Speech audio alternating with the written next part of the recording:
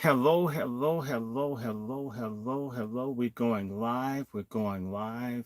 We're going live. We're going live.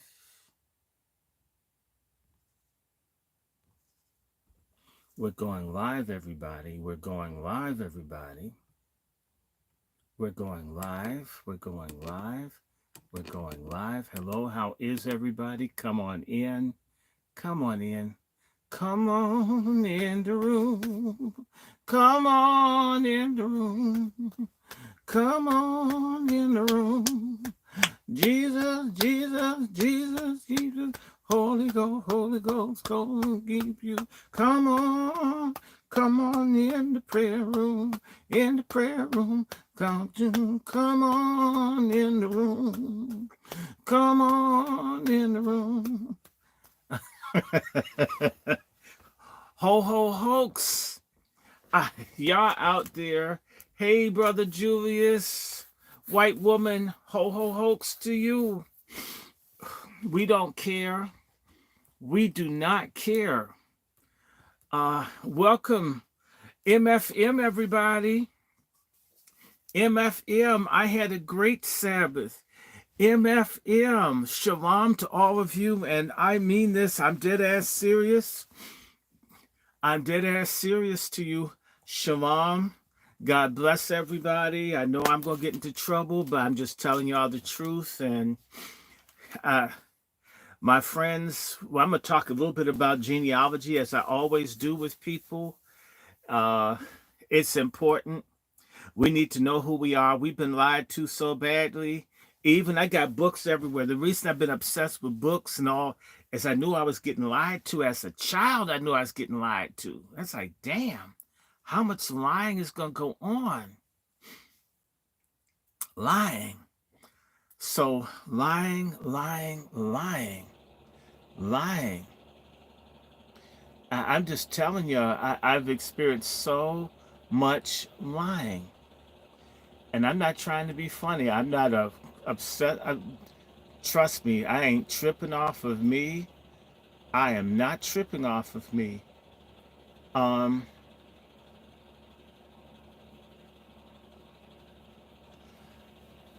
so I just want to say hi to all of you on this channel here. The Angry Black Men's Book Club and other things are forthcoming. Please, please, please support and join and share. Ain't going nowhere. I got 4 of you. Come on, y'all.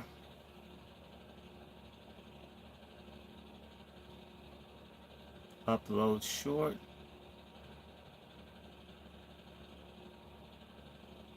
I want to do it live. Okay. How is everybody? It's slow. I know everybody's shy. Oh, there are 2 people over here. Well, white woman and God bless you. Okay. Who's in here? Right here. I'm pointing at you. You on my YouTube. Say hi. Oh my God. Maturation. Hello. Peace to you. Hey y'all, we're gonna work this out. Oh man, now there are 4 people.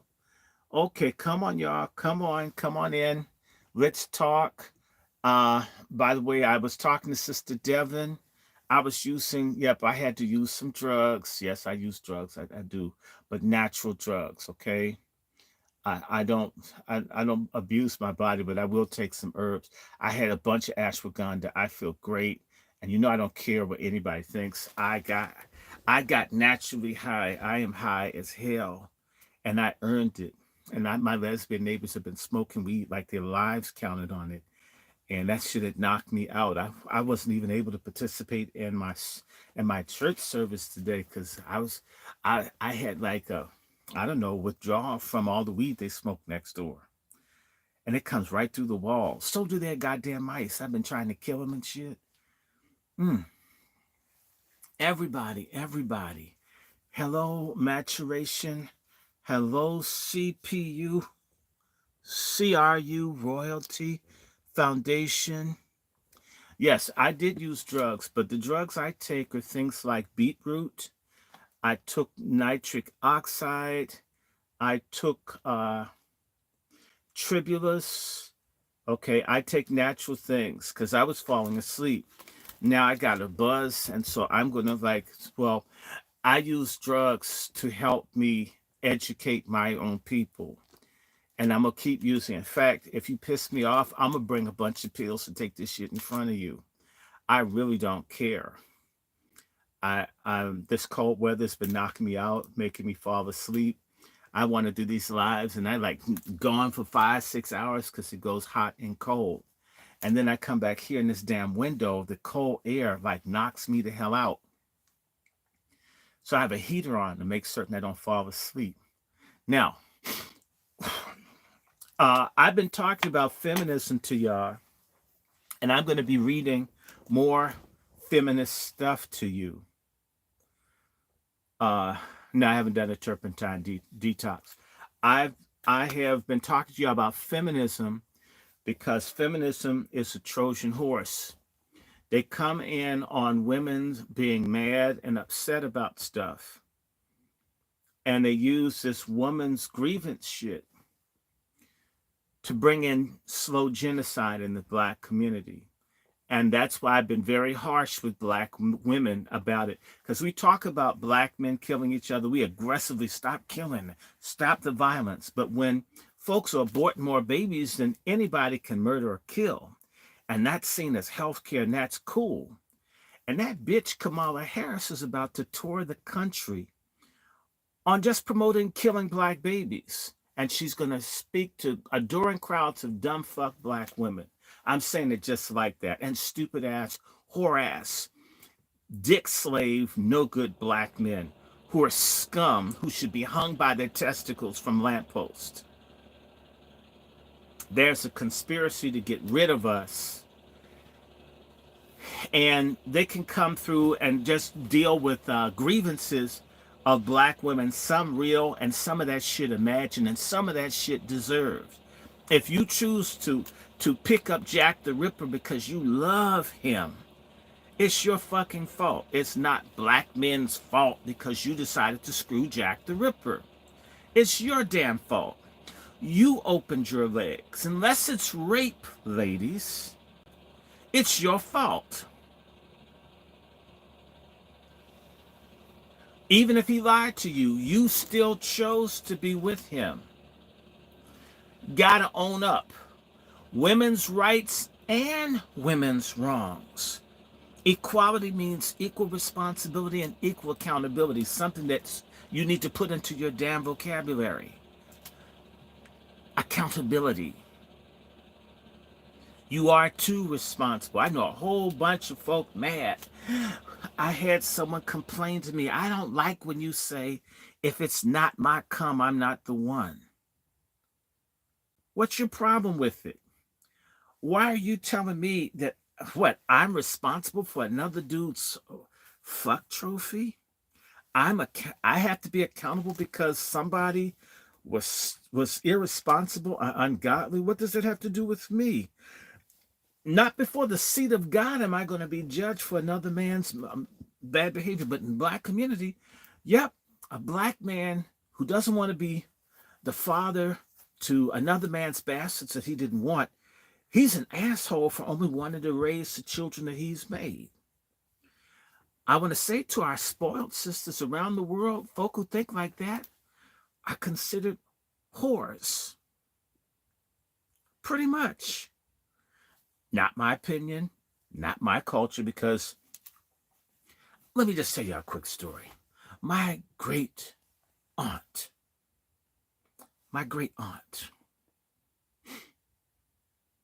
married to my great uncle, my grandmother's sister, waited for my great uncle who married her to go off to World War II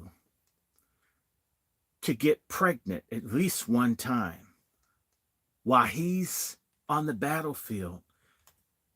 She's on the battlefield of her own. When he comes back from the war, she's pregnant by another man. My uncle did not leave her, did not say, whore ass bitch, you cheated on me, I'm fucking out of here.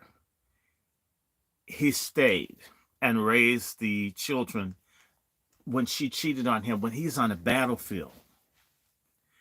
And that happened to a lot of people. And black men don't get any props.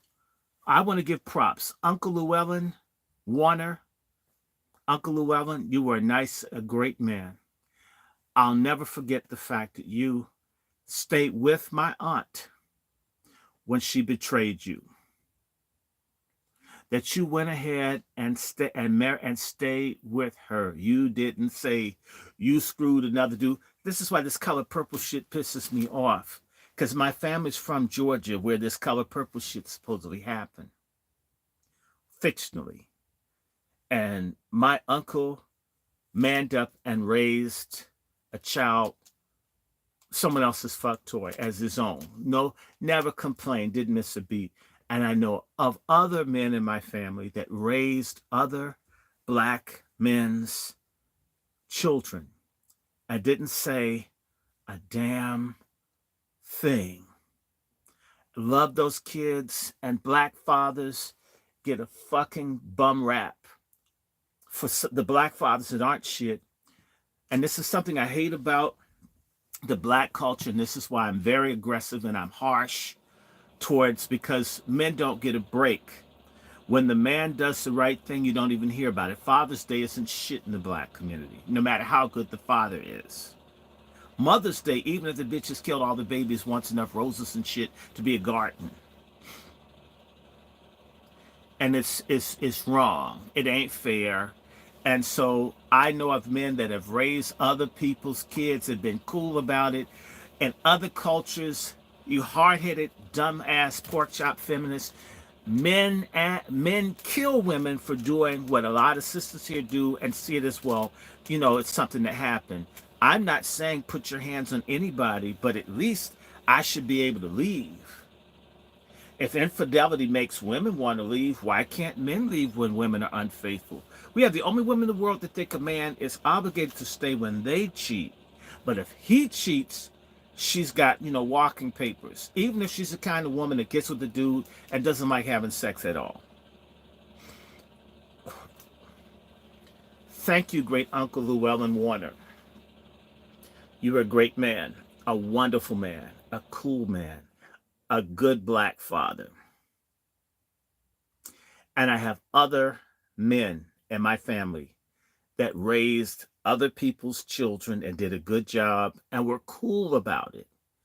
And you'll never see a film on, well, other than Claudine, that's from the 70s, where a black man came in and janitored up a woman's busted pussy credit history. And they don't see that man as great. In other cultures, I'm not trying to be funny, and I'm glad we don't have it in our culture, but there has to be a system of accountability. Because in other cultures, I'm not trying to say this, they will kill a woman and take a woman out. I think that's wrong.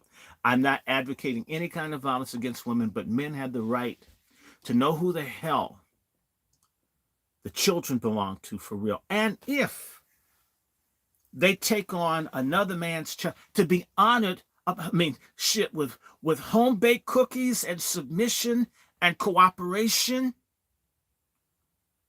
without any back talk or clap backing. It's only fair. If it's not his come, he shouldn't be the one. If he does the black man's version of Jesus where he lays down his life for another man's bastard, you should treasure that man, you ungrateful bitches out there. 1 in 3 children are being raised, if not more, maybe half, by men that aren't their fathers. And yet they talk about how bad the black men are. So all of these men out here taking care of kids that aren't theirs. In other cultures, I'm not joking, if they catch a woman cheating, they will kill that woman. I'm against that. I don't want you to put your hands on her. Just leave. Black men are so pathetic. They're such beggars. Black men are such needy, clingy bitches until they don't have a standard for women. And these women, therefore, have no standard for their kids. And our community is a fucking wreck because of it. That's why I'm beefing about feminism. Um, I'm all about women's rights. And I've been just learning. This past 2 weeks, my mind is so damn blown. That's why I want some donations. I got to buy some books to learn about the damn women in my family going back about 500 years. I had a grandmother that got married when she was 9, was divorced at the age of 10, married 4 times, ended up being the Queen Mother of England. The women in my family have power whether the hell I agree or not. Women are too powerful. Women are too intelligent. Women do too deserve respect, loyalty, protection, and earn enough money so their asses can stay at home. Then you don't have to worry about who they're fucking in your office, brothers. How does that happen, black men? If we would work together, I just went in on women. I got to cuss some black men out. We're a race of fuck nigger men. We're the biggest bitches I've ever seen. I have worked with all kinds of people. Every other group of men work together. Same way black women aren't loyal to black men, well, bitch-ass black men aren't loyal to each other. You can't get 2 or 3 black men to stick together unless they're queer. What the fuck is wrong with us? These illegals come together and they can share, they can do stuff. Black man can have a house with 50 rooms and it don't want anyone else to live there. He just wants people to know I have a house with 50 rooms and you can't come in.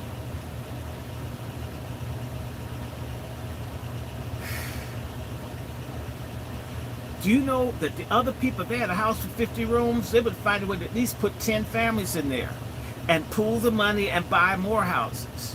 You end up losing the one fucking house with the 50 rooms you have in it because you don't want to share with anyone. Because the bitches in our community, the reason that black men say bitch so much is because we know what a bitch is because it's us. We don't protect one another. We don't stick together. We don't respect one another. We won't do business with one another. We refuse. I've worked jobs and the black men was fighting each other. I first noticed this 50 years ago when I first started going to school, in a predominantly black school. I thought, coming from a predominantly white school where I was a nigger, that being in a school with other black people, wow, I would be with my own black peers. We would have something in common, like black history. I got to the black school and found out, damn, we hate each other. I'd see people fighting for the sake of fighting. When there was a fight at the white school I went to, it was usually over something. I noticed black folk would fight. It was like taking a bowel movement or breathing. I'm just gonna fight you. Well, start fighting.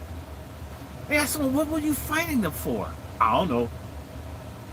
Like when they shoot someone, why'd you shoot them? I wasn't thinking at the time. We're the only men that are catty like that. They're like their bitch-ass, whore-ass mothers, except they're worse. They got the musculature and the ability to kill of a man and the emotions of a pimped-out, tricked-out woman. Black men are the real bitches in our community, and we have to stop being bitches. Stop being a bitch. It used to go to clubs, and if a woman likes you, there's a dude across the room mean mugging you. Why are you mean mugging me? The woman's with me. I didn't bother you. You know, if I was looking at you, you'd be concerned about whether I was gay or bi. I didn't bother you. I didn't. And you're sitting up glaring at me like I shouldn't be with the woman I'm with. You should be happy I'm not trying to fuck you in the ass or get my dick sucked by you. I'm not bothering you. You can't be happy I found a woman to be with. We're not hurting you. I'm not taking anything from you. I'm serious. I remember being the first. What are you mad at me? Try to like get the woman I'm with. Why are you competing with me? There are women all over the place. You want to take what? You want my attention? What kind of man wants another strange man's attention? You may be macho in your body, but that's a bitch brain. A dude's with this lady, having a good time, not bothering, and some other dude's all in the middle of my dick's business. I'm not bothering your dick. I'm not bothering your testicles.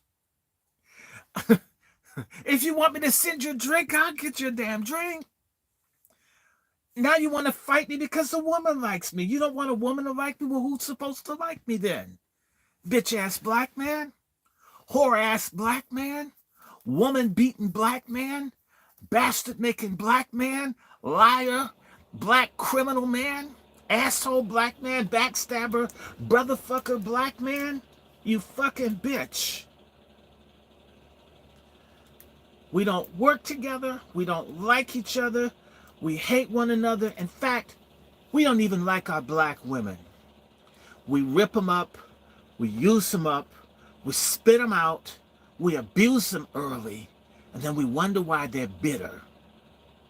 And it doesn't take too many asshole black men to rip up black women for word to get around. And you know what? It's the good black men who are nothing like this that pay for the bitch ass, ripper ass, psycho ass, pedophile ass, chump ass, faggot eyes, gorilla sissy niggas out there who do all this shit. And I know guys who pick the most fucked up of women to try to love them, to show them that all black men aren't monsters because they understand how evil and how mean some of these bitch-ass black men are to women and everybody else. As I call them, brotherfuckers. I was talking to a friend, praying with the friend, because their son, they want them to get married, and their son is wounded because the father hurt the mother so bad. This guy goes out and just tries to love on hurt black women to try to prove to himself, I'm not the same asshole as my father. I've seen black men stay in abusive relationships to women who've been fucked over and hurt, or women who come from a culture of being hurt, to try to make up for the crimes of their fathers. I'm speaking from personal experience in this sense. I used to put up with a lot of feminism because I understood a lot of black women have been hurt and abused.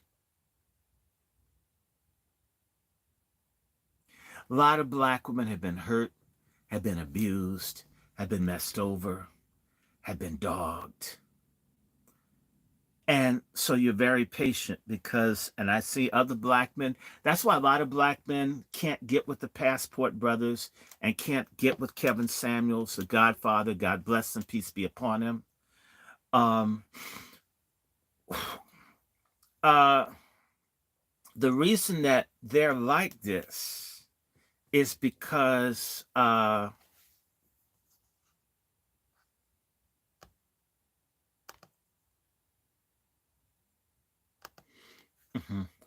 the way, if people say stupid stuff, I'll just clock your ass out. You're not paying my bills, and you can't increase or decrease my sperm count. So it's of no great significance to me.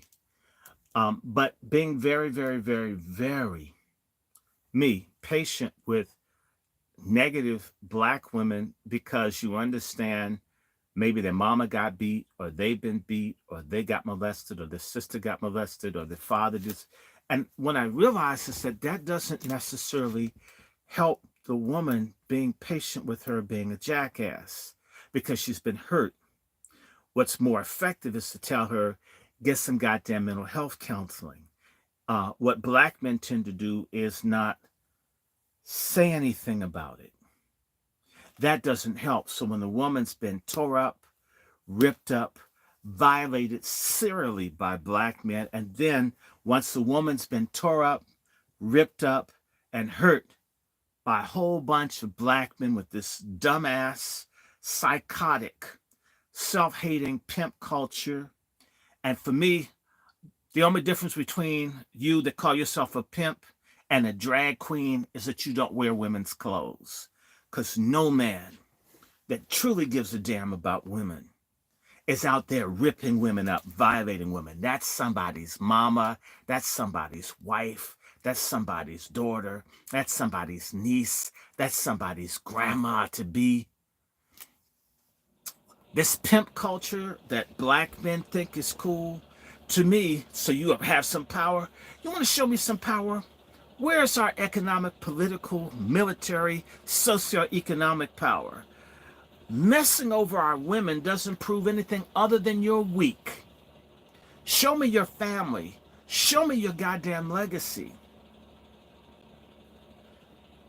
Show me that you provide enough for the woman to just stay home and take care of children if that's what you guys agree to do in your relationship. Versus calling yourself such a baller and that woman has to work 3 or 4 low-paid jobs to carry the bastard seed that you don't even want to spend time on. Oh, hell yes. Y'all think I just jump in women's shit? You don't know me.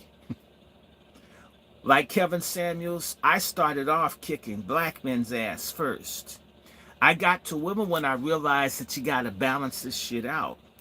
You got to go off on women too. Otherwise, the society goes off on black men all the time. We got to even it out.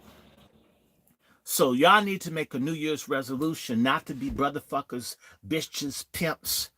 And I'm going to say this to you. Every one of you black men that goes to a strip club, you're a piece of shit. All of you that watch porn, you're shit. You contribute to human trafficking. You're destroying our people. You're modern day slave traders that are contributing to the destruction of our people. Stay your asses away from porn. Stay your asses away from sex shops. Stay your ass away from strip joints. And don't join associations or groups. Don't even affiliate with the black man that doesn't show respect to black women. Look, even if I see a hoe in the street, I don't disrespect her.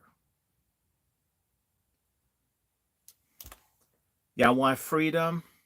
Y'all want reparations? It starts with how we treat each other. It ain't happening before we start learning how to respect one another. If you don't respect your mother, you don't respect no damn body. If you don't respect the women in your race, you don't respect anybody. You know what? When the women in your race are trotted out as whores and sluts, and you think it's cool that you offer up your women to another group of men who exploit and hate you and emasculate you, you're a contributor to your enslavement and your erasure. Real black manhood has integrity, has dignity, has honor, and it has morality. Things that don't exist in the boule and in a lot of things that we have. It's time to wake the hell up. Cut the shit. Stop the damn lying. You want to meet nice, innocent women who act like women in other countries where men are treasured? Well, the men in those cultures protect their women. The men in those cultures stay with their children.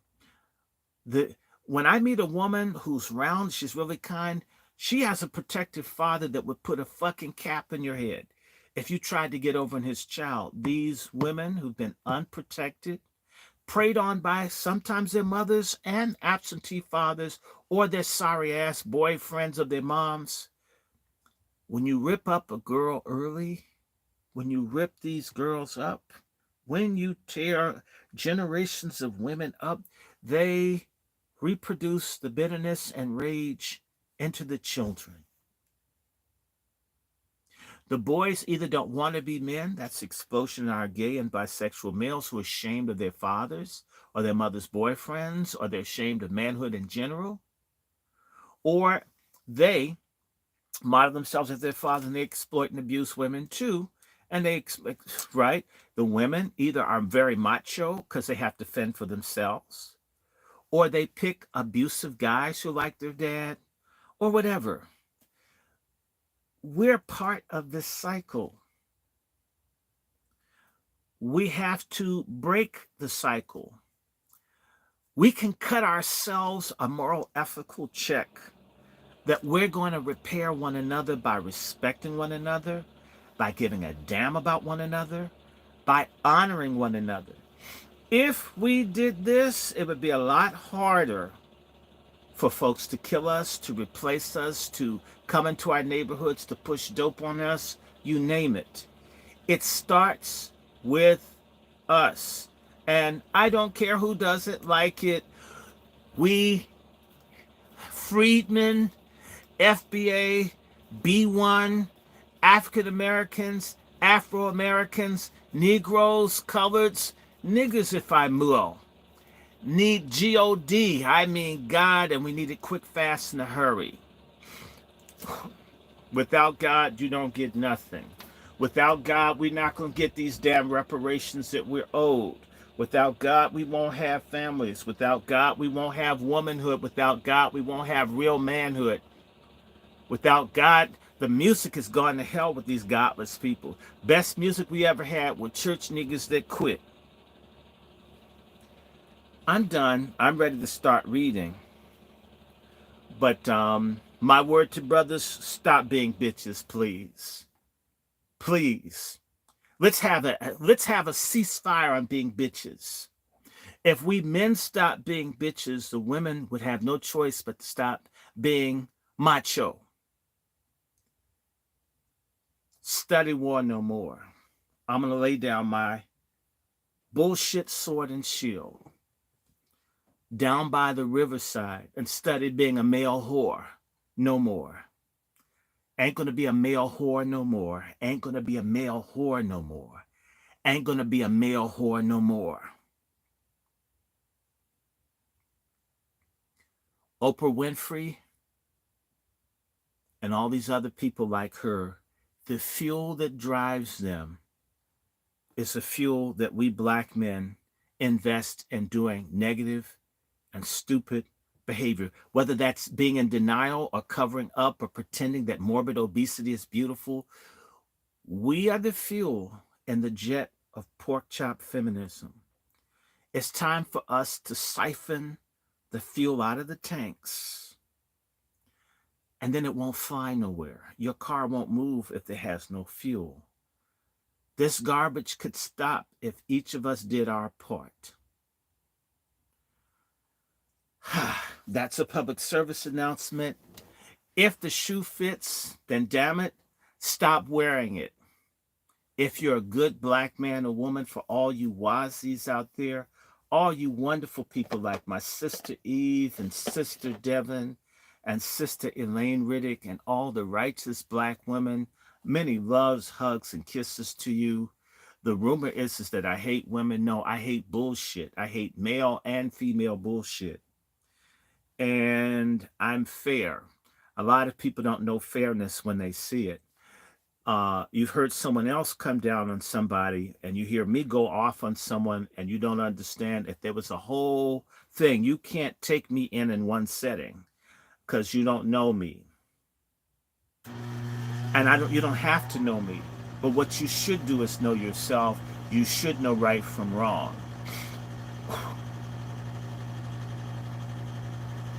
Now, I just had to get that off my chest. We need to know who the hell we are. And so I'm going to start off with my book. We may do this for a couple hours, but a faggotist pissed me off. I can't stand faggotist. I can't stand faggots. And if you're a stupid ass black man, I really don't like stupid black men because I went to public schools with a lot of dumbass dudes who would compare F grades for who had the most Fs. A lot of you brothers, I wish you were dead. I hope you were vaccinated so I don't have to see you again. You won't join the movement. You won't work with anyone. You think because you're stupid and you're in the majority that you're about something. Yes, you're about death and destruction. You're the best thing that ever happened to white supremacy. Illiterate, stupid, opinionated, bastard black men. You guys are scum. Every day of the week you're scum. And you reproduce scum. And you're the kind of guys that want women to suck on your rectum because you ain't man enough to raise anything that comes out your dick. So if you're a faggonist, I don't want you. This is not a popularity contest. I couldn't care a fuck about popularity and stupid ass useless black men. The kind with enough felonies and shit to be Rikers Island personified. Back the hell up off of me. You rapists, you pedophiles. Because white supremacy likes pathology in our community, the day's gonna come when we righteous black men, we're gonna get you crooked ass black men. Fuck all of y'all up.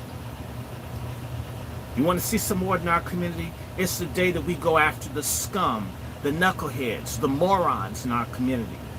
The kind that if you're a teacher and you're trying to teach this one asshole, if I could have just taken someone and beaten their ass, I would have had order to teach.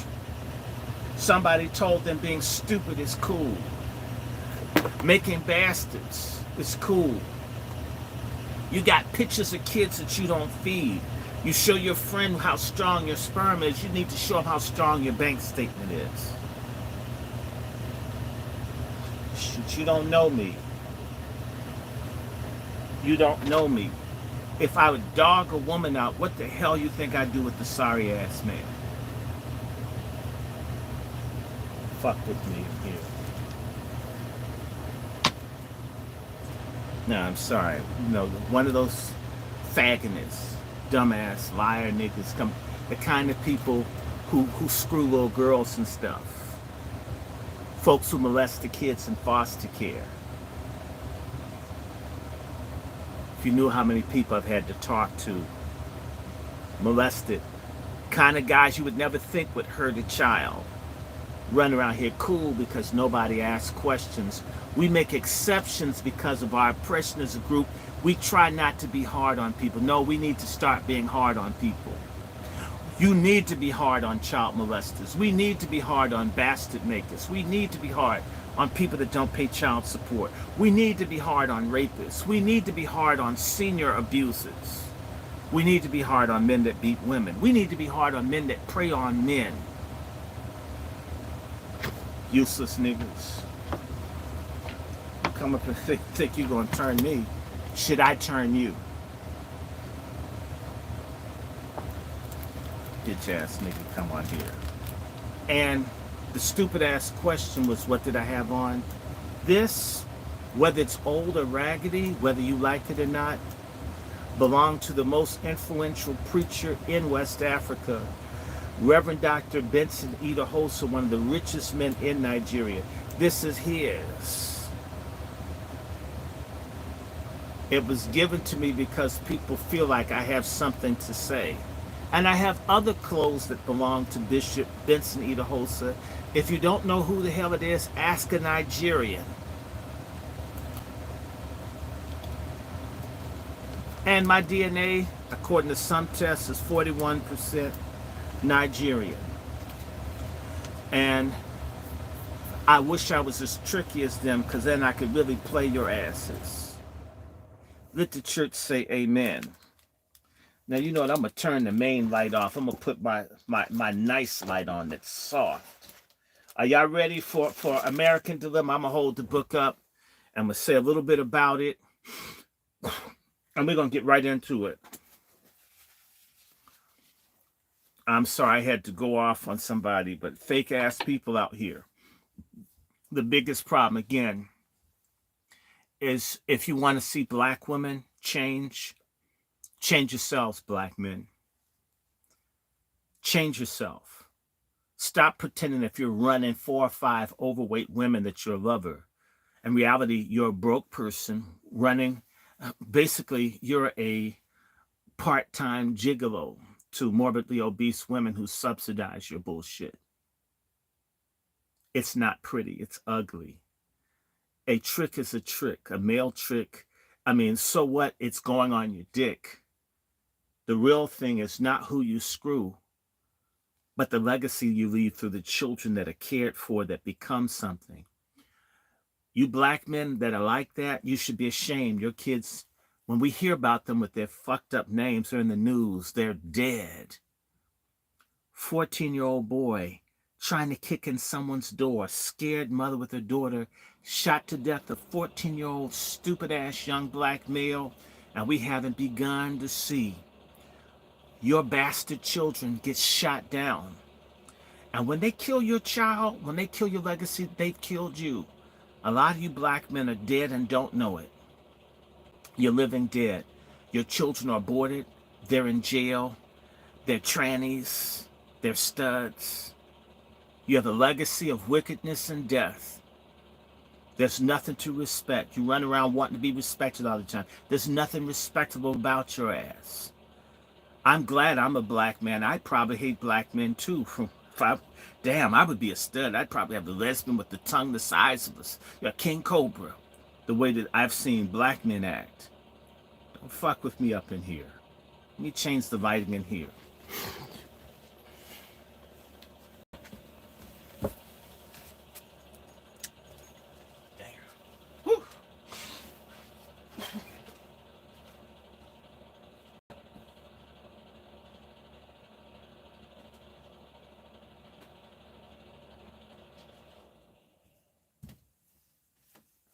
Oops, I forgot something.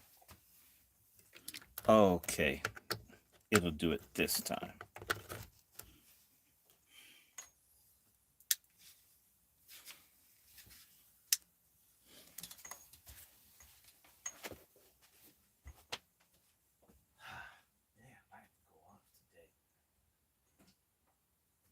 Okay. Okay.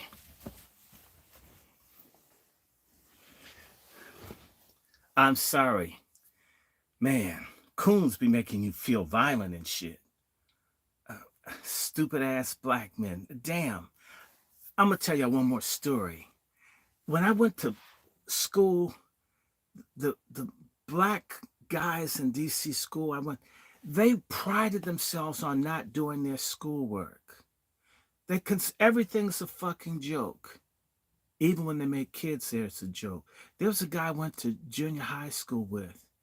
He had 26 children. I think his name is Harold. Harold had 26 children. And so he had so many children, some of the child support payments were as little as $5 a month because he couldn't afford to give $10 a month to each of his children.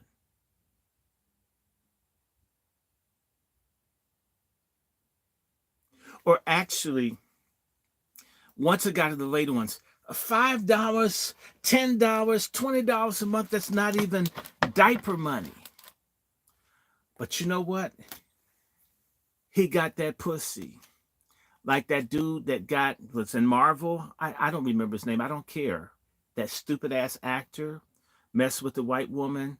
Now his life got messed up and they almost convicted him. Not to knock natural relations with women. It's essential. But damn it. What about life itself? What about power? What about building industry? Black men back in the day had more children, which meant they probably having more sex than we do, and yet they could have families, they could have businesses. We've gone down. I'm not surprised the kids don't want to be men. I'm not surprised a lot of women think that they could be better men than most of you sorry ass dudes out there, you brotherfucker bitches. Kevin Samuels was too good for your asses. Now, let me just, the book that talks about, it's called An American Dilemma. It's by a Swedish sociologist, Gunnar Myrdal. If he's not Swedish, he's Norwegian. He's some kind of Scandinavian. I think he's Swedish. And this book came out, this is an original copy, and came out in 1944. 80 years ago, they were working on this book to talk about what to do about black people, the future of black people. Gunnar Myrdal had a whole bunch of people, and they studied black people. And what came out of this was this American Dilemma. And I just want you to hear chapter 7. Peace be upon you. And again, welcome to the Angry Black Men's Book Club. For all of you sisters, God bless you.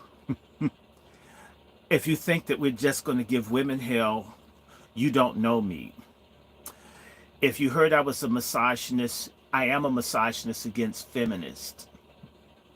I'm not a misogynist against warrior sisters like Elaine Riddick. I love black women that love black men. If you hate black men, I'm against you. I don't like brother fuckers. I'm a misandrist against black men that hate black people, that hate black men, that violate black women. If you're in the way of black progress, I can't stand you. In fact, I motherfuck you in Jesus' name. All of you sorry ass black people who are basically low-level agents of white supremacy that have not been punished for your crimes against your people. When we get our asses together, we will. We're going to bring your asses to court. We're going to have a Nuremberg for sellout, skank, scoundrel, guttural, filthy, no good black people who make us look bad. Proof that if people want to be free is that they have rules and regulations, and they punish the scum, the traitors, the degenerates, the subversives, the obscurantist bullshit in the community. That's preachers, that's pimps, it's pedophiles, it's whomever. This is chapter 7 on population. They've been thinking a long time about getting rid of us. What you see in Chicago, New York, and here in D.C., it's been a long, long time coming.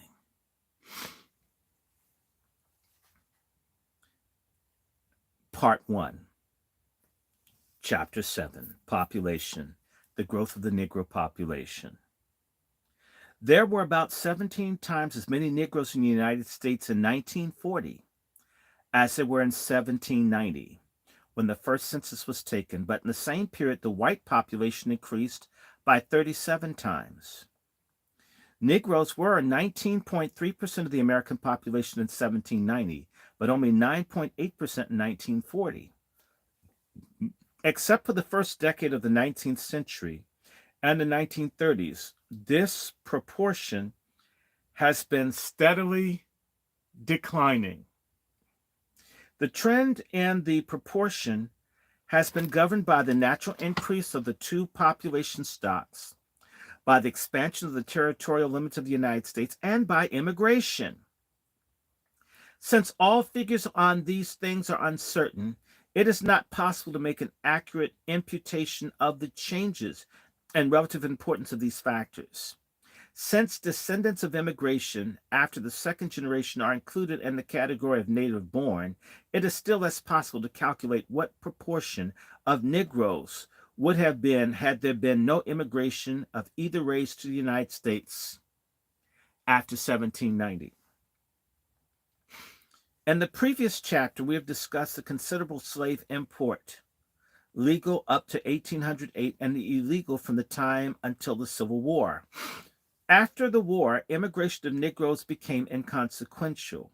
The immigration of whites from Europe was much heavier, even in relation to the larger white stock, during practically the whole period. There is no doubt that the factor accounts for the great decline in the proportion of Negroes until recently. Additions of territory to the continental United States have brought in a more than proportional share of whites. Immigration is a weapon against us, people. There's been a radical change in these factors, a change which promises to stop the downward trend of the population of Negroes and probably send it slightly upward. There have been no acquisitions of continental territory for a long time, and it is not likely that there will be any more. Immigration from Europe was largely halted by the First World War, and restrictive legislation of the 1920s, not likely to be repealed, has continued to hold that immigration low. Economic stagnation during the 1930s operated to reduce the immigration below the legal quota, even when the latter was temporarily further reduced by executive order. Only the refugees coming after 1933 made the immigration from Europe at all significant. It is not likely that immigration from Europe will rise after the present war. We can assume from now on, as during the 1930s, the immigration from Europe will not greatly exceed the immigration to Europe. Both white and Negro groups are therefore now changing and will continue to change, if our assumption is correct, almost entirely in accord with their respective birth and death rates. One important exception to this is the continuing migration of Mexicans and Canadians. These groups will continue to provide a small but steady addition to the white population. Like immigration, passing may be ignored as relatively negligible in the estimation of probable changes in the relative number of Negroes and whites. While there are more statistics on population than in other fields, there are less adequate for many of the problems that we're interested in. There's a continuous registration of births and deaths compiled annually, but the failure to register large numbers of births and deaths make it extremely hazardous to use these statistics. Okay, let me repeat. But the failure to register large numbers of births and deaths makes it extremely hazardous to use these statistics. They are always lying about how many of us there are, people. And the folks who really know, they keep telling you there's just 40 million blacks in this country. It's a damn lie. They were saying 40 million like 30 years ago. Just think about that. Why do you think they're letting all these people in? They don't they don't like our numbers. Much more complete is the decennial census. But for our purposes, this also isn't adequate, since young children are frequently overlooked in a different degree for the different regions and races, and since the census asked no direct question on internal migration until 1940. The inadequacies of both vital registration and census enumeration, listen to this, are greater for the South, where we black people were concentrated, than for the North. Greater for the rural areas than the urban, and even in the same areas, greater for Negroes than for whites. We are handicapped also by the fact, at the time of this writing, the summer of 1942, the compilation of the 1940 census is far from complete, and the 1930 census was too old to be of much use showing the present situation. For all these reasons, it will be somewhat hazardous to present the facts about the population beyond the crude trends we have already noted. We shall present only those facts about which we feel fairly certain, but it should be understood that the figures are approximations. For our first observation of the Negro and white natural increase, that is, the balance of births and deaths, we may turn to the net reproduction rate. This rate is a combined measure of the birth and death rates adjusted to a stable age distribution of the population. It is a number of girls which 1,000 newborn girls may be expected to bear during their lifetime, assuming the existing rates of fertility and mortality. Estimates of the Bureau of Census are based on a 5% cross-section of the 1940 census return, indicate the net reproduction of 107 for non-whites and 94 for whites, including Mexicans. For the 1930, the comparable rates calculated from all census returns were 110 and 111 respectively.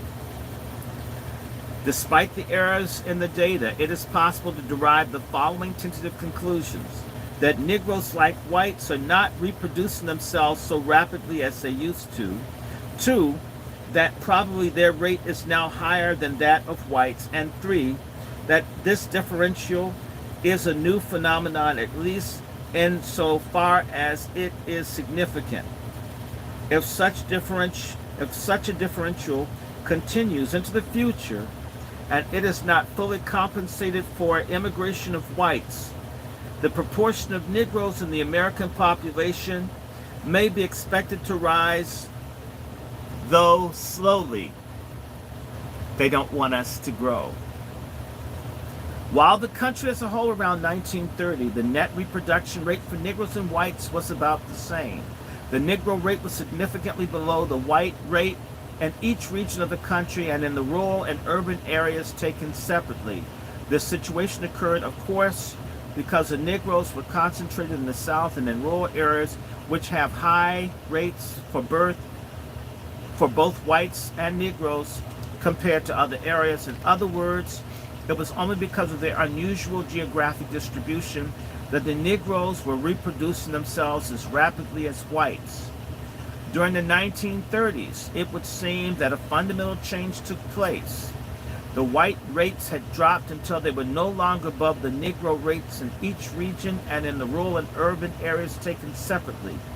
If the 1940 rate for the whole country are standardized to show what the rates would be if both color groups are distributed by residence areas in the same proportion as the total population, the whites rise from 94 to 97, and the non-whites drop from 107 to 102. That is, even if the differences in the regional and rural urban residences are held constant, the Negroes have a higher net reproduction than whites, since errors in the census are greater for Negroes than for whites, and therefore the discrepancy is greater, if anything, than shown by the figures we have presented. We feel justified in presenting the following as a fourth conclusion from the reproduction figures. 4. Within regions and rural urban areas taken separately, Negroes are no longer reproducing themselves at a lower rate than whites. In fact, the figures suggest that they are reproducing themselves more, thus reversing the position they held in 1930 and earlier. To determine the causes of these differentials and trends, we shall first have to go to the birth and death rates which compose the net reproduction rates. Unfortunately, these rates are more unreliable than the composite net reproduction rate. Certain general conclusions are justified, however, even if we cannot rely on the exact magnitudes. The Negro birth rate, like the white birth rate, has been falling for at least since 1880 and perhaps longer. And since 1850, it has been consistently higher than the white birth rate. These important generalizations about the birth rate have held true in recent years. In 1928-32, the corrected gross reproduction rate was 136 per thousand for Negroes as compared to 122 for whites. And for 1933 to 37, the Negro rate had fallen to 130. While there are proportionally more Negro than white infants born, significantly fewer, listen to this, significantly fewer of the Negro infants live. During 1940, 73 out of every 1,000 live Negro infants were recorded to have died before reaching their first birthday, as compared to 43 white babies out of every 1,000 born. If the official statistics were even more accurate, they would undoubtedly reveal a much greater differential in the infant mortality rates. While a good many more Negro infants died than white infants in proportion to their total numbers, the difference in death rates for children and mature adults is apparently even greater. Only at the ages above 50 does a Negro death rate begin to fall to the level of the white death rate. If a Negro child is born alive, it has, in 1930, on average, a life expectancy of roughly 48.5 years, while the average white newborn child can expect to reach the age of 60.9 years. For a stationary population with a stable age distribution, these expectancy figures would correspond to a death rate for Negroes of 20.6 per thousand population and for whites 16.4. The actual death rates registered were in 1930 16.5 per thousand Negroes and 10.8 for whites. The actual rates are due not only to the underregistration but also the abnormal age structure. Both Negroes and whites have a disproportionate number of young adults. As we said, the birth rate has been falling for both Negroes and whites. The fall in fertility is the major factor behind the secular decline and the net reproduction for both population groups. The decrease in mortality has not been able to affect more rather than slight checking of this decline. It is probable since 1930 that the birth rate for whites has fallen more rapidly than the birth rate for Negroes. The existing data regards the trends in the death rates are so faulty and self-contradictory that it is hardly worthwhile to quote them. The available data does not permit us to compare the trends in the Negro and white death rates. If the death rates have been falling for both rates, it would seem that they're falling more rapidly for whites than for Negroes until 1930. In 1930, the mortality for the Negro population was higher than the rate for the white population 30 years previously in 1900. It is likely since 1930 the death rate has fallen more rapidly for Negroes than for whites. The decline in the birth rate for both whites and Negroes has been changing the age structure of the populations, and this, in turn, is having certain effects on the birth and death rates, even if the age-specific birth rates, that is, the birth rate for each age group of women, should remain constant. The crude birth rate, that is, the birth rate for the entire population, will ultimately drop as the population grows older. The crude birth rate is now abnormally high since there's an abnormally large number of persons in the childbearing age groups. This is also because they were born in a period of higher fertility. This is slightly more true of Negroes than of whites. Since most of the foreign-born are white, they are now mostly in the older age groups. In 1940, 41.1% of non-white females as compared to 39.2% of white females were between the ages of 20 and 45. The effect on the white birth rate will come sooner because Negroes had a somewhat higher birth rate and because they, as a result of higher mortality and fewer foreign-born, have and will probably continue to have a relatively smaller number of persons in ages above the fertile age groups. Likewise, even though the death rate declines somewhat for each group of both white and Negro populations, the crude death rate will tend to increase as the population of persons in the high age groups increases. And for the same reasons, the rise in the death rate will come sooner for whites than for Negroes. Considering the differences in age structure alone, which is causing the decline in the crude birth rate and the rise of the crude rate to come sooner for whites than for Negroes, we have another reason why, for a while at least, the proportion of Negroes in the total population will increase. It must be remembered, however, that future changes in fertility and mortality will change the entire pattern. Of particular interest for our present problem would be the effects of large-scale disease prevention campaign. Since Negro death rates are now considerably higher than white death rates, it is more possible to bring them down. Any impartial efforts to reduce sickness and death in the nation will have much more effect on Negroes than on whites simply because the Negroes have more preventable and curable diseases to begin with. This is why they do not want health, a national health program in America, the resistance to Social Security and all these things, whereas you may have in Canada or Europe, it is to make certain that Black people die. That's the opposition to Obamacare. That's the opposition to whatever, all the social programs. It's about making you and I die earlier so they can be ahead in numbers.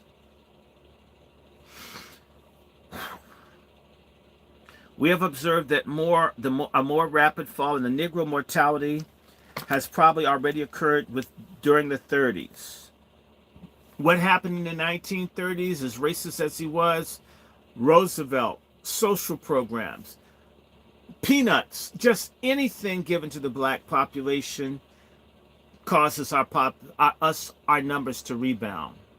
So if you look at what's been happening since Reagan for over 40 years, is to eliminate all programs that would give people any kind of lifeline to exist.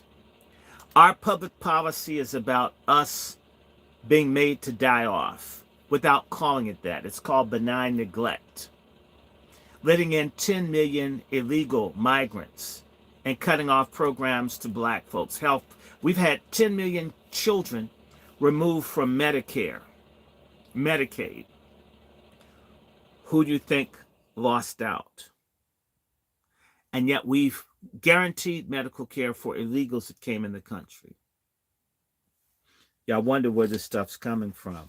This wasn't new. Migration will continue to be a great importance for the future trends in the Negro birth and death rates. Migration from the rural to urban areas universally reduces the birth rate. So they're pushing you into the cities, living just enough for the city, right? It has been related to the main set of causal factors behind the reduction of both white and Negro fertility over the last 70 years.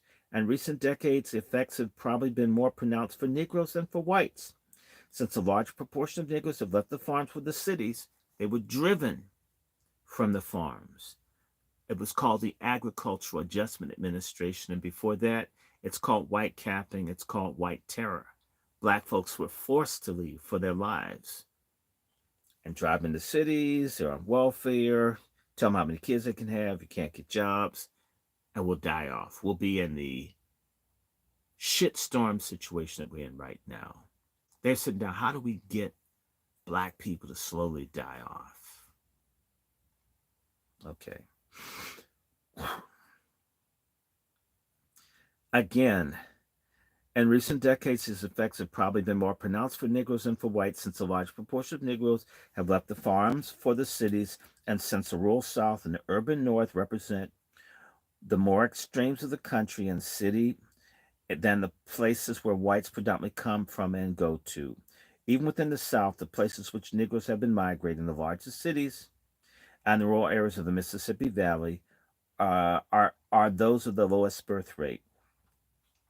While whites are also moving to the cities and to rural areas in the western part of the South, where their birth rates apparently are not lowered so as much as those of Negroes. In the migration to cities, the Negro birth rate is affected by two special factors. When they migrate to the cities, the Negro women seek jobs more than white women do. That pork chop feminism. And all urban occupations domestically, especially domestic service in which Negroes are concentrated, make childbearing disadvantageous. So create jobs in which, or only offer jobs where Black women have to choose between a career and motherhood. Can't have both. Make motherhood difficult, structurally and economically. Make it rough on women that want to be mothers. And then over time it becomes a custom. I don't need no babies. And what happens? Within 2 generations, you get abortion. Hey, we'll help you out, right? All right. Two, when Negroes have migrated to the cities, the men have gone more to some cities and the women more to other cities than in the case of the whites. This is because Negro women seek jobs in cities more than do white women, and they have gone mainly to commercial cities where there's a greater demand for domestic servants. Negro men, on the other hand, find more opportunities in industrial cities than Negro women do. The result is that migration involves a greater unbalancing of the sex ratio for Negroes and whites, and consequently, the birth rate is reduced more. Also, migration has probably meant a somewhat reduced death rate for the Negroes, but the decline in the death rate has not balanced the decline in the birth rate. In 1940, non-white net reproduction rate for rural farm areas was 154 as compared to 76 for urban areas. For whites, and comparable figures were 132 and 76 respectively. The future of the Negro migration is of course uncertain. In the following chapters we shall find that there are reasons to anticipate that Negroes more than whites will be pushed from the southern land, and also that they more than whites will attempt to come north. If we consider that migration alone therefore affects the urbanization on fertility, seem likely to continue to be somewhat greater for Negroes than for whites. This is uncertain, however, as the fertility of urban whites has now dropped sharply and may continue to fall more rapidly than Negro fertility. The sex ratio for Negroes has been trending to even out and will continue to do so. Negroes are becoming more accustomed to the strains of city life, and its effects on their health may not be so great as it has been the case in the last 2 decades. The death rate of Negroes in northern cities might also decrease considerably if better health facilities are made available to them and taken advantage of by them. All for these reasons, the net reproduction rate might reach a lower limit a limit which would be higher than the white rate. Other differentials between the various classes and groups of Negroes are important in estimating the trends in the Negro population. First, there is an income differential. Among Negroes as among whites, the larger the income, the lower the birth rate, the lower the death rate, the lower the net reproduction rate. These relations are characteristic only during the period before the practice of birth control is taken up by the lower socioeconomic groups. And that's why they had Margaret Sanger and Planned Parenthood with the Negro Project to eliminate black people. I mean, they've been engineering this.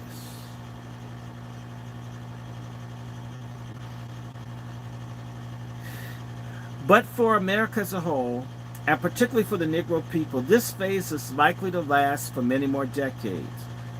What significance these differentials will have for the future of the Negro population, it is difficult to say, as we do not foresee any great rise of economic status for the masses of Negroes in the immediate future, and not even a great increase in the small upper and middle strata. It is not likely the fact of a rising standard of living will per se be of great importance for either fertility or mortality. The future development of, listen to this, the future development of welfare policy might become much more important, but its effect would be different from the direct rise in income.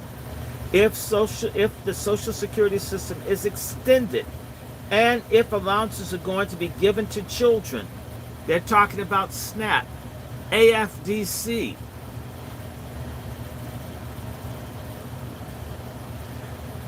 and if other welfare policies in regard to, listen to this, public housing, nutrition, and health are developed and directed more upon the welfare of children, this might stop the decline in fertility, decreased mortality, and raised net reproduction. These effects would be greater for poor people than well-to-do people, and therefore would be greater for Negroes than for whites, since Negroes are more concentrated in the lower income strata. If there's an increased spread of information on birth control, there will be a decrease in fertility, mortality, and net reproduction. This came out in 1944. A group called the American Birth Control League changed its name in 1944 to Planned Parenthood.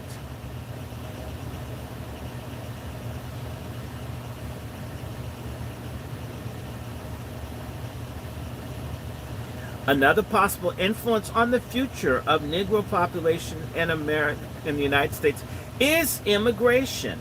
In the 1940 census, there were enumerated only 84,000 foreign-born Negroes in the entire country. In 1900, there were 41,000 foreign-born Negroes in the country. The total Negro population that year was 8,833,994. The bulk of foreign-born Negroes came from the West Indies.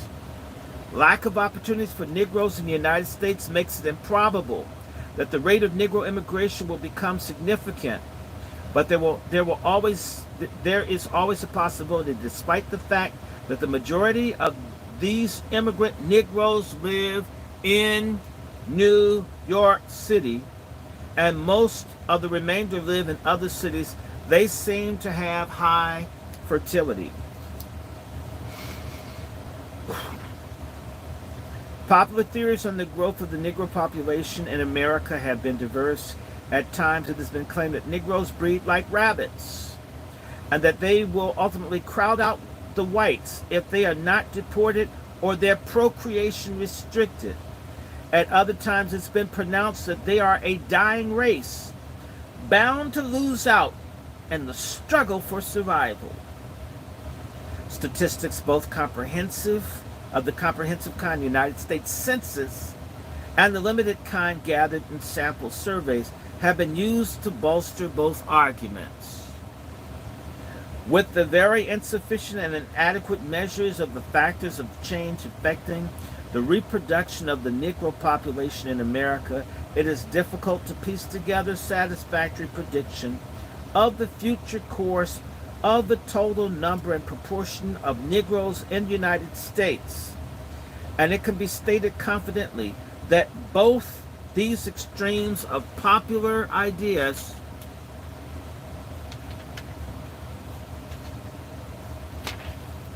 are wrong.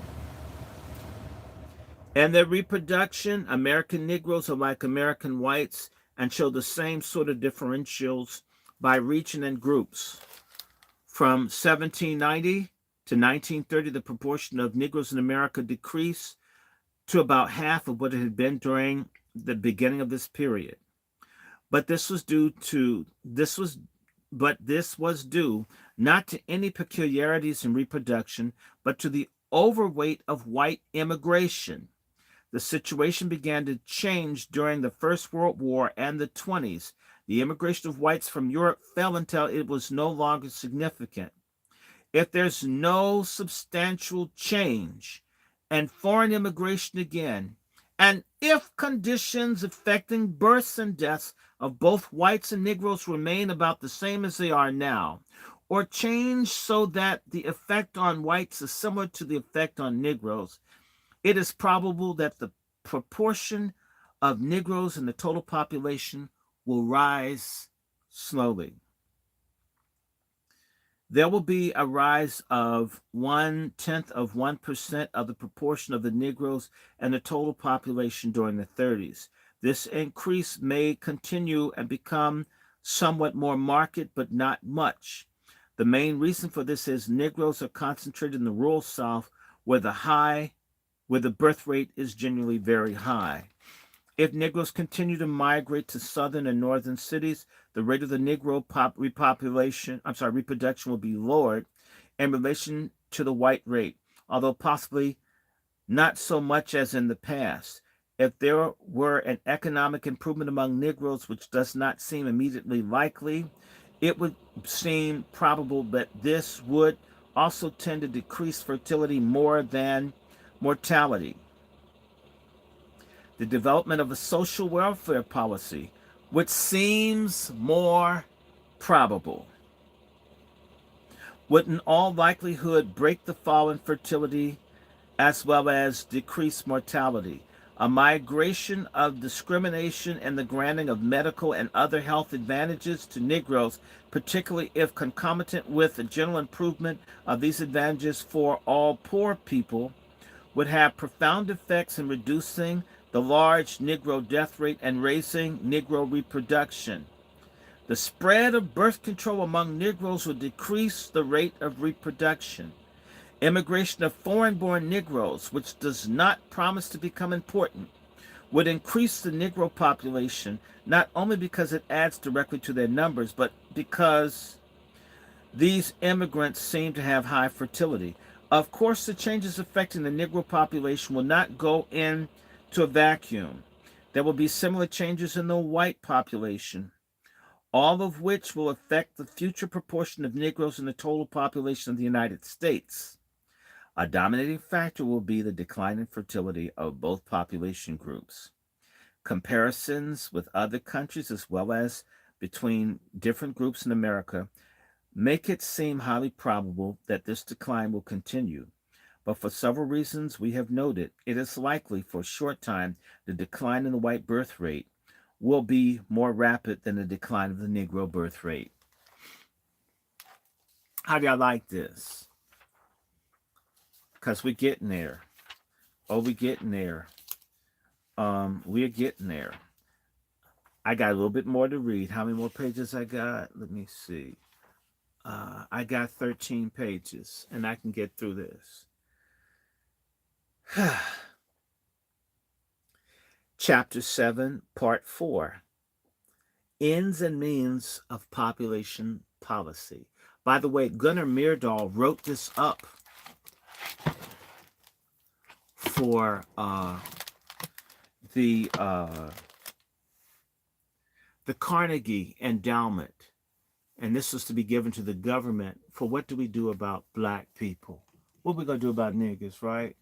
What we going to do about niggas, y'all? What we going to do about them, huh?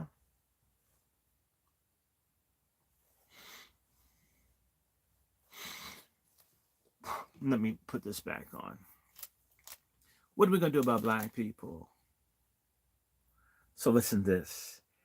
As it is apparent from what we have said, several of the factors of change are dependent upon our policy.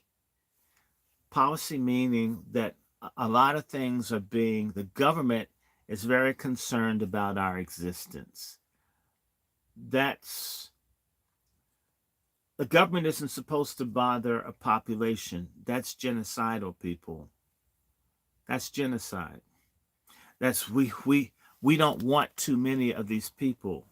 We've got to do something so there's not a huge number of black people. What do we do about them? Again, as is apparent from what we've said, several factors of change are dependent upon our policy. And we shall now turn to the programs instead of prognoses. Our discussion of population policy will have to be most abstract and in part conjectural. For not only are the basic data poor, but there has been less thinking in America devoted to the broad problem of a rational population policy than to other spheres of social engineering. One reason for the inarticulateness and inadequacy of Americans' discussion of the population policy is the heterogeneity of the American population and the fact that some of its component groups are commonly considered to be inferior. Let me read that again to you. One reason for the inarticulateness and inadequacy of the American discussion of population policy is the heterogeneity of America's population and the fact that some of its component groups are commonly considered to be inferior. You know they talked about us. This complicates tremendously the formulation of a rational and unified population policy. In other words, we got to figure out a way how to get rid of the people who we don't want. We can't just have one size fit all because everybody's not the same. It creates conflicts, evaluation, which make it uncomfortable to discuss the problem. In other words, we just can't come out and say we want to kill off our niggas. Mind you, what's going on in 1944? We're learning about the Holocaust. We're dealing with Hitler, World War II, right? Now, how is America bombing Germany at this point for killing people of different racial groups going to openly talk about doing the same kind of things, although Hitler studied America? And I have a book by Edwin Black called War in the Week. I guess I should read it because there was a whole discussion that black people were to be wiped out by 1928. We're talking about worldwide. I mean, they were going to kill everybody black in the world. And they sit down and have a conversation and drink coffee and eat biscuits and shit.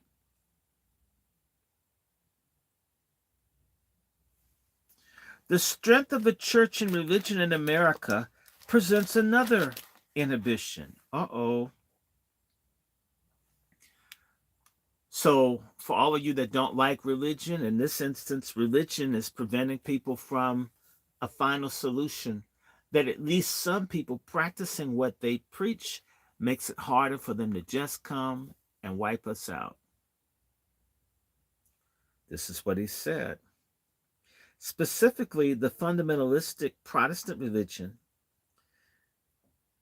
and in some regions where fertility is high, in some Protestant religion, in some of the regions where fertility is highest in the South, and the Catholic Church in the big city are against the discussions of a population policy.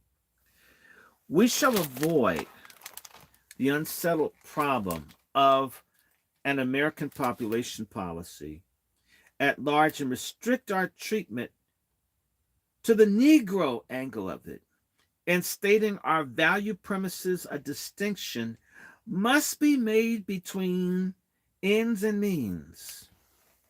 We shall find that for the white people, the desired qualitative goal conflicts sharply with their valuation of attaining that goal. For Negroes, no such conflict is present. What is the goal? The goal is to get rid of black people. And white folks can't agree to, do we just kill them? Do we poison them? We send them back to, how do we get rid of niggers? There's so many of them. I can't take it. If we forget about the means for the moment and consider only the qualitative goal. So the qualitative goal is we don't want black people. Myrdal is a eugenicist. We shouldn't exist. The qualitative goal is to get rid of blacks in America. How do you do that? So the qualitative goal for the Negro population policy, there is no doubt that the overwhelming majority of white people desire that there be as few Negroes as possible in America. I repeat, the overwhelming majority of white Americans desire that there be as few Negroes as possible in America. If the Negroes could be eliminated from America or greatly decreased in numbers, this would meet the white approval, provided that it could be accomplished by means which are also approved. Correspondingly, An increase in the proportion of Negroes in the American population is commonly looked upon as undesirable. These opinions are seldom expressed publicly, as the opinions, for reasons which we shall develop, are not practicable either. They are not as much in the foreground of public attention, but generally, as general valuations, they are nearly always present. In other words, they always want to get rid of black people. Damn it. Why, God. Commonly, it is considered a great misfortune for America that Negro slaves were ever imported. Mind you, no mention that our asses are aboriginal. As far as my genealogical research, my friends, I'm not trying to be funny. I'm not rejecting. My DNA says some of them that I'm 24%, 21% Nigerian, 41%. But let me tell you, when I go on my family tree and I look, I don't find many Africans. I would love to know them. I know I have some slaves in the family. I know them. But there are a lot of Indians and there are a lot of people that weren't slaves in my family. So this idea that everybody got imported here, that's a goddamn lie. Okay. I have lots of ancestors that were Indian. Lots. I'm not running. I love Africans. In fact, the blacker the African, the more I like them. So part of this thing is the lie that we were imported. Everybody wasn't imported. My great grandmother Betty Drake's father was an African. Okay. There's some, but not like what these people say. So they wish that we had never been brought here, y'all. Look, the presence of Negroes in America today is usually considered as a plight of the nation and particularly of the South. It should be noted that the general valuation of the desirability of a decrease in the Negro population, listen to this, it's not necessarily hostile to the Negro people. So we don't want you to exist, but we're not hostile. What the fuck? You're very hostile when I think about the fact you shouldn't exist. This is some white liberal doublespeak here. Listen to this. It is shared even by enlightened white Americans who do not hold the common belief that Negroes are inferior as a race. You do see them as inferior if you think they shouldn't exist.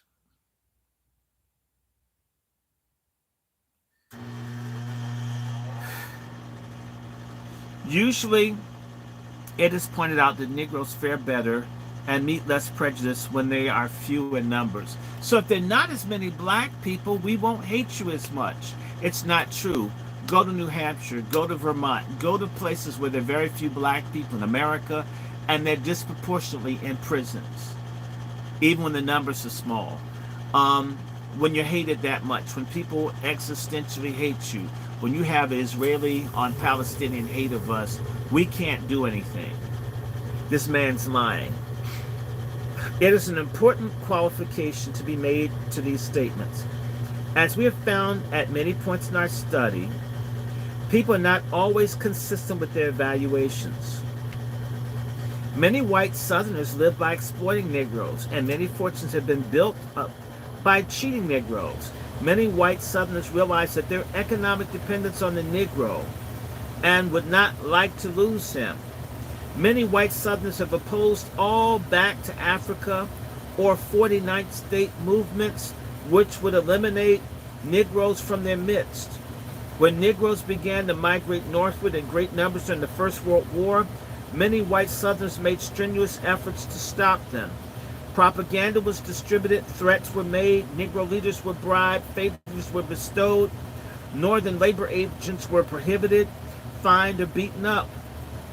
The dominant upper middle classes of whites in the South realized, for the most part, that they would stand to lose economically if the Negro were to disappear.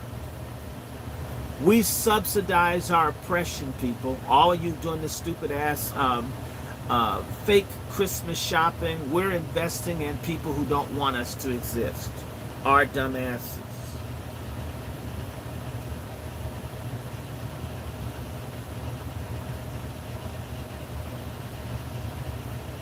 I'll repeat it.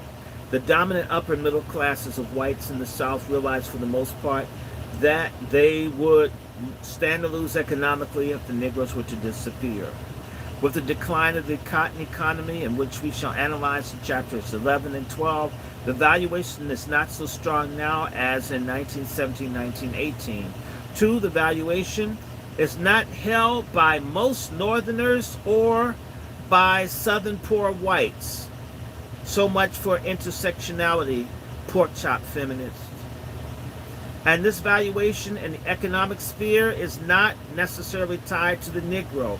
If poor whites could be exploited with the same facility, the dominant white Southerners would be glad to be rid of the Negro. The valuation of the socio-political sphere, however, is tied to the Negro. The Negro is the problem, and practically all Southerners, as practically all Northerners, would like to get rid of them. More important from the practical and political standpoint is that the valuation in the economic sphere is only a short-time attitude. Southerners who gain economically from the presence of the Negro are concerned only that the Negro should not disappear during their lifetime or at most their children's lifetime. In other words, they wouldn't mind them dying off when they can finish using them. When they think in terms of a long span of future generations, the valuation that the Negroes should be eliminated is almost completely dominated. Completely dominant. And as we shall presently see, all white Americans agree that if the Negro is to be eliminated, he must be eliminated slowly. Abortion, all you dumbass feminists. LGBTQ. Illegals. Dope. Mass incarceration for you assholes that voted for Biden. Must be eliminated slowly. And so as not to hurt any living individual Negroes. That's why you kill them in the womb. Kamala Harris is on her abortion tour to get people to kill black babies. Therefore, the dominant American valuation is that the Negro should be eliminated from the American scene, but slowly. But slowly.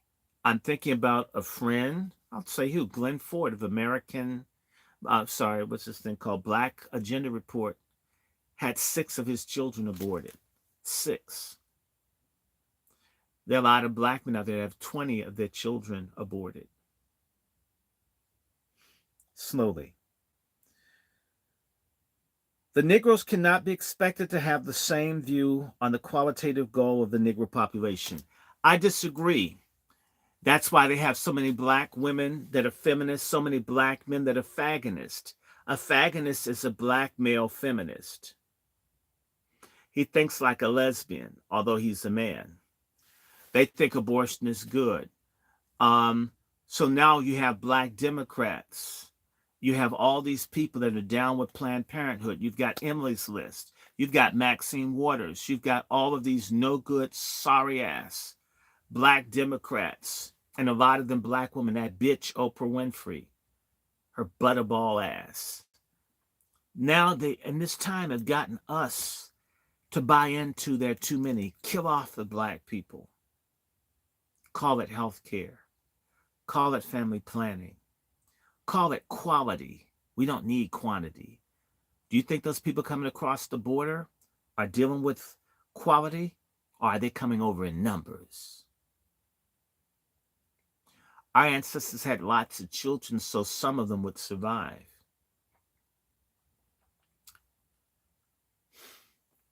So the Negroes cannot be expected to have they can't be expected, but they got us to. All of you dumb fucks out there that think abortion is cool, you're on the Nazi platform. You think like a white supremacist Nazi. You are a traitor to your race. You're a traitor to God. Of course, the Negroes are familiar with the general fact that the prejudice against them is in part a function of their number. But I have never met a Negro who drew the conclusion from this that a decrease in the American Negro population would be advantageous. Rather, it is sometimes contended that the Negro's power would increase with his numbers, and the most virile people is the ones that survive in the universal struggle. This man's talking Darwin.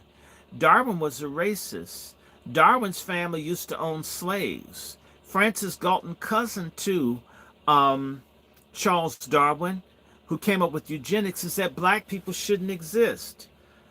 Every single solitary black Democrat in Congress and in your Democratic or your black caucuses in the country support black genocide, as does the goddamn African Methodist Episcopal Church. So does the goddamn Congress of black churches. All of your black organizations, the NAACP, they all want us dead.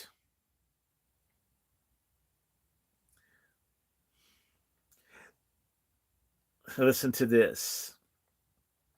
Now, he's got a problem. With the increase in race pride and race consciousness, which is a consequence of the rising tide of the Negro protests, almost every Negro who is brought to think about the problem wants the Negro population to be as large as possible. So being black and conscious and having black pride means you want black numbers. Now they've made black pride and black consciousness killing black babies. You don't like black women if you don't want to let them kill children. Our stupid asses. Especially the sorry ass black men. Well, man, I ain't involved. That's her thing. It wasn't her semen.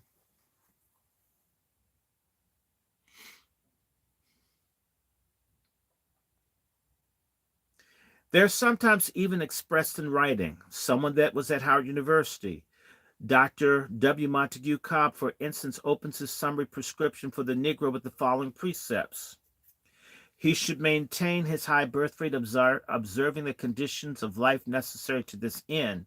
This alone has made him able to increase in spite of the decimating mortality and hardships. If the tide should turn against him later, the strength shall be better than weakness in numbers.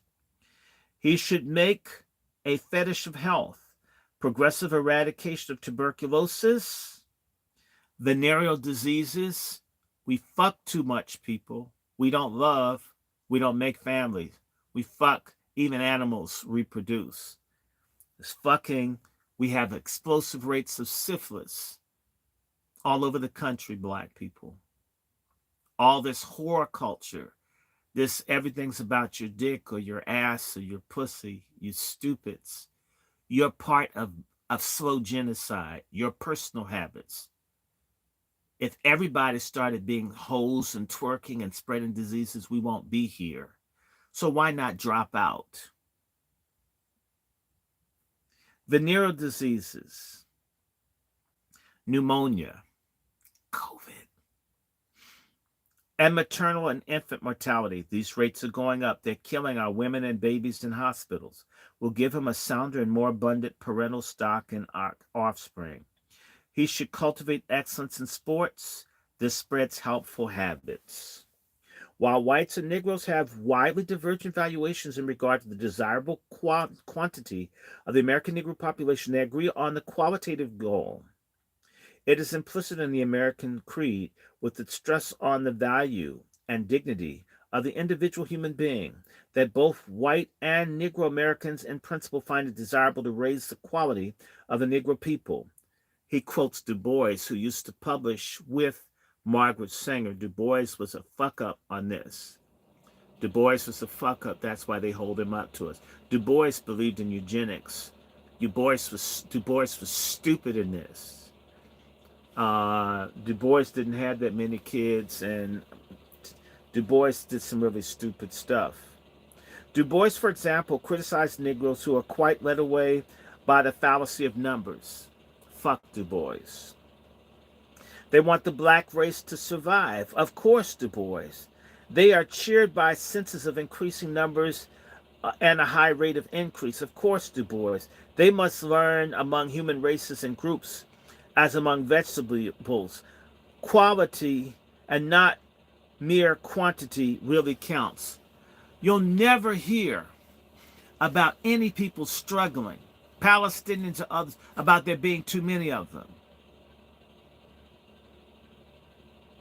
There were 750,000 Palestinians when they were kicked out of the large part of Israel in 1948. Now they're close to 8 million of them. That's the reason that no matter what they do, bombing, locking them up, if you're still a viable population, they're going to have to deal with you. We've killed 20 million or more black children. We've aborted more babies than sellout African chiefs sold us.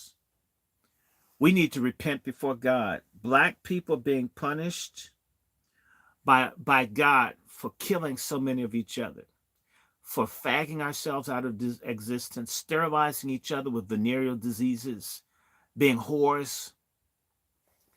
By the way, they like that. If they're saying, look at what Myrdal's saying. Myrdal is saying, oh my God, they're dealing with health. They don't want venereal disease. See how they promote this LGBTQ and all these things that will kill us? They're pushing it to destroy us. And we think we're being cool. They're pushing weed too. You're going to find out soon that there's something that they're putting in this weed. A whole lot of folks may wake up sterile one day, or be crazy, or suicidal, or addicted. They never give anything. The thing we need is our goddamn motherfucking money checks. Not giving that, but they'll give you weed. They gave you shots in Tuskegee. We got shots not too long ago. What's happening to people? Open your goddamn eyes. Open your damn eyes. Since the biological principles of eugenics cannot be applied until environmental conditions are more equalized. Look at this.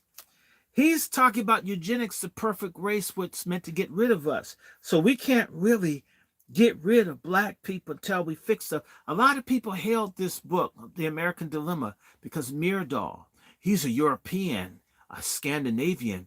He's sensitive and he's not racist and he's a good white liberal. And look what he wants to do for black people. He wants to help get rid of us. Since the biological principles of eugenics cannot be applied until environmental conditions are more equalized. So we can't really kill off black people until we kind of even it out so we can figure out how to deal with them. And since the American Creed places inhibition in the way of applying eugenics to improve the quality of the Negro people, means primarily to improve their environmental conditions.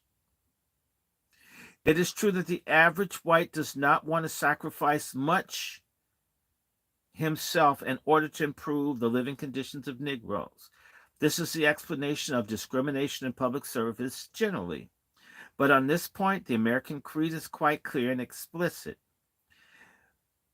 And we can proceed safely on the value premise that the medical and health facilities, and indeed all public measures in the field of education, sanitation, housing, nutrition, hospitalization, and so forth, to improve the quality of the population and to advance individuals and groups physically, mentally, or morally, should be made as just as available for Negroes as for whites, and similar circumstances with similar needs. The value premise has, in fact, sanctioned in the Constitution of the United States.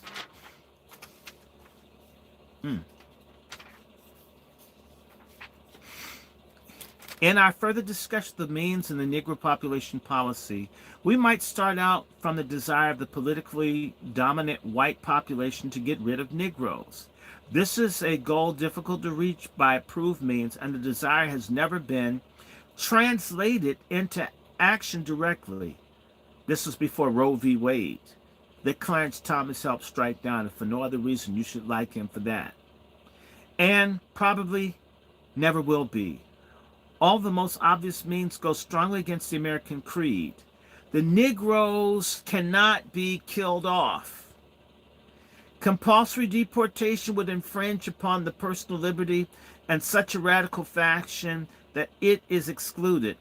Voluntary exportation of Negroes could not be carried on because of the unwillingness on the part of the recipient nations, as well as on the part of the American Negroes themselves, who usually do not want to leave the country but prefer to stay and fight it out here.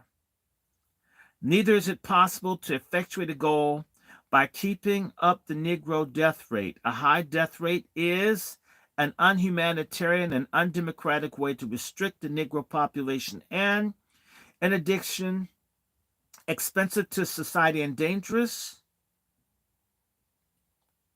to the white population. The only possible way of decreasing the Negro population is by means of controlling fertility. That means you got to wage war on black women. On black women. Black women promote feminism. Get black women on dumb shit. Intersectionality. Carpet munching. Man hate. You think this color purple shit, as black men and black women are beginning to come together, those that are thinking about B1, that they've given Oprah, and they got this Rustin and all this crazy shit's coming out?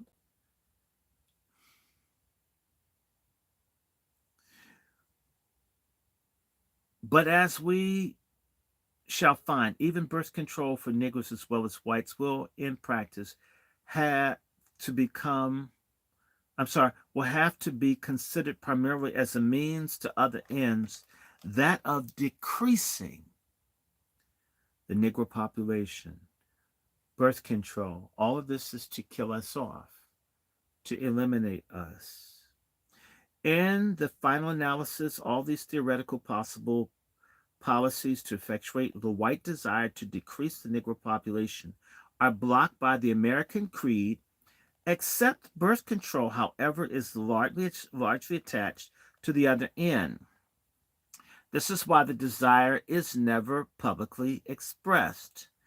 The influence of the American creed goes even further. Should America in the future, when net reproduction of the nation has decreased still further, embark on a policy to stimulate the bearing and rearing of children, the democratic creed of this country will come to prescribe that aids to families be equally available to Negroes and other unpopular groups independent of creed, color, or race.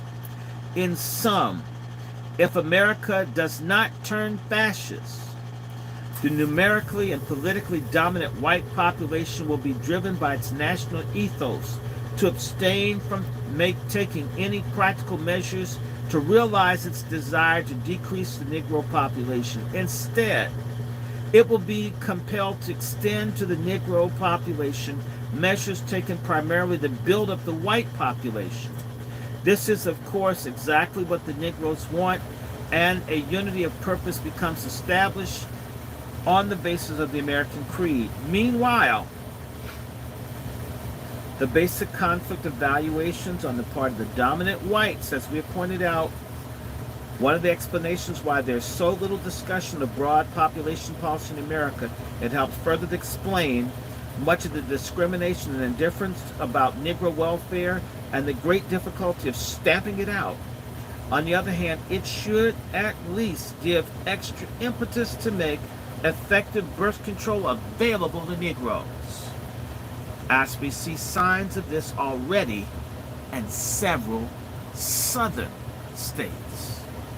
Since there's no evidence at the present of certain diseases are genetically more characteristic or less characteristic of Negroes than of whites, although it is possible that slight differences of one direction or another may someday be revealed, it is not necessary to single out the Negroes for special attention and any efforts to cure or prevent disease.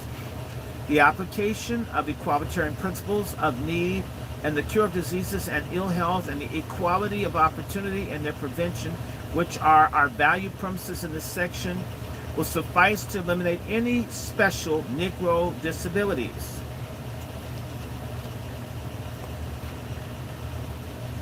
I'm going to skip over because I want to get to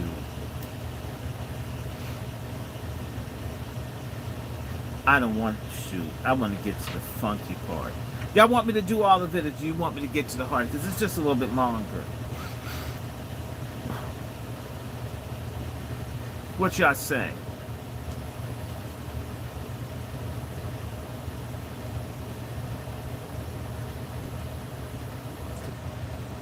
No. Y'all want me to do this?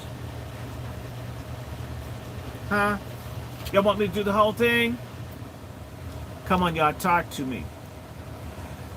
Do you want me to read through all of this, or do you want me to get to the hard part? Where they really talk about what they want. Because this person's trying to make it seem, let me see, can I do this? Wait a minute. Okay, wait a minute. How much more do I got? Wait a minute. Oh, I just have 11 pages. I'm going to do it.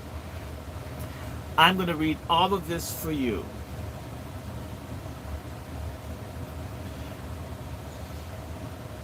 If disease prevention work is to be effective, it must be planned on a national basis without regard to the color of the inhabitants. In the South as well as the North, there is an increasing popular recognition among whites that diseases cannot be segregated, and that the high rates of death and sickness and poor health among Negroes carry tremendous social costs directly and indirectly, even if they cannot be calculated accurately in dollars and cents. There are special social costs connected to infant mortality. There are costs to society as well as to the parents of bearing and raising a child if it dies before it contributes to the world by its labor and other personal qualities. From practically any point of view, it would be better not to have certain children born at all, rather than to have them die before completing a normal lifetime. And if healthy children are born, it is in the interest of everyone to see that they are given opportunities to remain healthy. These considerations apply to both Negroes and whites, but they apply with greater forcefulness to Negroes since differential death rates reveal that equalization of health conditions, even without advance and medical knowledge or practice, would pull the Negro death rate down sharply. To give Negroes adequate medical facilities fits in both with the equalitarian creed and with the interests of whites. The observer finds in the South that the propaganda by experts and humanitarians regularly and bluntly makes this appeal to enlightened self-interest. Medical knowledge has advanced beyond medical practice, and medical practice has advanced beyond most people's opportunity to take advantage of it. A reduction in these lag would have tremendous consequences for the well-being and happiness of every person in the nation. A special significance of the Negroes is a lag of opportunity for some people to obtain advantages of medical practices available to other people. Area for area, class for class, Negroes cannot get the same advantages in the way of prevention and cure of diseases that whites can. There's discrimination against the Negro and availability to him medical facilities.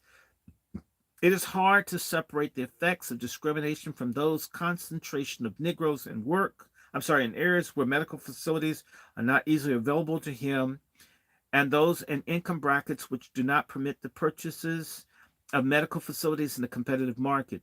Discrimination increases Negro sickness and death, both directly and indirectly, and manifests itself both consciously and unconsciously. Discrimination is involved when hospitals will not take Negro patients, or when they do permit Negro patients, they restrict their numbers, give them the poorest quarters, and refuse to hire Negro doctors and nurses to attend them.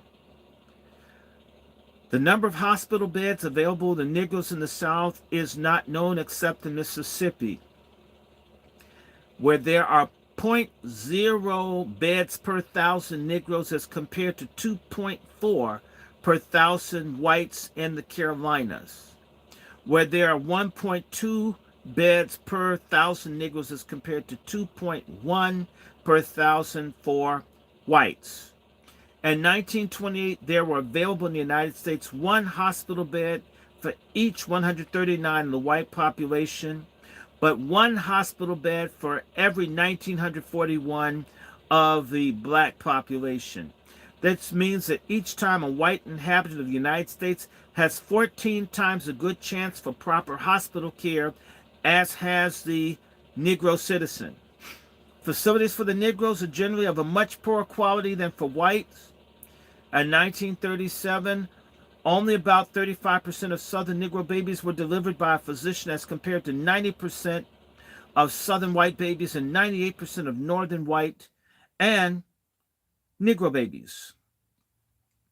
In the whole of the United States, there were only 3,805 Negro doctors, 5,728 Negro nurses, 1,773 Negro dentists, and a disproportionate number of these were employed in the North. It is true, of course, that the Negroes cannot afford doctors and hospitals to the same extent as whites, but it does not eliminate the fact of discrimination. Discrimination manifesting itself against Negro health is indirect as well as direct and fits into a pattern of the vicious circle.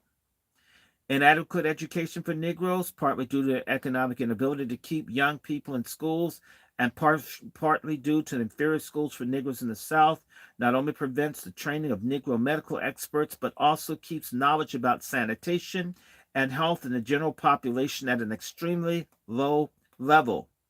Magical and superstitious practices continue in the unenlightened Negro population, and the customary patterns of behavior dangerous to health are brought from the South to the North. Ill health reduces the chances of economic advancement, which in turn operates to reduce the chances of getting adequate medical facilities or knowledge necessary for personal health care. Any intelligent efforts to reduce Negro morbidity and mortality will result in striking success. This we may deduce from knowledge of the vicious circle mechanism and from a knowledge of existing Negro-white differentials. Perhaps the greatest need of Negroes in way of reducing sickness and death is for a dissemination of knowledge on how to take care of the body in both normal and in its pathological state. Other needs are indicated by the diseases for which the Negro rate is strikingly higher than the white rate.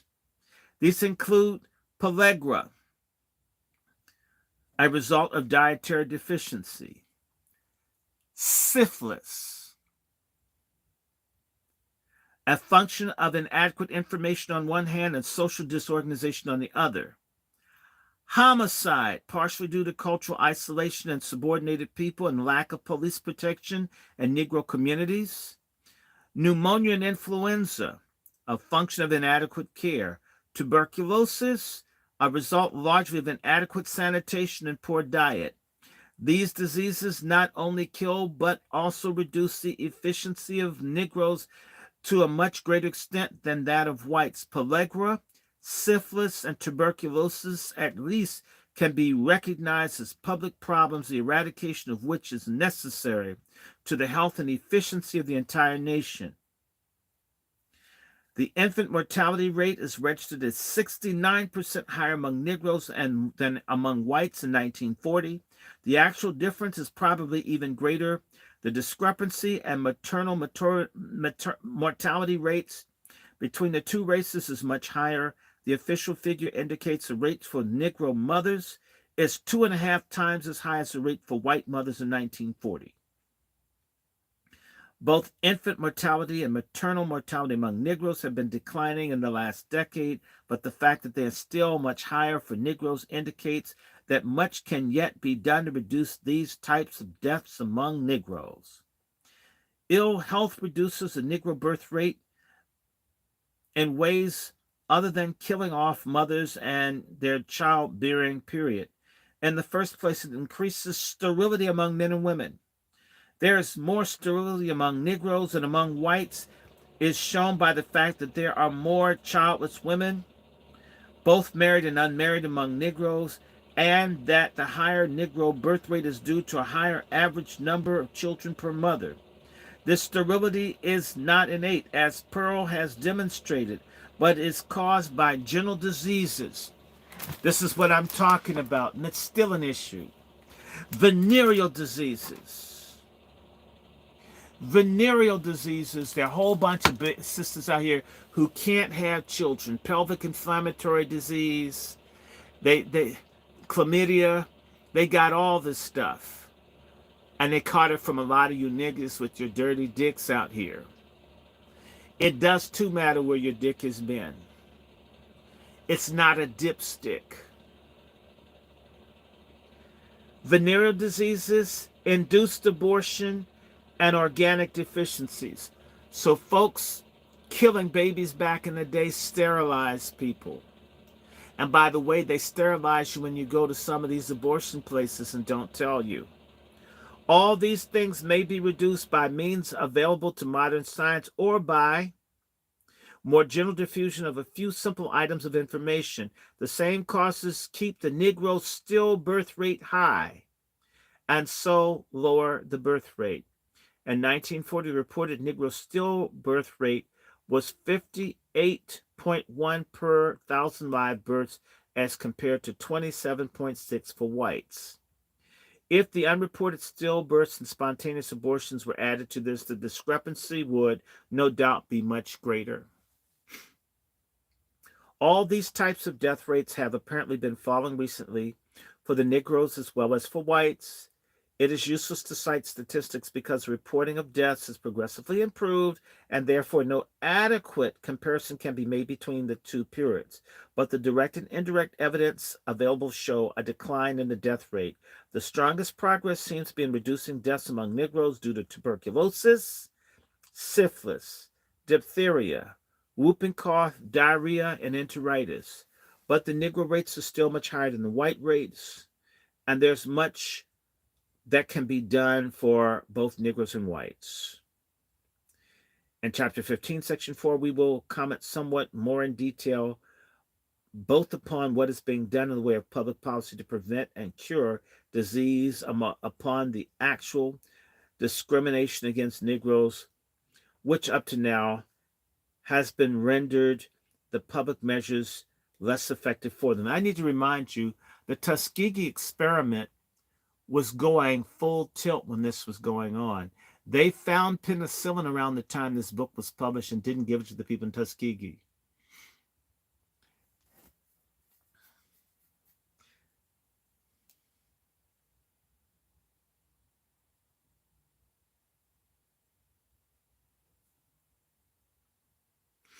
We can conclude from the known facts and stated value premises that what is needed in the way of special attention to Negroes is constant vigilance against popular and official prejudice in the application of general medical and health program. In view of the racial attitudes prevalent in the South, and in the view generally greater needs of the smaller resources of the South, it is almost necessary that national organizations, and specifically the federal government, take a firm lead in this work. In national policy, working towards an improvement of health and decline in disease will increase the happiness and efficiency, not only of those directly served, but also of the general population. It will also be carried out with intelligence and fairness and be a major example of a democratic process. Aside from any desire on the part of the white people to check the growth of the Negro population, let me give you this. This is point 6. The case for controlling the Negro birth rate. Every black woman should be angry because what they're saying is shut down the pussies of black women. They just don't say it like that. I talk very bluntly because I want people to know what I'm talking about. I don't care how you take it because it's factual.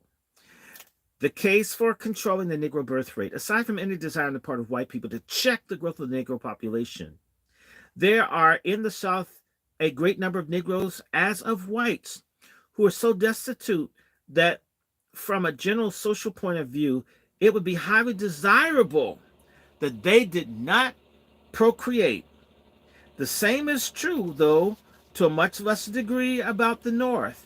Many of these people are so ignorant and so poor that they are not desirable parents and cannot offer their children a reasonably good home. The chances of their children dying at any early age are much greater than those of other children. No social policy, however radically framed, would be able to lift the standards of these people immediately. The most direct way of meeting the problem, not taking account of the value and premises of the American creed, would be to sterilize them. Nip and tuck. Cut it off. This dude is advocating, this is some Nazi shit. Sterilize poor black people.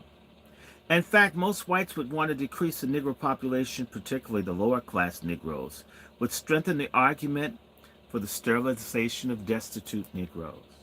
We find, however, that such proposals, if they are made at all, are almost as repugnant to the average white American in the South and the North as to the Negro. In general, he is not inclined to consider sterilization as a means of birth control, except to prevent the reproduction of feeble-minded, the insane, and severely malformed when a hereditary causation can be shown. Outside these rare cases, he is against sterilization, even if entirely voluntary. For this he gives not only the reason that in many regions of the South, the political and judicial system is such that for Negroes and perhaps for other poor people, a system of voluntary sterilization might in practice turn out to be compulsory. His resistance goes deeper.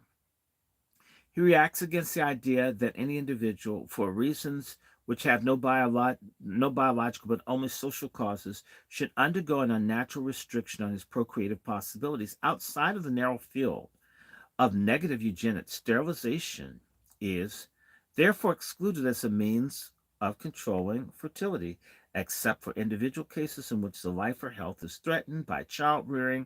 The average American takes a similar attitude towards induced abortion. In his opinion, life should not be extinguished. In other words, abortion is murder. Our dumbasses, you dumbass hoes out there, it's healthcare. It's killing a life. It's murder. And if you've aborted, baby, you need to ask God for forgiveness. Your womb is a crime scene. You need some yellow tape stuck up there. Abortion, further, is not entirely free from health risks. The type of birth control which we shall have to discuss as a means of population policy is thus, for all practical purposes, restricted to contraception. As we have already seen, the whites' desire to decrease the Negro population becomes, even in regard to birth control, entirely overshadowed by quite other valuations centered on health and happiness of the individual parents and the children, which are all backed by the American creed shared by the Negroes. The full possibilities of the latter valuation in permitting birth control policy in America have not yet been realized. Under their sanction, birth control facilities could be extended relatively more to Negroes than whites, since the Negroes are more concentrated and lower income and education classes, and since they now know less about modern techniques of birth control. On this score, there would be probably no conflict of policy between Negroes and whites. Without going into general reasons for spreading birth control in any population, a few remarks on the special reasons Negroes are in point. One of the most obvious misfortunes which a reduced birth rate could relieve: poverty of the Negro masses. Because if there are no people, there's no poverty. Sit and look at what they're saying. If you kill off their babies, there'll be nobody black poor. No, the answer is reparations, not abortions. Motherfucking money, not baby killing. We've settled for 50 years for murdering babies instead of getting our goddamn money that we're owed. We're sorry on this. And by the way, black women, all of y'all that support baby killing, y'all have taken us in the wrong direction. I'm blaming you personally because y'all have the babies. Y'all need to be demanding reparations instead of killing babies. Surgical abortion bullshit. Abortion's murder. It's murder. It's murder. It's bad for you. You shouldn't do it. It's wrong. Thou shalt not kill. Not just with the gun, but with saline solution. Yes, I'm 100% anti-abortion. Roe v. Wade should have never existed. It's the greatest mistake of all times in our community. That's why our community, we'd be 100 million people right now had we not accepted the trick like we've taken for weed and everything else. Obama, all these things that they're giving us. Now they got Oprah Winfrey and they call it Slurple, and they're pushing gender dysphoria. All this stuff is to destroy principally us. Let me go back. I'll read it again. One of the most obvious misfortunes which a reduced birth rate could relieve is the poverty of the Negro masses. Because if you kill us off, we won't be poor. Not justice, not money. Kill the babies. This is seen as Kamala Harris is touring the country to promote this. Our Greek-led organizations, the Boule, the Congressional Black Caucus, the NAACP, our whole black leadership is on this bullshit right now. This is especially true as new legislation, urbanization, and technological advance operate to diminish child labor. It is particularly strong as long as the states share only slightly in paying for the investment in a new generation and leaves the rising cost of bearing and rearing of children almost entirely to the individual family. Since the Negro women are employed in a greater extent than white women, the periods of pregnancy, delivery, and dependency are a relatively greater economic burden to Negro families. Don't blame black families for it. Blame the fact that you brought in immigrants and other people to deny black folks a way to make it. So you're going to make it seem as if for abortion, hey, look, we have a solution. If pregnancies occur too frequently, the mother's health is endangered, like they care. To poor Negro mothers and communities that do not provide proper natal care, prenatal care for Negroes, any pregnancy is a health risk. So in other words, don't have babies so you live, black women. Besides poverty, there are other conditions among Negroes which motivate birth control. One is a high disease rate, and insofar as diseases parents transmitting to their children, killing or permanently maiming them, such parents ought to be encouraged not to have children. The special reference here is, of course, is to venereal diseases which afflict Negroes at a much greater extent than whites. Poindexter estimates that of the conceptions of untreated syphilitic women, about 30% die in utero, 40% die within the first 2 years of life, and the remaining 30%, while they live past the age of 2, usually have some permanent defect. There can be no excuse for having children under such circumstances, and the provision for contraceptive information and devices would be to everyone's advantage. There are in the United States over 2,500 clinics, the function of which is to cure cases of venereal disease. Since such a good proportion of the cost of these clinics is borne by the federal government, they are roughly distributed in accordance with need. Thus, in the South, with only 13% of the total population, but 79% of the Negro population, which had 61% of these clinics in 1940. In connection with the work of these clinics, there's been much publicity on the prevention and the cure of venereal disease.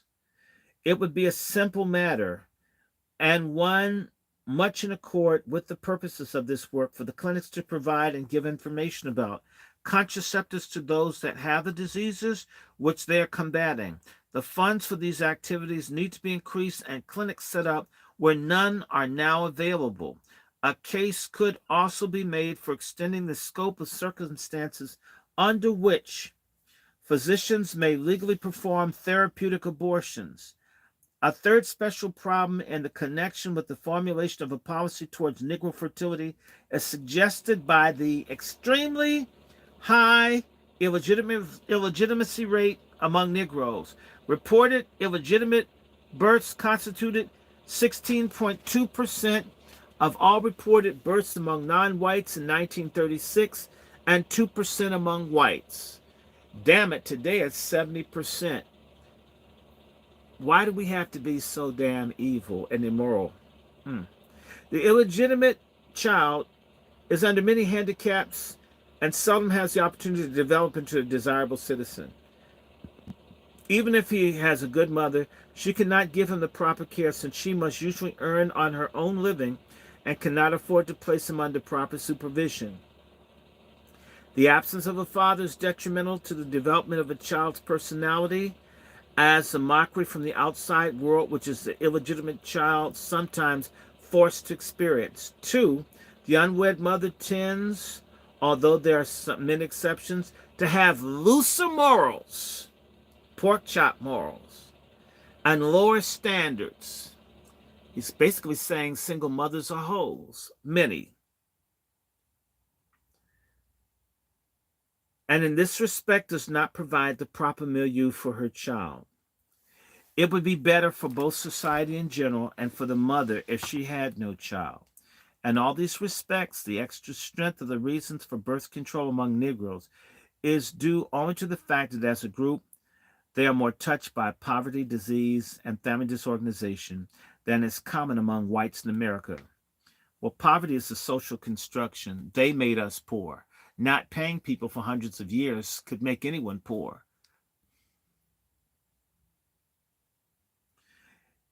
If caste, with all of its consequences, were to disappear, there would, from all these viewpoints, be no need for birth control among Negroes than among whites. So, in other words, if white folks did what they were supposed to do, these problems would go away. But look at how he blamed the black mothers, blamed the black children, blamed the black existence. Then he comes back and says, if caste, with all of its consequences, in other words, all this shit he just said, poverty, disease, and family disorganization, is a result of the caste system that America created. And that's why I said we have to be at the top of our game with one another and with the Most High to deal with caste. If we're shitty, twerking, nasty, screwing each other, men got to be women, women got to be men, children have to be seniors, seniors children, and we steal and lie and cheat, and we don't have any covenant with one another, and we have a caste system, we become handmaidens to slow black genocide. It starts immorality.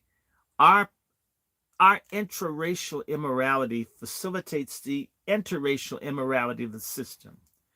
We could cut the difference in how we dealt with one another. Somebody say amen. Again, if caste with all of its consequences were to disappear, there would, from all these viewpoints, be no need for birth control among Negroes than among whites. But general reasons for the family limitation would remain. They would have the strength, depending upon the extent to which society was reformed, to become more a favorable environment for families with children. Until these reforms are carried out, and as long as the burden of caste is laid upon American Negroes, even an extreme birth control program is warranted by reasons of individual and social welfare. The birth control facilities for Negroes, part 7. I'm almost done, y'all. I got 3 pages left.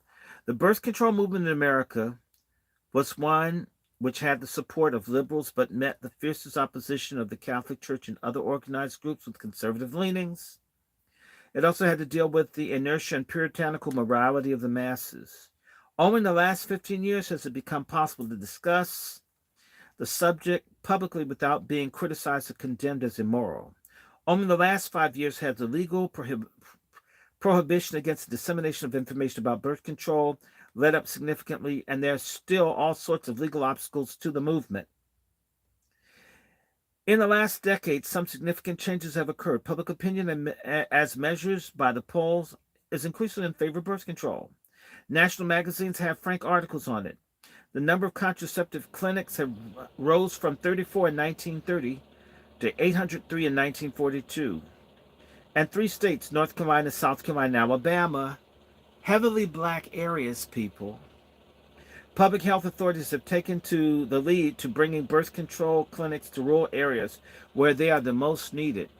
Several other areas of other southern states are on the verge of following the example of these 3. In 1937, the Conservative American Medical Association, the AMA, racist, accepted birth control as an integral part of medical practice and education. These rapid changes are partly the result of the general trend towards social humiliation and secularization. They are also the result of excellent propaganda and organizational work under the movement now known as the Planned Parenthood Federation of America, the Negro Project, the Genocide Project.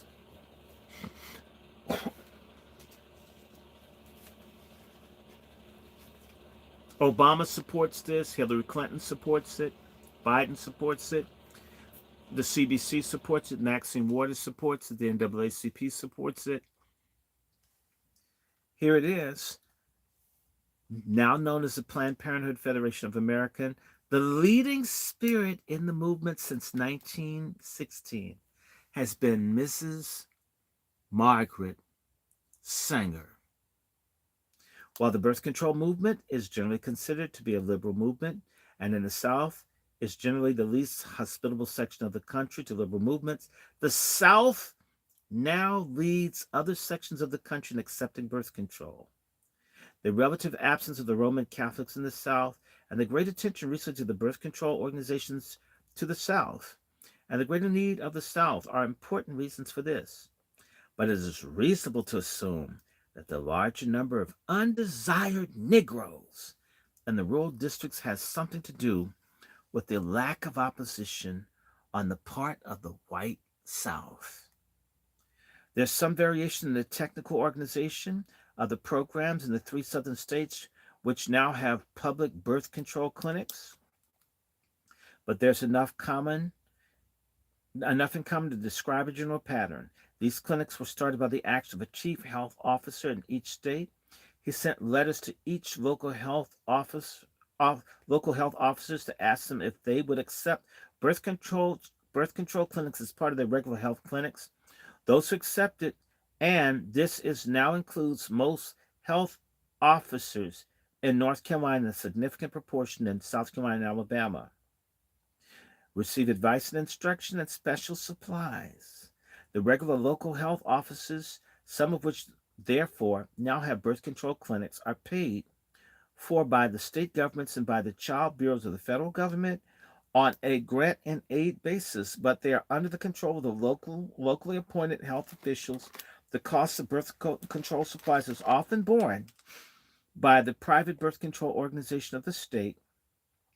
When the clinics began in North Carolina, and there was a woman named Divibulus, and in North Carolina where Elaine Riddick was unfairly sterilized, and that same research triangle, that's where that professor, if you look up the origin of one of those diseases that all of us were dealing with, it was down in North Carolina where it was developed. Y'all go look it up. I'm not going to have them take this thing down. In North Carolina, look at this. Margaret Sanger had a friend, I think a lesbian lady named Divibulus, who she would sit up and just making birth control devices, sex toys, and other things. This is incredible. Stoppers to put up your vagina. I mean, I've been to the papers, honeys. I'm just telling you. Public clinics began in North Carolina. A nurse whose salary expenses were paid by Planned Parenthood Federation of America gave instructions and supplies to local doctors and nurses. The clinics in other states had a similar start.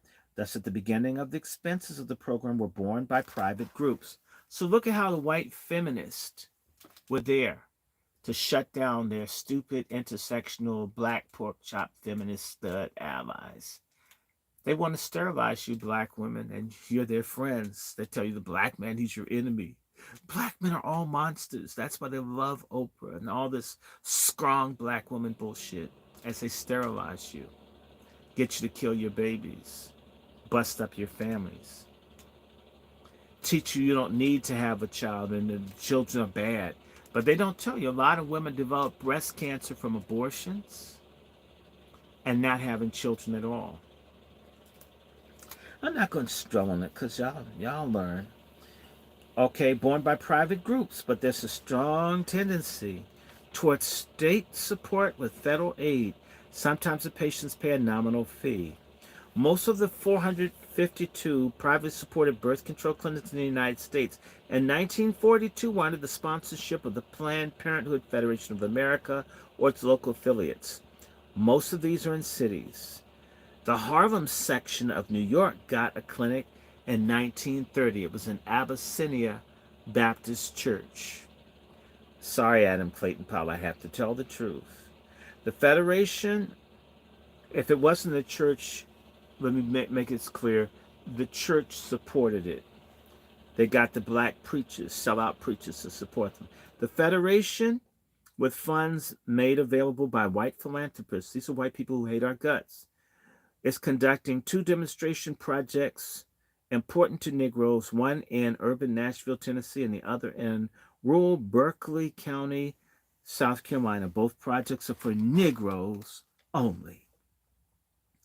The Federation has a division of Negro Services whose primary function is educational, aided by the National Negro Advisory Council of 34 eminent Negro leaders, and it works through the urban leagues, Negro doctors and nurses, the National Hospital Association, the Negro Press, and Negro Club Women. Let me tell you who: Delta Sigma Theta, Mary McLeod Bethune, okay?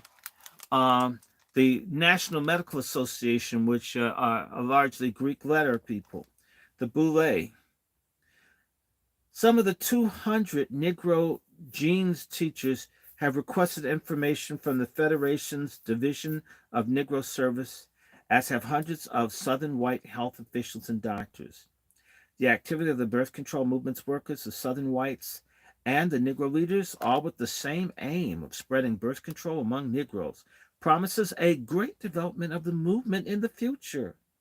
Since few Negroes are Catholics, and since they do not live in areas where Catholics predominate, the chief remaining weakness as far as Negroes are concerned is the lack of funds for educational work. It would seem that more and more Southern states are on their way to making public funds available for birth control work. 2, it is likely that philanthropy will be more willing to come into this field. It has become legal and popularly acceptable in the last 5 years. A more serious difficulty is that educating Southern Negroes to the advantages of birth control, Negroes on the whole have all the prejudice against it that other poor, ignorant, superstitious people have. More serious is the fact that even when they do accept it, they are not very efficient. The same black women, that's why they push Depo-Provera, which messes a lot of you women up. Birth control shot, because they're saying y'all can't do it. They tell you how strong and how wise and how democratic and how you...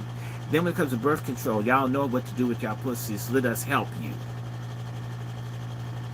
They're not coachable with their vaginas. We need to do an intervention on the black vaginas. I mean, I'd like to intervene myself, but not the way they're thinking. Anyway, let me stop.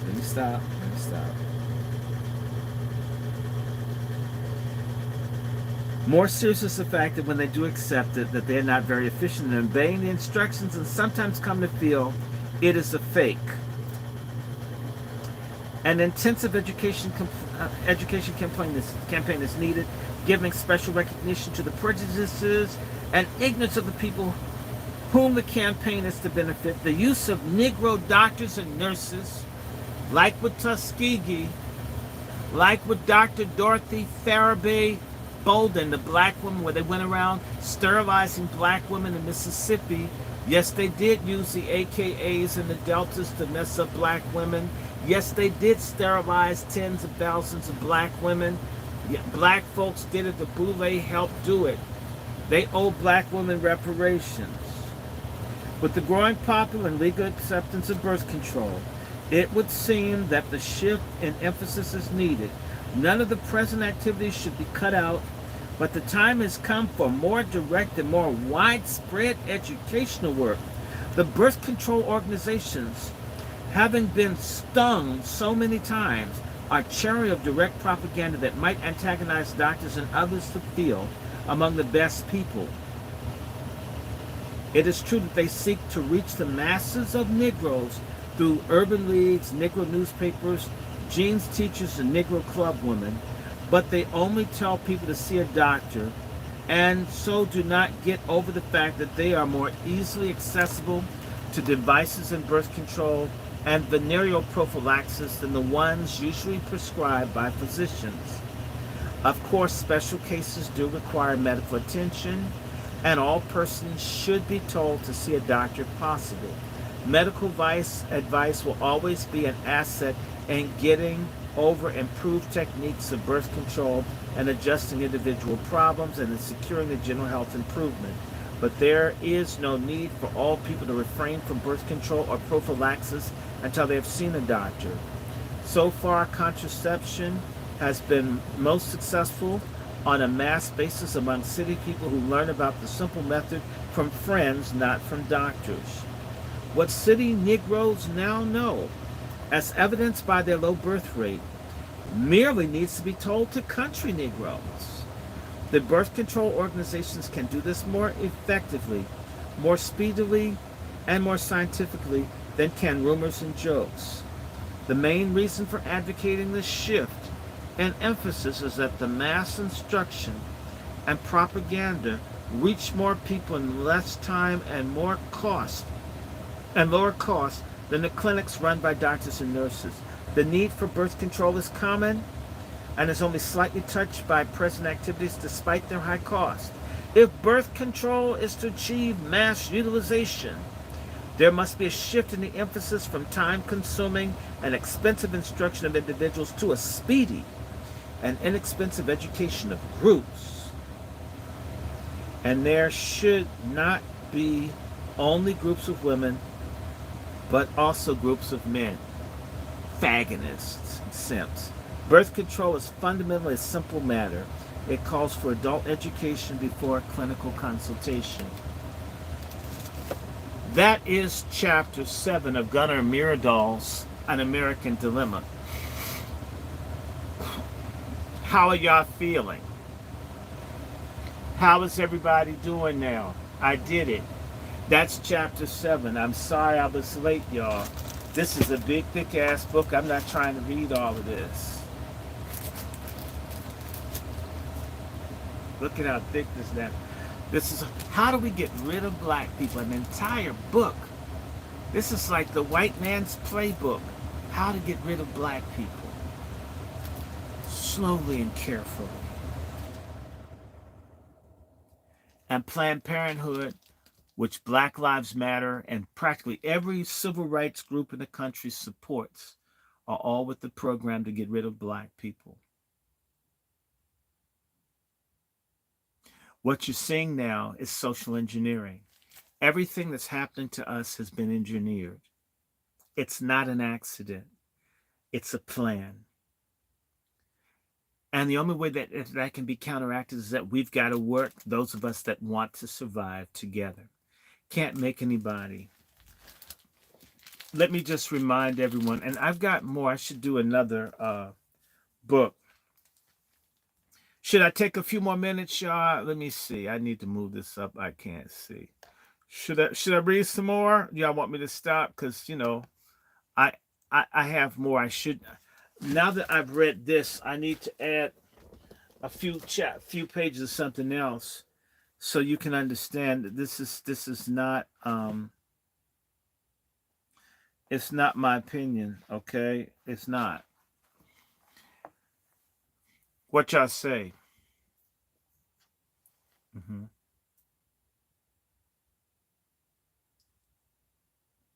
Y'all want me to do more? Because I have this book. I absolutely hate Margaret Sanger. I hate Margaret Sanger. God judge me. I hate the bitch. Okay? And I'm going to keep hating her. You can't make me like these people. Okay? Mahalia Jackson, my favorite gospel singer, was sterilized. Fannie Lou Hamer was sterilized. A lot of black folk have been sterilized. This woman is our Hitler.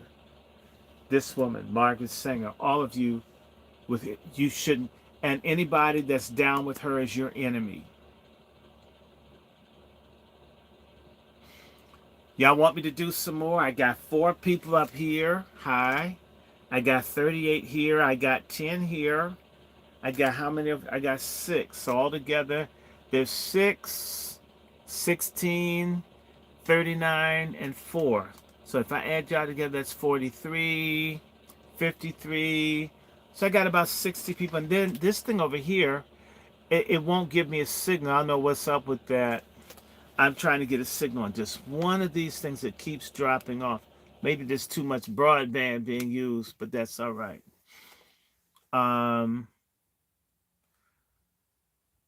Here we go. Y'all want me to do some more? Who want me to do some more? Who want me to do some more? Someone say some more. Who wants some more? Okay, because y'all know I can't stand. I damn hate Margaret Sanger. Everybody know I hate Margaret Sanger. I hate abortion. I've lost jobs and shit. I could have been hooked up. As I can't keep my damn mouth shut. I hate this stuff. I hate it. I would tell anybody my grandmother died prematurely. She had multiple abortions. She died at the age 40. My family's never recovered from my grandmother having abortions.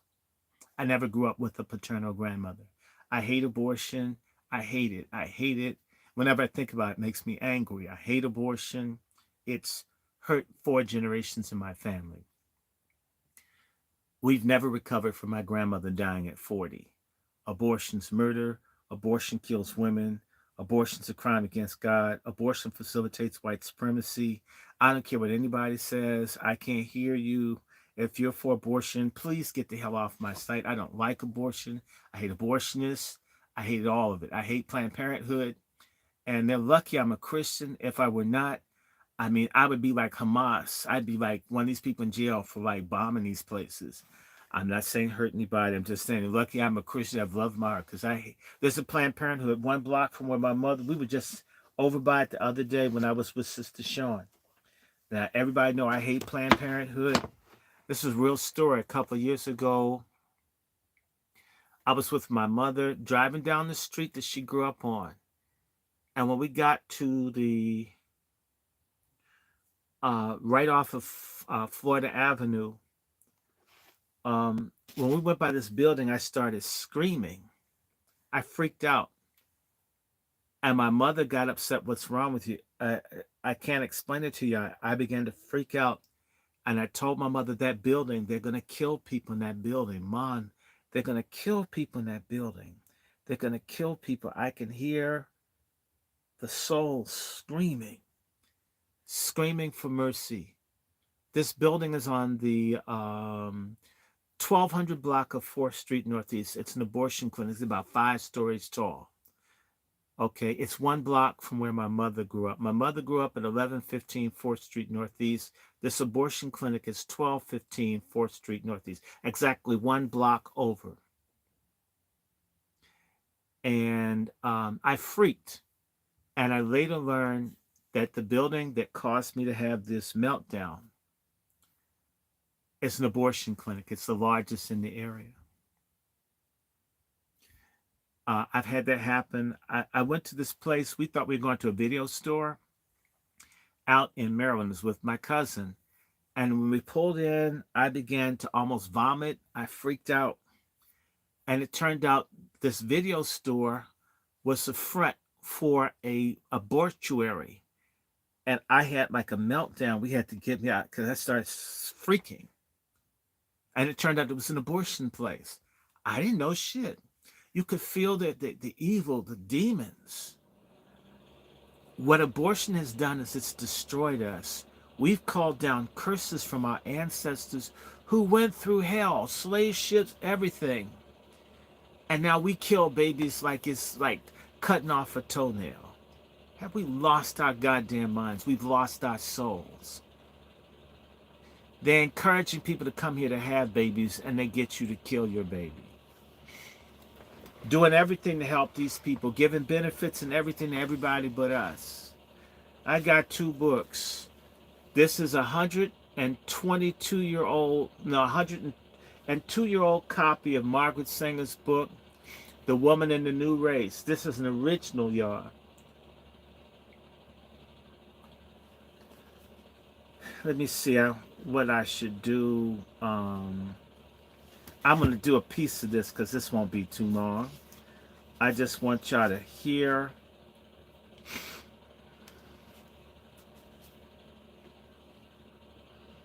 Mhm.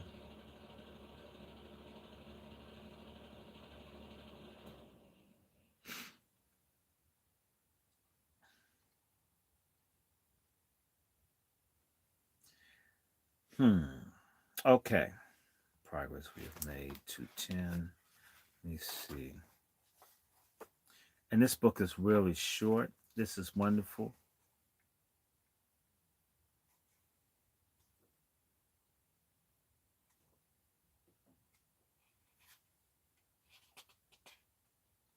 No, I don't want to do that chapter. Hold on.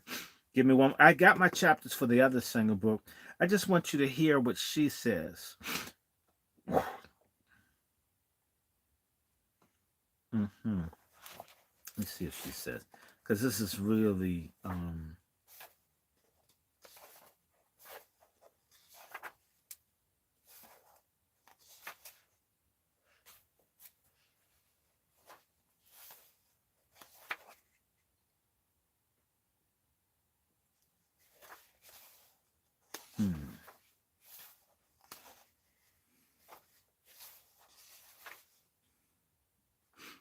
I don't like this.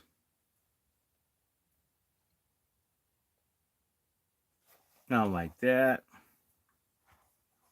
Mm, mm-hmm. Let me see. Let me see just a piece of this. I'm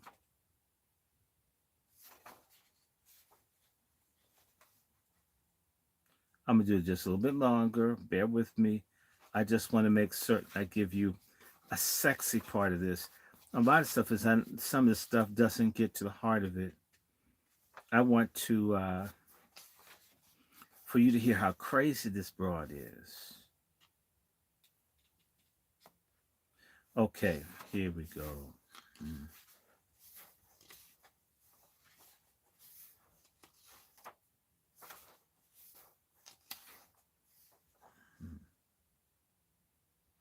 Okay, yeah, I like this. I'm gonna start here. I'm gonna read some of this thing. When you see this crazy broad, wow. And when this broad starts telling how she really feel about you, she really feels how people are. And it's sneaky. They let you know who they talk about. They don't say it out loud. Mm-hmm, mm-hmm, mm-hmm. Which page I want? Okay, hold on. Let me do this chapter. Um, One more second. Because when you read Myrdal, they were looking straight at Margaret Sanger. They're looking straight at Margaret Sanger. Nah, I'm gonna do this one. From the Woman in the New Race. I'm gonna read this right now. This is Margaret Sanger talking, not me. Yes, I despise her. This is true. I hate feminism. Everybody knows it. IHATE feminism. And this woman is part of it. This is chapter 3 from Women in the New Race. Each of us has an idea of what the American future should be. We have been told times without number that outmixes the admin. I'm sorry, that out of the mixture of stocks, the intermingling of ideas and aspirations, there's to come a race greater than any which has contributed to the population of the United States. What is the basis for this hope that is so generally indulged in? If the hope is to be founded upon realities, how may it be realized? To understand the difficulties and obstacles to be overcome before the dream of a greater race in America can be attained is to understand something of the task before women who shall give birth to that race. What material is there for a greater American race? What elements make up our present millions? Where do they live? How do they live? In what direction does our national civilization bend their ideas? What is the effect of the melting pot upon the foreigner once he begins to melt? Are we now producing a freer, juster, and more intelligent, more idealistic, creative people out of the varied ingredients here? Before we can answer these questions, we must consider briefly the races which have contributed to the American population. Among our more than 100 million population are Negroes, Indians, Chinese, and other colored people to the number of 11 million. And there are also 14,500,000 people of foreign birth. Besides these, 14 million children of the foreign-born parents and 6.5 million persons whose fathers or mothers were born on foreign soil, making a total of 46 million people of foreign stock. Notice that they rate we black people as foreigners. Imagine that. 50% of our population is of the native white strain. Of the foreign stock in the United States, the last general census compiled in 1910 shows that 25.7% was German, 14% was Irish, 8.5% was Russian or Finnish, 7.2% was English, 6.5% was Italian, 6.2% Austrian. The abstract of the same census points out several significant facts. Western European strains of the country are represented by a majority of native-born children of foreign-born or mixed parentage. This is because the immigration from the sources has been checked. On the other hand, immigration from Southern and Eastern Europe, including Russia and Finland, increased 174% from 1900 to 1910. During that period, the slums of Europe dumped their submerged inhabitants into America at a rate almost double that of the preceding decade, and the flow was still increasing at the time the census was taken. So it is much more likely that when the next census is taken, it will be found that the following 1910, there's even greater flow from Spain, Italy, Hungary, Austria, Russia, Finland, and other countries where the iron hand of economic and political tyrannies had crushed great populations into ignorance and want. These people have not been in the United States long enough to produce great families. The census of 1920 will in all probability tell a story of a greater and more serious problem than did the last. Over 1/4 of all immigrants over 14 years of age admitted during the 2 decades preceding 1910 were illiterate. Of the 8,398,000 who arrived in 1900-1910 period, 2,238,000 could not read or write. There were 1.6 million illiterate foreigners in the United States when the 1910 census was taken. Do these elements give promise of a better race? Are we doing anything generally constructive to overcome this situation?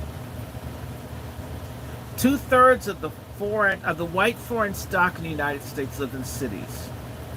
4/5 of the population of Chicago and New York are of this stock.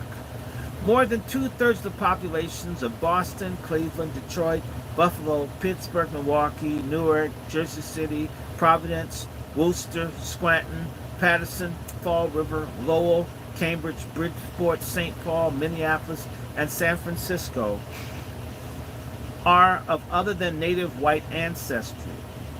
Of the 50 principal cities of the United States, there were only 14 in which 50% of the population was unmixed native white parentage. Only one state in the Union, North Carolina, has less than 1% white foreign stock. New York, New Jersey, Delaware, Massachusetts, Connecticut, Rhode Island, Michigan, Illinois, Wisconsin, Minnesota, the Dakotas, Montana, and Utah have more than 50% foreign stock.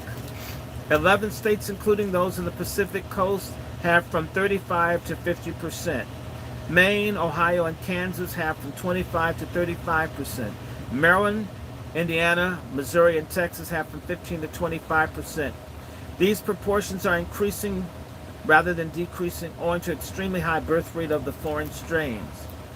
A special analysis of the 1915 vital statistics for certain states in the World Almanac for 1918 shows that foreign-born mothers gave birth to nearly 62% of the children born in Connecticut, nearly 58% in Massachusetts, 38% in Michigan, nearly 58% in Rhode Island, and more than 43% in New Hampshire, and more than 54% in New York, and 38% in Pennsylvania.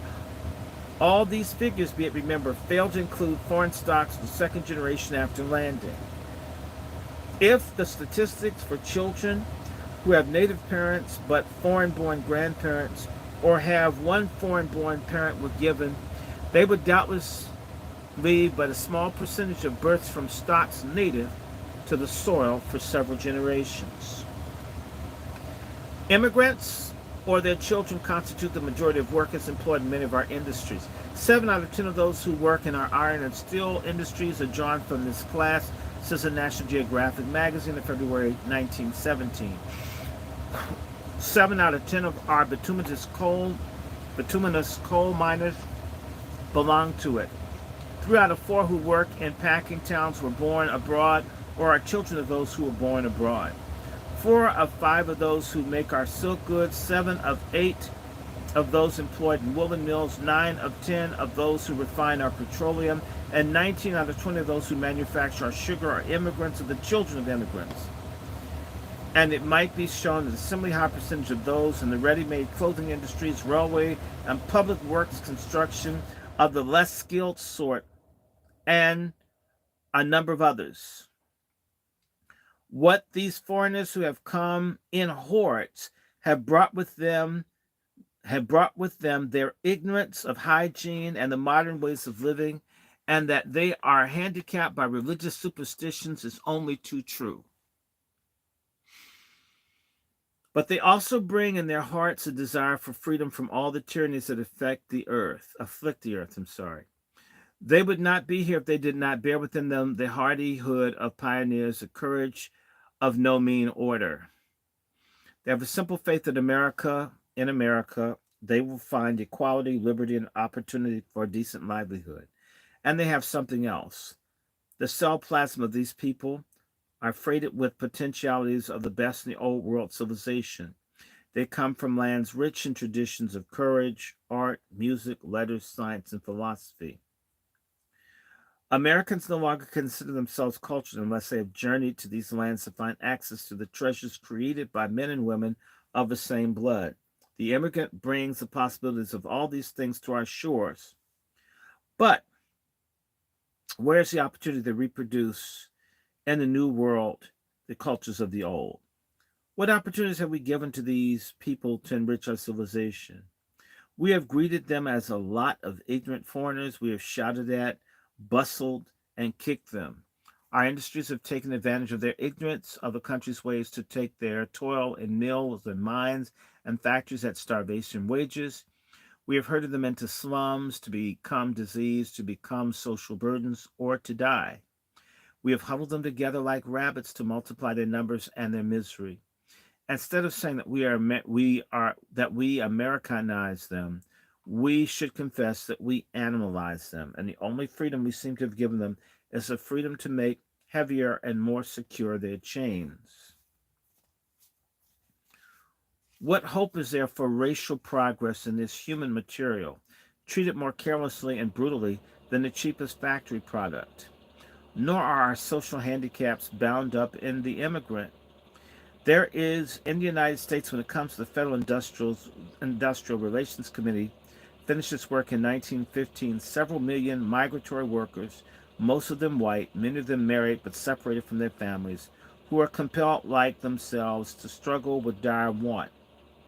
There were, in 1910, more than 2,353,000 tenant workers, 2/3 of whom lived and worked under terrible conditions which the Industrial Relations Commission report showed to prevail in the South and Southwest. These tenant farmers, as the report showed, were always in want and were compelled by the very terms of their prevailing tenant contracts to produce children who must go into the fields and do the work of adults. The census proved that this tenancy was on the increase, the number of tenants in all but New England and Middle Atlantic states having been increased by 30% from 1900 to 1910. Moreover, in the United States in 1910, there were 5,516,163 illiterates. Of these, 1,378,884 were of pure native white stock. And some states in the South, as much as 29% of the population is illiterate. Many of these, of course, being Negroes. There's still another factor to be considered, a factor which, because of the great scope, is more ominous than any yet mentioned. This is the underpaid masses of workers in the United States, workers whose low wages are forcing them deeper into want each day.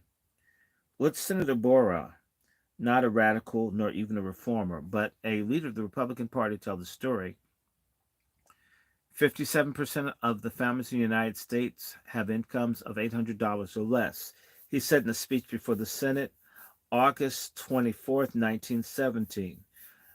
70% of the families in our country have incomes of $1,000 or less. Tell me how a man so situated can have shelter for his family. How can he provide food and clothing? He is an industrial peon. His home is scant and pinched beyond the power of language to tell. He sees his wife and children on the ragged edge of hunger from week to week and month to month. If sickness comes, he faces suicide or crime. He cannot educate his children. He cannot fit them for citizenship. He cannot even fit them as soldiers to die for their country. It is a tragedy of our whole national life, how these people live in such times as these. We have not yet gathered the fruits of such an industrial condition in this country. We have been saved thus far by reason of the newness of our national life, our vast public lands almost exhausted, our great natural resources now fast being seized and held. But the hour of reckoning will come. Senator Borah was thinking, doubtless, of open revolution and bloodshed and destruction of property. In a far more terrible sense, the reckoning which he has referred to is already upon us. The ills we suffer as a result of the conditions now prevailing in the United States and are appalling in their sum. It is these conditions that produce 3 million child laborers in the United States, child slaves who undergo hardships that blight them physically and mentally, leaving them fit to only produce human beings whose deficiencies and misfortunes will exceed their own. From the same elements, living under the same conditions, come the feeble-minded and other defectives. Just how many feeble-minded are there in the United States? No one knows, because no attempt has ever been made to give public care to all of them, and families are more inclined to conceal than to reveal the mental defects of their members. Estimates vary from 350,000 at the present time to nearly 400,000 as early as 1890. Dr. Henry H. Goddard, Ph.D. of Vineland, New Jersey Training School, being authority on the latter statement.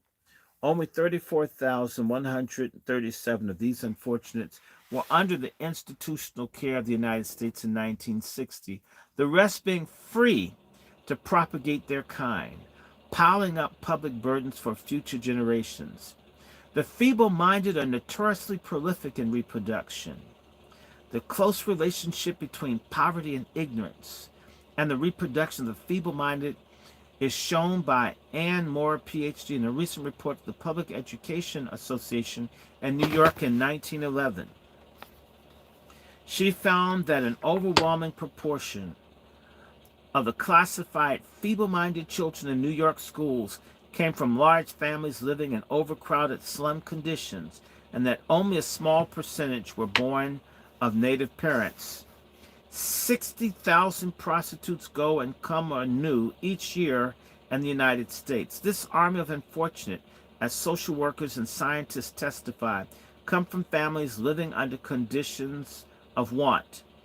In New York City schools alone, December 1916, 61% of the children were suffering from undernourishment and 21% in immediate danger of it. These facts also result from the conditions outlined were discovered by the city's Bureau of Child Hygiene. Another item in the sordid list is that of venereal disease. In its pamphlet entitled Venereal Diseases, issued in 1918, Dr. Herman M. Biggs, the head of New York State Department for Health, quoted authorities who gave estimates the amount of syphilis and gonorrhea in the United States. One said that 60% of the men contract one disease or the other at some time. Another said 40% of the population of New York City had syphilis, one of the most terrible of all maladies. Poverty, delayed marriage, prostitution, a brief and terrible chain accounts for this scourge. Finally, there's tuberculosis, bred by bad housing conditions and contributed to in frightful measures by poor food and unhealthy surroundings during hours of employment. Dr. Frederick L. Hoffman, the director of the National Association for the Study of the Prevention of Tuberculosis and foremost statistical authority on tuberculosis in the United States, said, "We know of 2 million tubercular persons in the United States." Does this picture horrify the reader? This is not the whole truth. A few scattered statistics lack the power to reflect the broken lives of overworked fathers, the ceaseless increased pain of overburdened mothers, and the agony of childhood fighting its way against handicaps of ill health, insufficient food, inadequate training, and stifling toil. Can we expect to remedy this solution by dismissing the problem of the submerged native elements with legislative palliatives or treating it with careless scorn? Do we better it by driving out the immigrant's heart of a dream of liberty that brought him to our shores? Do we solve the problem by giving him, instead of an opportunity to develop his own culture, low wages, a home in the slums, and those pseudo-patriotic preachments which constitute our machine-made Americanization? Every detail of this sordid situation means a problem that must be solved before we even clear the way for a greater race in America. Nor is there any hope of solving any of these problems if we continue to attack them in the usual way. Men have sentimentalized about them and legislated upon them. They have denounced them and they have supplied reforms, but it has all been ridiculously, cruelly futile. This is a condition of things for which those who stand, who demand more and more children, each child born under such conditions, but makes them worse. Each child is on his own person, suffers the consequences of the intensified evils. If we're to develop in America a new race with a racial soul, we must keep the birth rate within the scope of our ability to understand as well as to educate. We must not encourage reproduction beyond our capacity to assimilate our numbers so as to make the coming generation into such physically fit, mentally capable, socially alert individuals as are the ideals of democracy. The intelligence of a people is of a slow evolutionary development. It lags far behind the reproductive ability. It is far too slow to cope with conditions created by an increasing population unless the increase is carefully regulated. We must therefore not permit an increase in population that we are not prepared to care for to the best advantage, that we are not prepared to do justice to, educationally and economically. We must prioritize birth control thinking. We must not leave it haphazardly to the privilege of the already privileged. We must put this means of freedom and growth in the hands of the masses. We must set motherhood free. We must give the foreign submerged mothers knowledge that will enable her to prevent bringing to birth children she does not want. We know that in each of these submerged and semi-submerged elements of the population, there are rich factors of racial culture. Motherhood is the channel through which these cultures flow. Motherhood, when free to choose the father, free to choose the time and the number of children who shall result from the union, automatically works in wondrous ways. It refuses to bring forth weaklings. It refuses to bring forth slaves, refuses to bear children who must live under conditions described. It withholds the unfit. It brings forth the fit. It brings children into homes where there is not sufficient to provide for them. Let me repeat. It brings few children into homes where there is not sufficient to provide for them. Instinctively, it avoids all those things which multiply racial handicaps. Under such circumstances, we can hope that the melting pot will refine. We shall see it that it saves the precious metals of racial culture, fused into an amalgam of physical perfection, mental strength, and spiritual progress.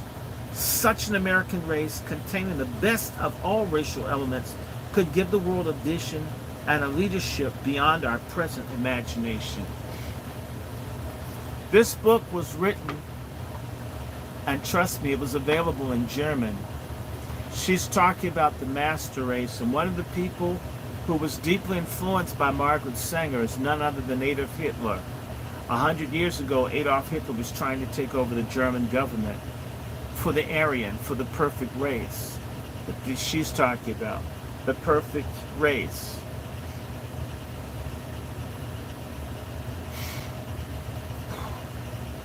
The perfect race, which doesn't include us. I got more. I just want y'all to hear from Margaret Sanger. That was a crazy racist broad.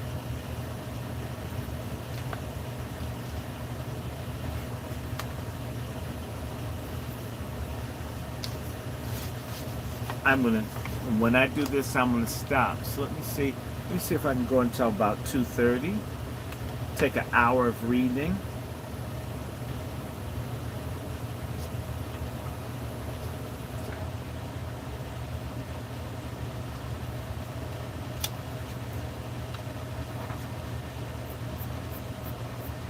Yeah, I'm gonna do this. Okay. Let me show you this book. This is Bruce Fleury's The Negro Project. Bruce Fleury's The Negro Project. I'm in chapter 2. Let me see if I can do this, and let me see how far do I want to go.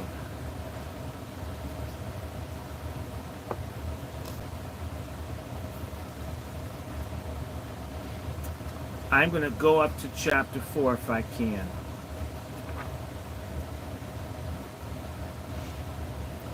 Chapter 2, A Brief History of Eugenics.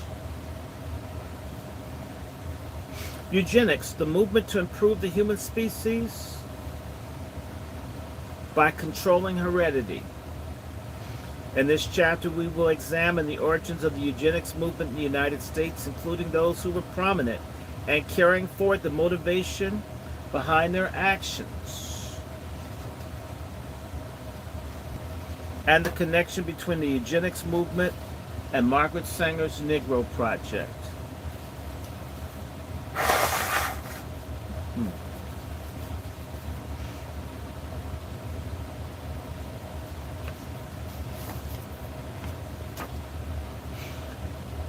Varying means of strengthening the race have been used by many civilizations in different forms throughout human history.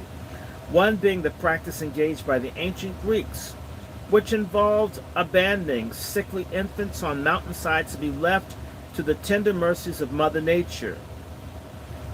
This typically involved the exposure to the elements and attacks by wild animals, among other things. Eskimo tribes in the far north at one time would practice a similar form of eugenics, leaving the sick and elderly on ice floes to meet their fate. While these are not examples of eugenics as we've come to know it, the goal was the same: to preserve the race or tribe by assuring that its strongest elements were preserved by sacrificing the weakest, and such forms of mercy killings can be said to come clearly within its scope. But it wasn't until the advances in genetics that began in the latter half of the 19th century that the notion was possible to engineer undesirable traits out of an entire race of people seemed within reach. The work of early geneticists Gregor Mendel and Luther Burbank involved in hybrid types of plants in an effort to develop strains that were resistant to disease and pests, thereby increasing crop yields and allowing farmers to make better use of their land. Such research, in fact, continues up to the present day in the field of bioengineering, and breakthroughs and advances that scientists in the specialty have made have opened up a world of opportunity for poor and developing nations to feed their increasingly hungry populations. Eugenics, however, involved much more than the development of new strains of plant life, much more. It involved bioengineering of human beings, ostensibly to fight the spread of disease and a whole host of other maladies common in the human condition. If it is argued that these undesirable traits could be somehow eliminated through the use of scientific means, the human race would be happier, healthier, more productive, and would be possessed of a longer lifespan in the process. This is all well and good, and the study of genetics has indeed brought about many beneficial results for humanity, and very few, usually those subscribers to the discredited theories of Thomas Malthus, can argue that less disease, a longer lifespan, and more productivity are bad things. And if these undesirable traits were confined to only such things as disease, early deaths, birth defects, that would have been one thing. However, many proponents of eugenics were not prepared to stop there. They expanded their definition of undesirable to include the weak, the mentally disabled, those who belong to other races, etc., and argued that these individuals were imposing an undue burden on the fitter, healthier elements of society. If they reasoned that there was some way of breeding these elements out of the breeding these elements out of those in question, mankind would be better off in the long run.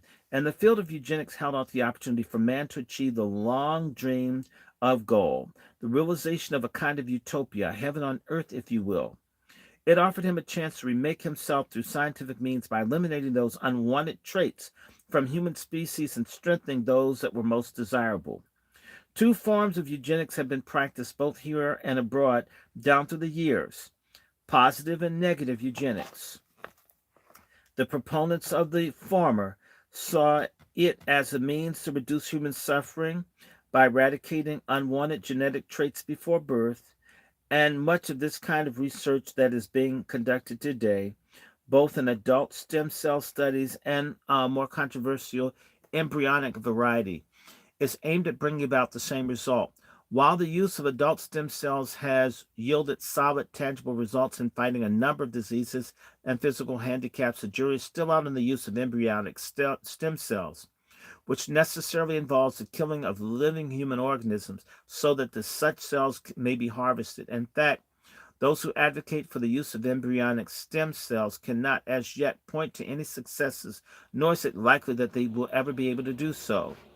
Negative eugenics, on the other hand, has its focus on the elimination of inferior elements, based on a Darwinian vision of the survival of the fittest.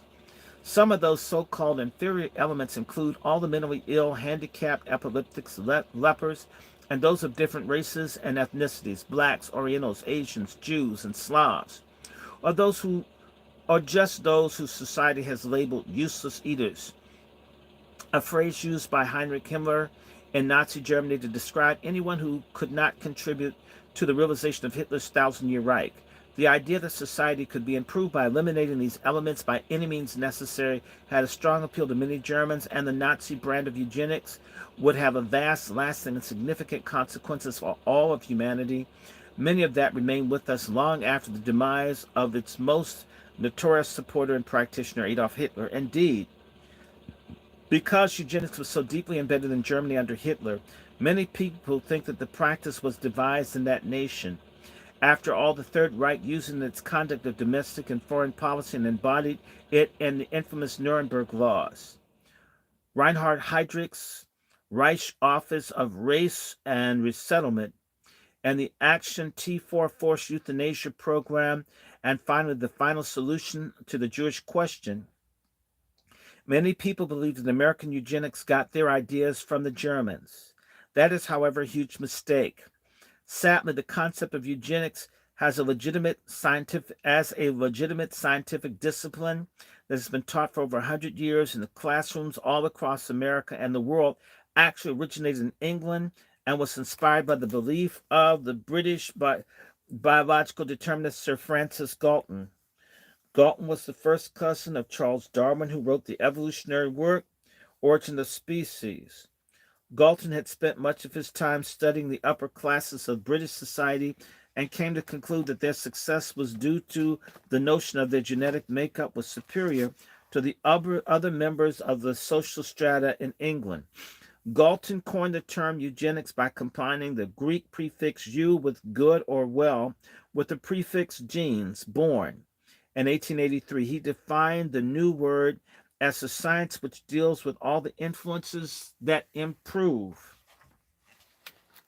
inborn qualities of a race, also with those that develop them with the utmost advantage.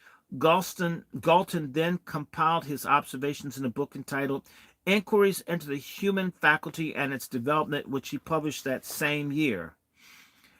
As was mentioned in the earlier pages, his theories that the human race could remake itself through scientific means found enthusiastic following among many prominent Britons such as H.G. Wells, George Bernard Shaw, and John Milton Keynes. But the list didn't stop there. Other adherents to the theory of eugenics included J.B.S. Haldane, Marie Stopes, Julian Huxley, and future British Prime Minister Winston Churchill.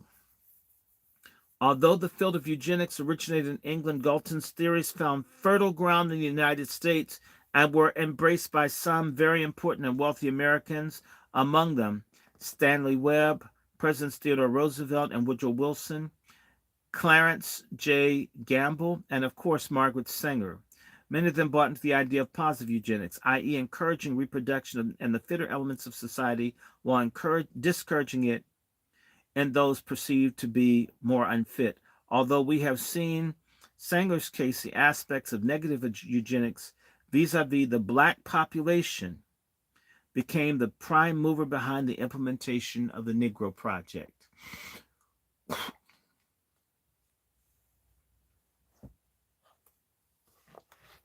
In the last decade of the 19th century, the United States was experiencing an influx of new immigrants from Europe, many of whom were poor, uneducated, and had large families. This stirred much anxiety and animosity in the existing population, which feared the rising rates of poverty, illiteracy, crime, and disease among the new arrivals. Although laws limiting immigration in America had been on the books for years, a new field of eugenics offered a unique angle from which to approach the problem. For instead of limiting by law the number of immigrants coming to the United States, whom the largely Protestant population had come to resent, in part because they were largely of the Catholic faith, now a new scientific way to attack the problem was within reach. They may not have been able to keep these people out entirely, but what they could do something to limit the number of children they bore once they were here. Galton's idea, as stated earlier, found acceptance in the United States, due in no small part to the idea that it was somehow scientifically possible to get rid of the bottom tenth of American society. This segment was defined by the eugenicists by its racial, economic, educational, and social standing, and they hoped that the numbers of such undesirable or unfit people could be reduced or limited, if not eliminated entirely, through laws aimed at restricting immigration. For example, the Immigration Restriction Act of 1924, or by prohibiting miscegenation, which is interracial marriage, or by other coercive measures such as forced sterilization. For a number of reasons, including race, almost every state in the Union enacted such barbaric laws, to their everlasting shame and regret, including Virginia, which only ended all forms of legally enforced sterilizations in 1974. And a more ominous example, a Nazi eugenicist cited the United States Supreme Court ruling upholding California's eugenics law when he faced justice in the Nuremberg war crimes trial following World War II. We'll examine some of the said laws on later on in this chapter. The popularity of eugenics and the theory that it was possible to breed away our less desirable traits was clear all across America in the early decades of the 20th century. For instance, county fairs began staging better baby contests in 1908, in which the so-called desirable children were given awards ranging from blue ribbons to bronze medals based on a set, and eventually led, beginning in 1920, of so-called fitter family for the future contest and a set predetermined criteria. The wording isn't good here. These competitions proved highly popular with the general public, which entire families were encouraged to take part. The first prizes sometimes being a health checkup free of charge at the local hospital or clinic. Such programs received funding from a number of sources, including money from several wealthy families and private philanthropic foundations, among them the Harriman family, which made its fortune in the railroad business, the Carnegie and Ford Foundations, J.H. Kellogg, who in 1906 provided seed money to establish the Race Betterment Foundation in Battle Creek, Michigan.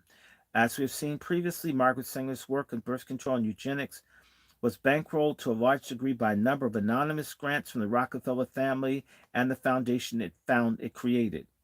The Race Betterment Foundation was followed in 1911 by the establishment of the Eugenics Records Office in Cold Spring Harbor, New York.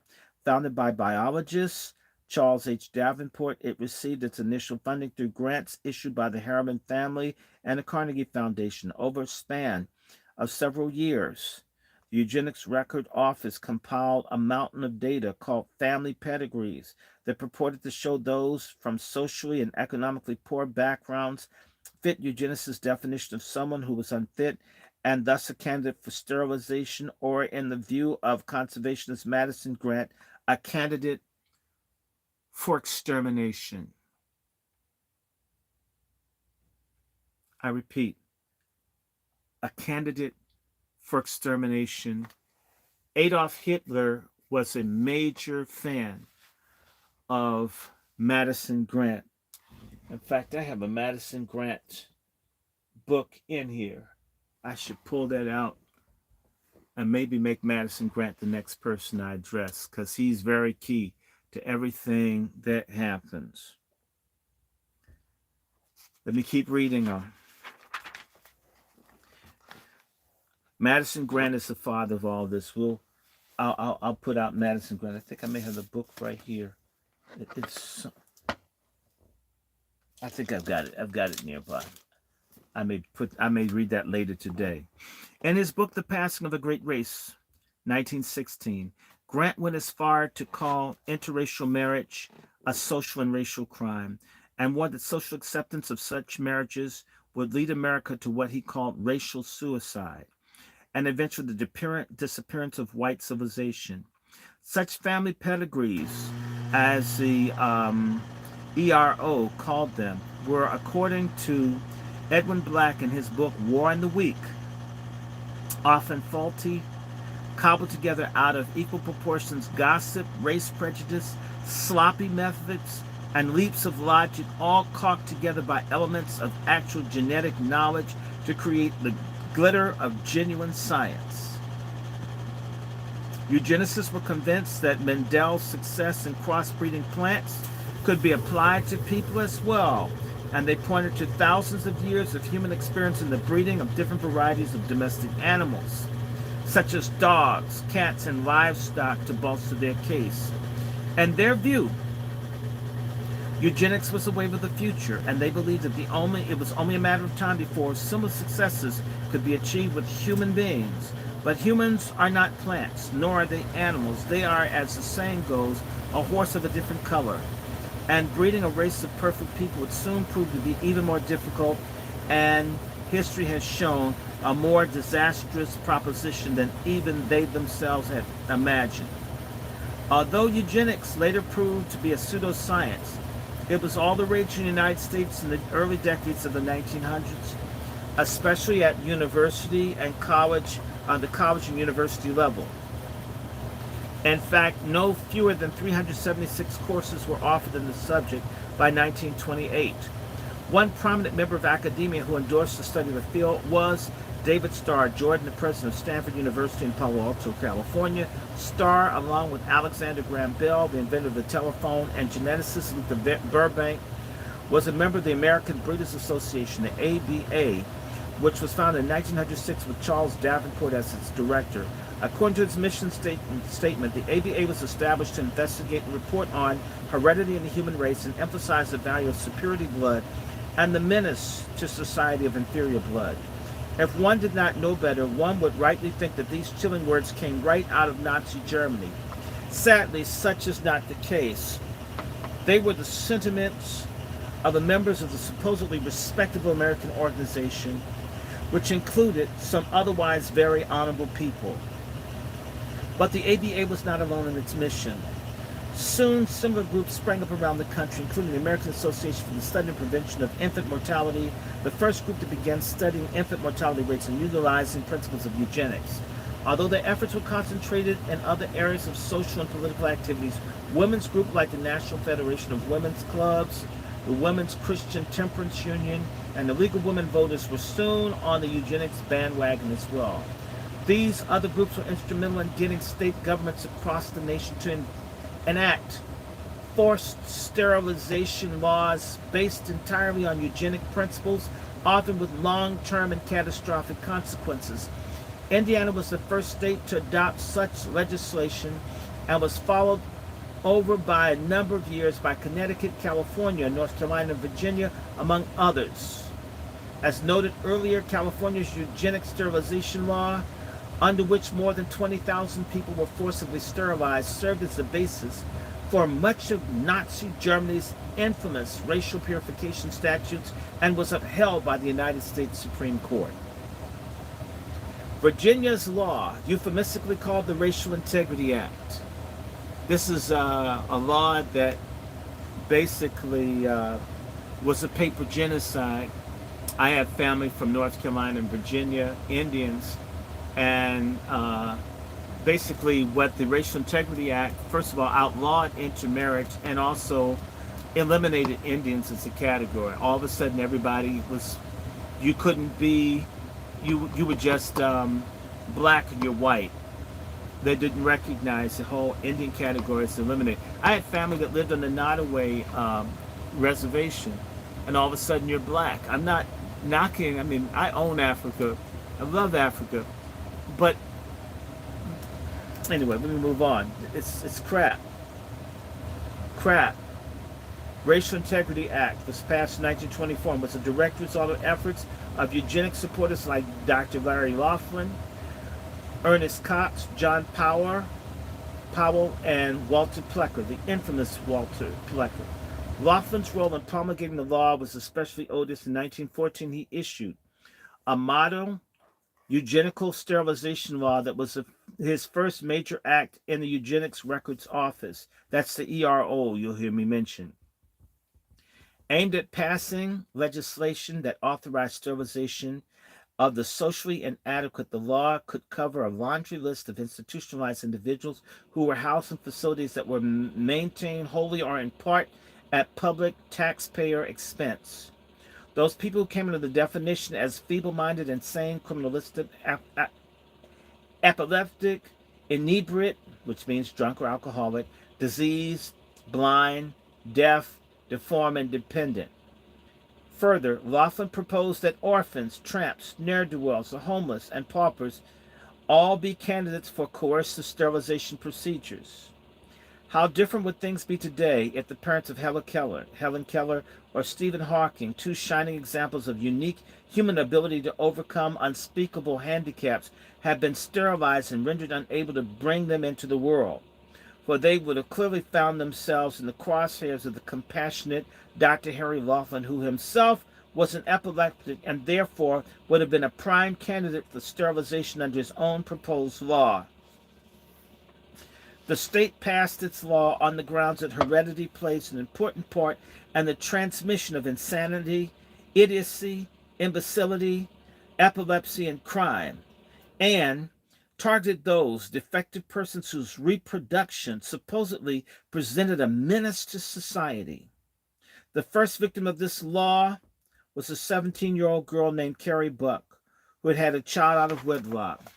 She was forcibly sterilized on the dubious grounds that her mother, Emma, who was confined at the Virginia colony for the epileptic and feeble-minded, had passed on the undesirable genetic traits of feeble-mindedness and sexual promiscuity onto her daughter. A trial soon followed that sought to challenge the constitutionality of the state law under which Carrie was to be coercively sterilized. The state brought forth several witnesses who testified against Carrie, including Albert Priddy, the superintendent of the asylum where Emma was confined. He testified that Emma had a record of immorality, prostitution, untruthfulness, and syphilis, and that the Buck family were members of the shiftless, ignorant, and worthless class of antisocial whites of the South. Other members at Carrie's trial included Arthur Easterbrook, a sociologist from the ERO, and a nurse who examined Vivian, the child whom had been born, and found her to be below average and not quite normal. Even Laughlin himself got into the act, although he had never met Carrie, let alone examined her, wrote a disposition endorsing Priddy's contention regarding her alleged feeble-mindedness and moral delinquency. It was later discovered that Carrie had become pregnant because she had been raped by a relative of her foster parents and not because she was sexually promiscuous. It was also shown that Vivian was not feeble-minded at all, but was actually a normal little girl who did well in school, that she was on the honor roll with an A average no less, and it was also later discovered that Carrie's defense lawyer was in on what could only be described as a fix of monstrous proportions, and seeing that the Virginia law was upheld. The judge ruled that Carrie was indeed mentally defective and was therefore to be sterilized to prevent other defective children from being born. The verdict was appealed to the United States Supreme Court, and that body rendered its final decision in 1927 in Buck v. Bell, in which Justice Oliver Wendell Holmes presiding.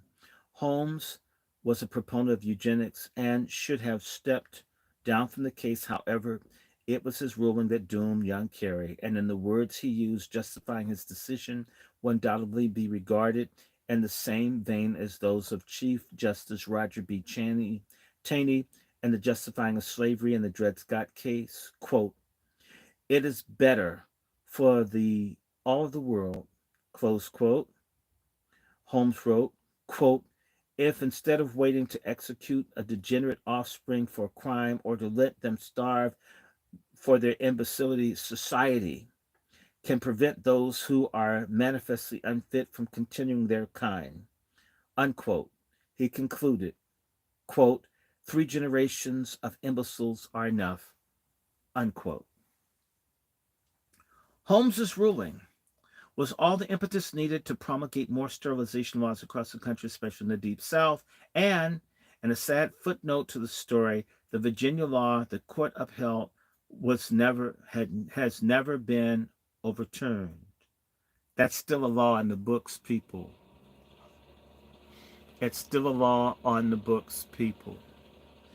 The Buck v. Bell, it's still legal to sterilize people. It's still federal law. When they threaten to sterilize black women in prisons and such, in which they do sometimes, it is federal law. Where are the feminists? Where are all these loudmouth, fat-mouth, ill-behaved women when there's something like this that messes with women? Where's the National Organization of Women? Where are the goddamn feminists? Somebody tell me.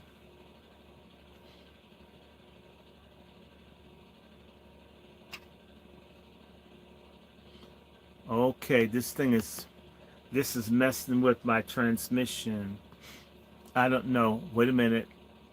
My thing went off. Hold on 1 second. Out of nowhere, my signal went off. Yeah, I think that they don't want people sharing information. Let me see if I can get on Wi-Fi because it knocked my. I was hardwired and it went off.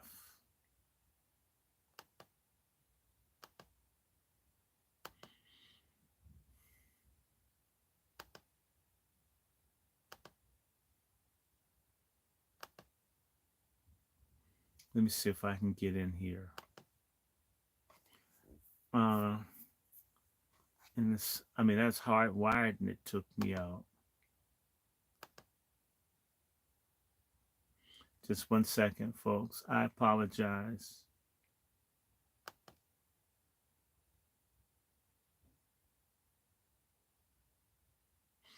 I don't know what's going on, people. Give me a second. It knocked my thing off. Uh-oh. They don't like for y'all to. Y'all have no idea. They make information very hard for people to have. You have no idea. This little conversation that we have, you're not supposed to know this. We're not supposed to inform one another. Do y'all understand that? They don't like this, and y'all need to contribute to the Angry Black Men's Book Club. One of my things won't even connect. Uh, Let me see. Let me get back in here. I apologize. They took me off, folks. This is some powerful information. They don't want you to know. I know other people have bigger followings and they got more folks. I'm not competing with anyone. I'm going to do what I do. Let other people do what they do. I'm not running after crowds. So right now, they're about 2, 5, 14. So we have about 50 people. And by the way, y'all should like this. Help push the algorithm. I hope you guys are subscribing. I should have 400 people. And that's just 4 people. Like this and donate.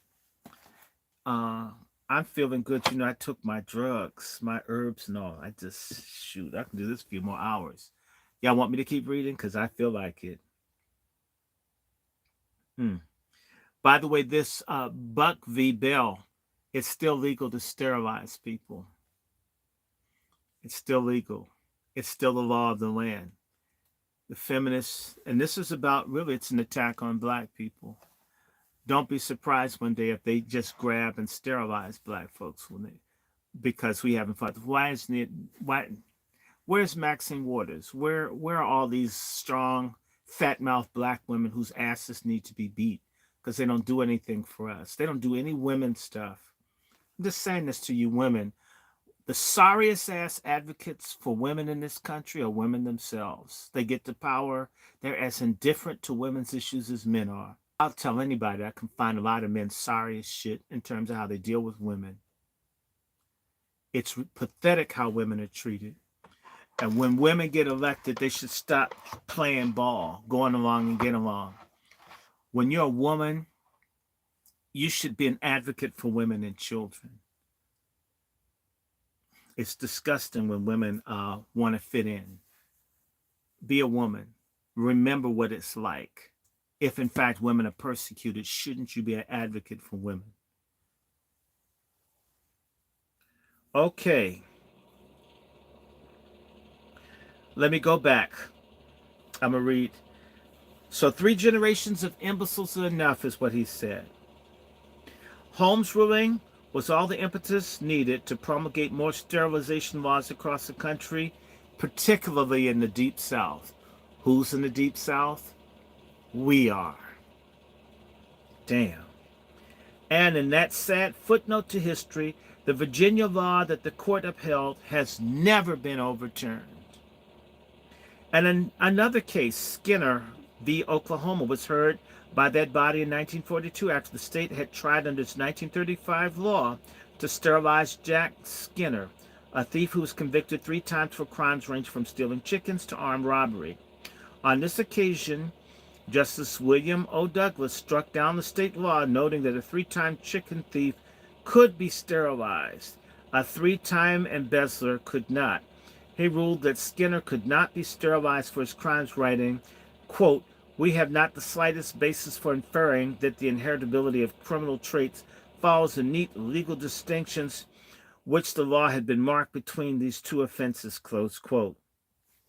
Despite the ruling in the Skinner case, the forced sterilization laws continued on the books, and at one time or another, 33 states had statutes permitting coercive measures of one kind or another to rein in the number of those deemed unfit or defective by the respective states.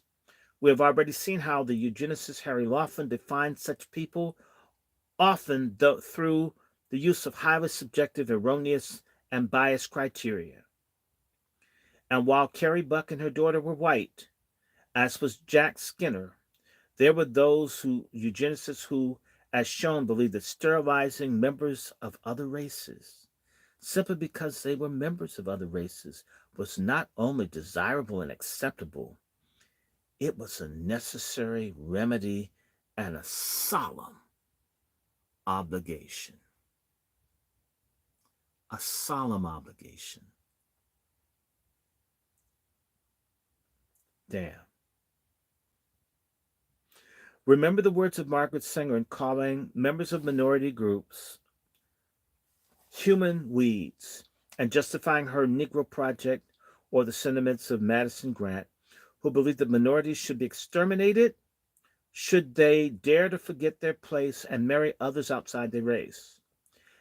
And it is absolutely stunning how many prominent Black Americans were taken in by the notion of race-based eugenics, in particular where the Negro Project was concerned. Here comes the boule, y'all. For example, Charles S. Johnson, president of Fisk University, supported the idea of what he called eugenic discrimination, writing in the June 1932 issue of the Birth Control Review. This is Margaret Sanger, racist Nazi Margaret Sanger, had boule Negroes writing in favor of eliminating us. Why do you think they're not saying anything about Chicago or New York or what's happening in D.C., these democratic cities? What's happening to Black people all over what's happening in Miami? Where's the goddamn CDC? Why do you dumb fucks vote Democratic blindly? Why vote at all if they're moving to exterminate you? Writing in the June 1932 issue of the Birth Control Review that such a program was necessary because the high maternal and infant mortality rates, and to lower the incidence of diseases like malaria, tuberculosis, typhoid, and venereal infection. He contended that, quote, the status of Negroes as marginal workers, their confinement to the lowest branches of industry, the necessity for the labors of mothers as well as children to balance their meager budgets are factors that emphasize the need for lessening the burdens, not only for themselves, but society, which must provide the supplementary support in the form of relief, close quote. Johnson later served on the National Negro Advisory Board of Sanger's Birth Control Federation of America, which later became the Planned Parenthood Federation of America. And how many of you think, I can assure you, I bet you, Charles S. Johnson's Greek? W.B. Du Bois led his support to eugenics in an article titled Black Folk in Birth Control, and this was also in the Birth Control Review, Black Folks in Birth Control, in which he belittled those who opposed contraception on religious grounds as somehow not getting it, citing what he called, listen to this, quote, the inevitable clash of ideas between Negroes who are striving to improve their economic condition and those whose religious faith has made the limitation of children a sin, close quote. He took those people to task for their stubborn intransigence, calling them, quote, the mass of ignorant Negroes who breed carelessly and disastrously, so that the increase among them is from the part of the population least intelligent and fit, and the least able to rear their children properly, close quote. That's goddamn Du Bois. Du Bois suggested that blacks would be open to intelligent propaganda of any sort in order to foster, in his words, a more liberal attitude among church-going blacks. This was the kind of opening eugenicists like Sanger needed to ingratiate themselves with their unsuspecting targets. The black media joined it as well and carried Sanger's articles on birth control in the pages of such newspapers as the Afro-American, the Chicago Defender. Author Walter Thurpening was even more blunt in his criticisms than either Johnson or Du Bois. In an article that appeared in the June 1932 issue of the Birth Control Review that was titled God's Children, he excoriated poor blacks for siring more children, calling it a pathetic situation. Quote, the birth of a colored child, even to parents who can give adequate support, is pathetic, and view of the unchristian and undemocratic treatment likely to be accorded at the hands of a predominantly white community, and the denial of choice and the propagation to this unfortunate class is nothing less than barbarous. So in other words, it's not racism that needs to get rid of. Black people shouldn't exist, therefore there won't be discrimination.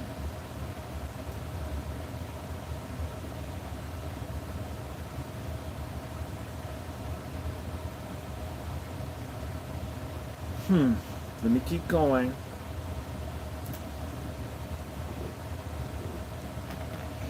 Note, if you will, the corruption of the word children that Thurpening used in the title of this article. It is doubtful that such a deliberate attempt at mocking the speech pattern of some black Americans would be tolerated today if it were employed by a white author.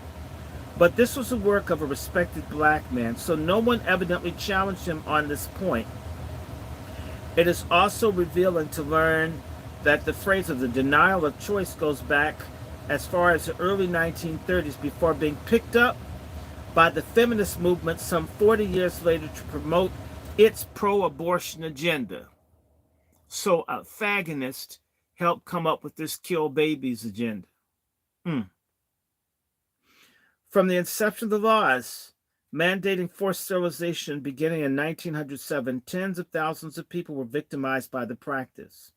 While the actual number of these operations may never be known, it has been estimated by the time Oregon had performed its last legally enforced sterilization in the United States in 1981, at least 64,000 people had their lives irreparably damaged by the effects of forced sterilizations in the United States, and often for the most frivolous or specious of reasons. California led the way with a dubious category with an estimated 20,108 such procedures. 2 states performed more than 5,000. Virginia was 7,162, and North Carolina was 6,297. Michigan with 3,786. Georgia with 3,284. Kansas with 3,032. And the states with the next highest number for these operations were New York, Idaho, and Arizona had performed the fewest. But forced sterilization was the only method that the eugenicists employed to curb the number of undesirables. However, they promoted euthanasia or mercy killings to achieve that end. You need to know right now, black Democrats and white Democrats in Maryland and in Washington, D.C., as recently as 2019, almost got euthanasia laws on the books. Black preachers are now being paid to promote through this group called Compassion to Care to get black families to kill their sick members. Compassion to Care, it's a real group. So it's compassion to kill your family when they're sick. You don't see any movement among these nigger preachers to do anything to help people when they're sick, but you can get them to take pay to get folk to kill them. Again, they promoted euthanasia or mercy killings to achieve their end. Euthanasia comes from the Greek word euthanos, which means good death. It's defined as the act of causing death painlessly to end suffering.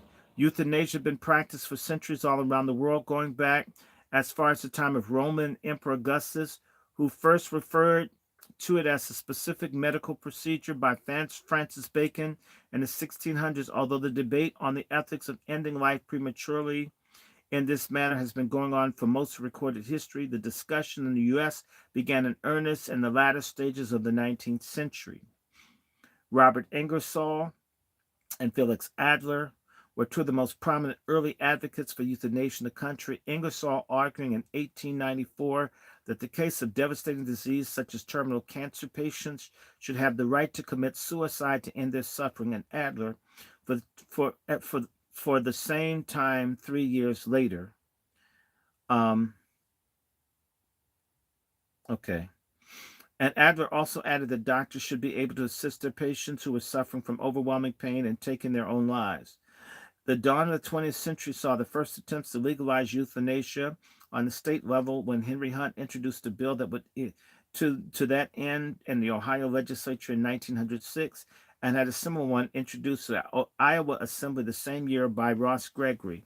Both bills sought to alleviate human suffering by allowing patients to end their own lives through lethal doses of anesthesia, and each contained numerous caveats and provisions, e.g., the patient's age, proof of terminal illness, level of pain suffered by the patient, and the number of doctors required to give their consent and to be present at the act that ended the patient's life, and the number of witnesses needed to attest the patient's state of mind before such a drastic remedy could be used. Although similar in intent, Gregory's bill differed from Hunt's in two ways.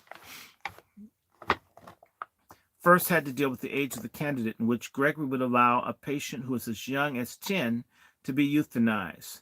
Hunt's legislation only specified that the candidate be of legal age. Secondly, Hunt's legislation imposed penalties on doctors who refused to obey the proposed law, with resulting jail terms of 6 to 12 months and fines ranging from $200 to $1,000. The Ohio legislature rejected Hunt's bill by a margin of 79 to 32, and Gregory's bill, despite generating much discussion and debate in Iowa, was also defeated, the bill having been withdrawn after being passed on to the State Committee on Public Health. Despite these setbacks, on the state level, debates over euthanasia proved to be far from over nationally. The practice was endorsed by a number of wealthy citizens, such as Anna Hall, who, like Sanger, had watched her mother die from cancer, in this case from the liver, and whose urging Representative Hunt had introduced his ill-fated bill in the Ohio legislature, and at least one prestigious philanthropic organization, the Carnegie Institution, which published a report in 1911 that identified euthanasia as one of the preferred methods in addressing the eugenics issue, often by gassing the subjects in question. The approach, while appealing to eugenicists like Madison Grant, proven to be problematic to both the movement, not on moral grounds, but as a practical matter, simply did not believe that Americans were prepared to accept a large-scale euthanasia program, and they didn't think the populace would go along with the wholesale gassing of the unfit either. Thus, it was deemed necessary to employ some different approach that would not draw undue attention to either the motives behind what was being done, the methods by which such plans were to be carried out. One such method involved an asylum in Lincoln, Illinois, which fed new inmates milk that was laced with tuberculosis on the belief that those who were genetically fit would somehow be resistant to the deadly ingredient. This resulted in a fatality rate of between 30 to 40% per year over the course of the program.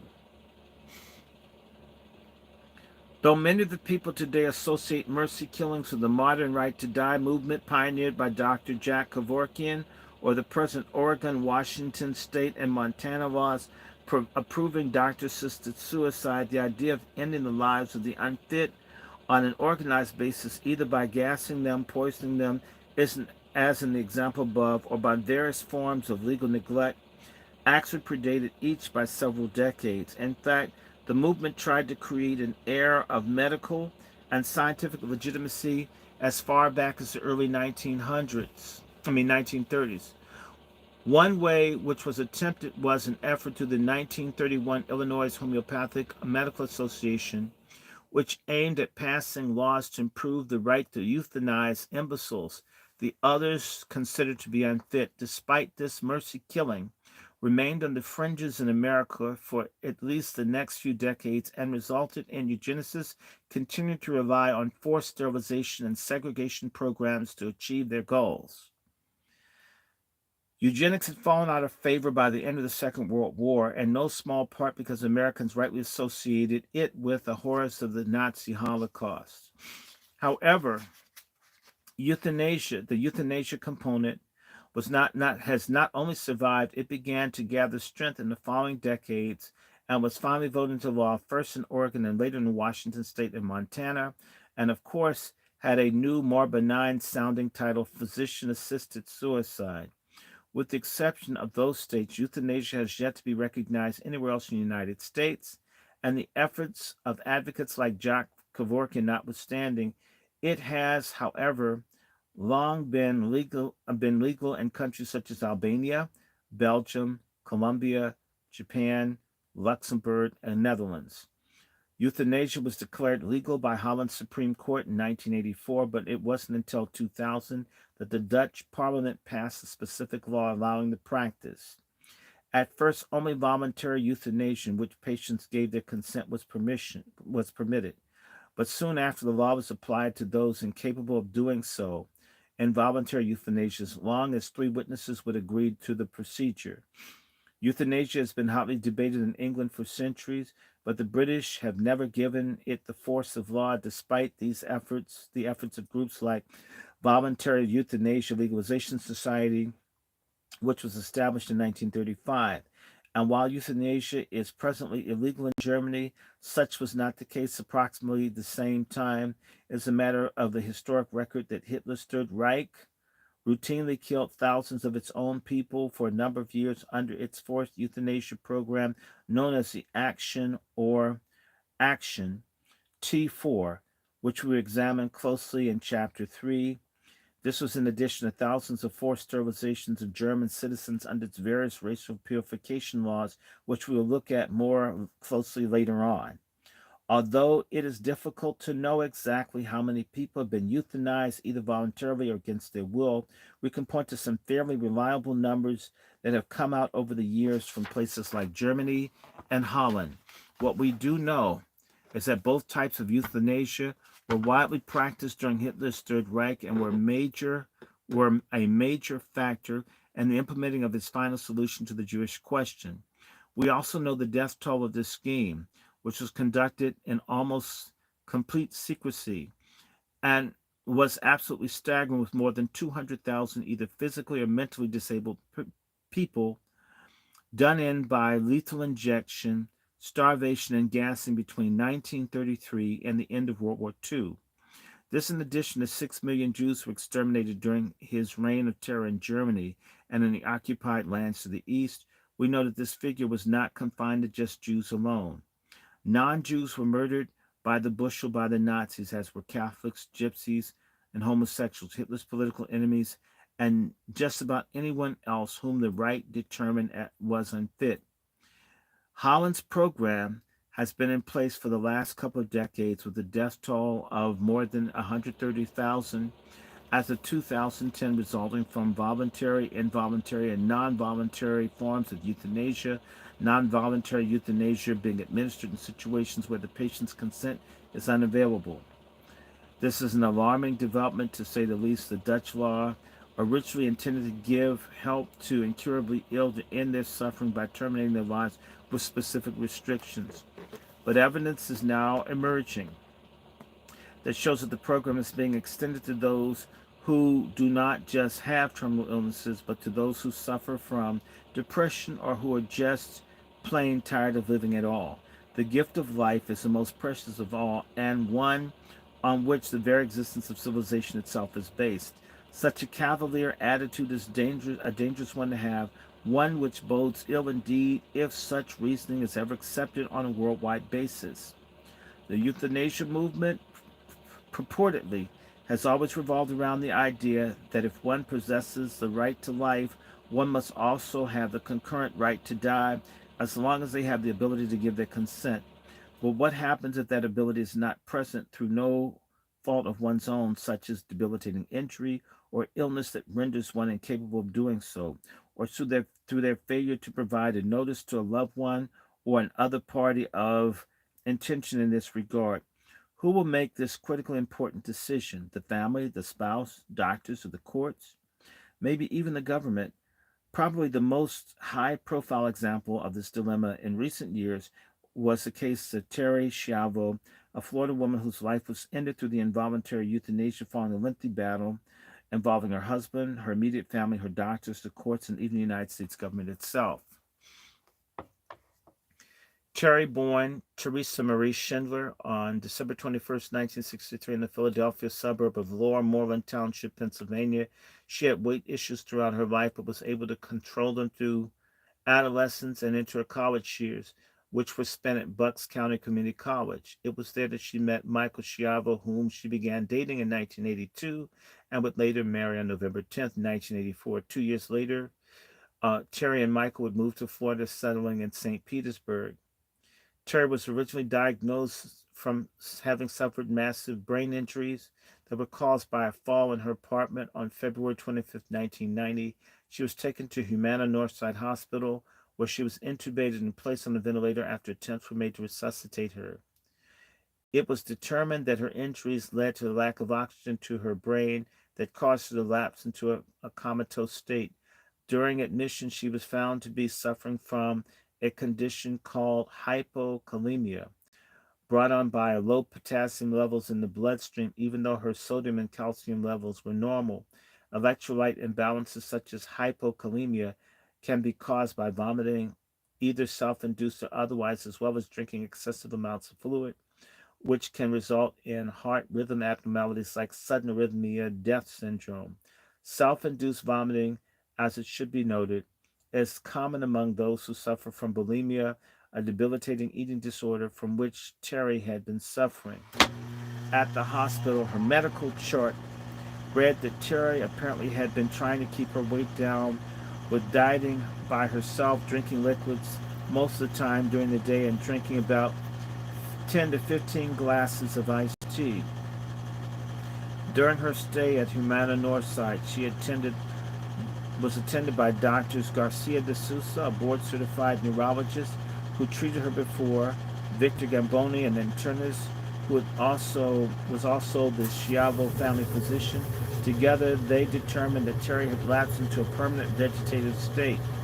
This diagnosis, which de Sousa and Gamboni had reached about a year before after she had suffered her sudden cardiac arrest, was soon followed by a long protracted battle between the Schindler family and Michael Schiavo that ultimately involved no less than 14 separate appeals to Florida courts, not to mention several mentions, hearings, and petitions on the state level, 5 suits in federal district courts, state laws which were struck down by the Florida Supreme Court, and 4 denials by the United States Supreme Court. Terry's feeding tube was removed and reinserted on several occasions over the next few years until it was ordered to be removed for the last time. The case even reached the United States House and Senate, which passed special legislation ordering that the feeding tube be reinserted to provide nourishment to the stricken woman after Judge George Greer ordered it removed yet again. President George W. Bush made a special trip to Washington from his vacation in Crawford, Texas, to sign the legislation ordering the feeding tube be reinserted. At issue was whether or not Terry would have wanted her feeding tube removed so that she could die in peace. But due to her condition, she could not make her wishes known about what to do. Her husband, Michael, maintained that Terry would not have wanted to remain on the tube and that she had made this clear to him. But her parents disputed this contention, saying that their daughter was a devout Catholic who would never have made such a request due to her religious upbringing. The Schindlers were so confident that she could still function that they offered to care for Terry on their own, but were denied the opportunity to do so. They also maintained that her cognitive abilities were still intact to the point she was able to respond to certain external stimuli, which they attempted to prove using videotape evidence. Again, they were rebuffed. The matter was further complicated by the fact that she had not prepared a living will, laying out her wishes in case of such a catastrophic event as that which actually befell her.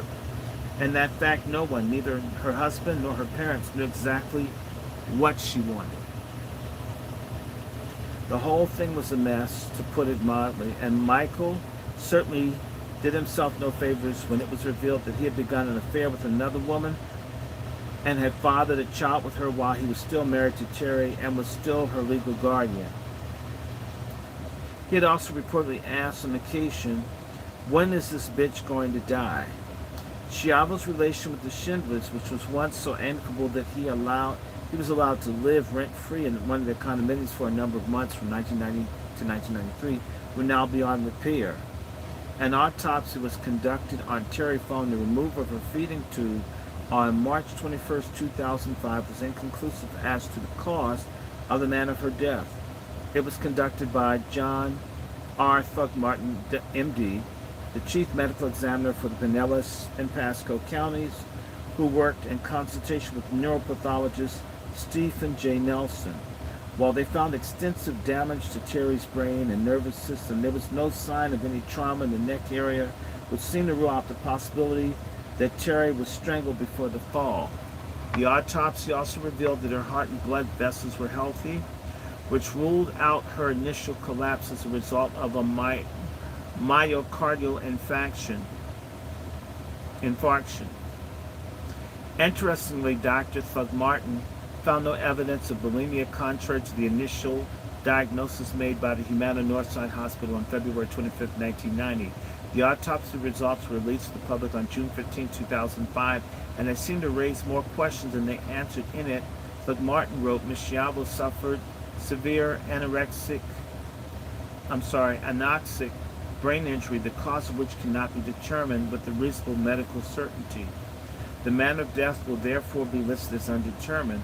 While the results of Terry's autopsy may have laid the matter to rest for many, including Michael, the Schindlers were far from satisfied. Terry's brother, Bob Schindler, issued a statement on the family's behalf, which read as follows: the fact that the medical examiner ruled out bulimia and ruled out heart attack without doubt asked more questions. Then, since Thugmartin issued his findings in the Schiavo case, relations between the Schindlers and Michaels have remained, to put it charitably, icy at best. Each side has kept its right to die issue alive in its own way. Michael established the Terry PAC, a political action committee, in 2005 with the goal of electing legislators who favor enacting such laws, and penned a book titled Terry, the Truth in 2006. Schiavo shut down his PAC in 2007 following a federal elections commission judgment against him for its failure to file complete and timely records. The Schindlers were busy as well and formed the Terry Schindler Schiavo Foundation in 2000 to garner support for their side of the issue. 3 years later, they changed the name to the Terry Schiavo Life and Hope Network. They also published a book of their own, A Life That Matters, The Life of Terry Schiavo, A Lesson for Us All, 2006, the same year that Michael's book was released.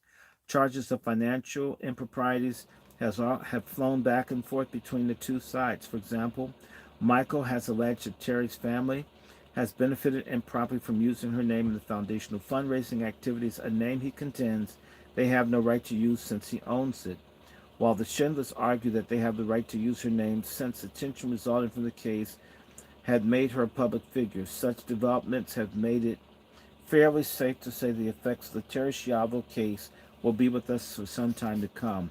They've also made it clear that the euthanasia discussion, regardless of what name is attached to the right to die, physician-assisted suicide, etc., isn't going away anytime soon either. So what? At the end of the day, do we take away from this? What do we learn? And how ultimately are we going to move on? Whatever anyone thinks the final outcome, one particularly disturbing aspect of the Schiavo case was Judge Greer's ruling that the simple act of providing Terry with food and water through her feeding tube somehow constituted an unusual or heroic measure to keep her alive through her long, drawn-out ordeal. After all, would it not be normally Would not one normally describe such an act as one of compassion? This was not some kind of radical experiment that was being conducted on a human guinea pig. To the contrary, this was a decent, logical, and yes, Christian thing to do.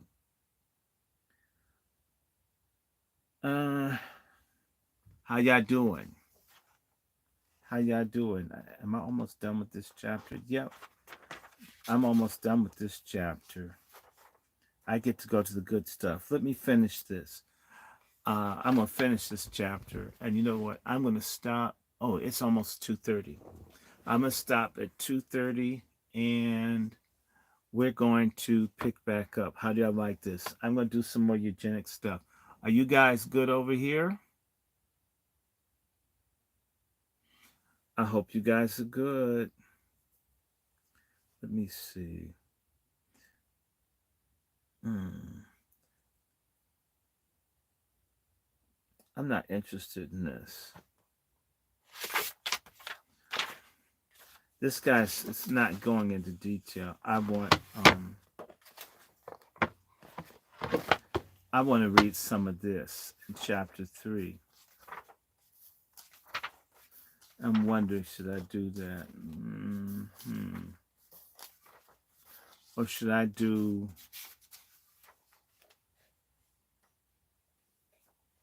I'm going to skip this.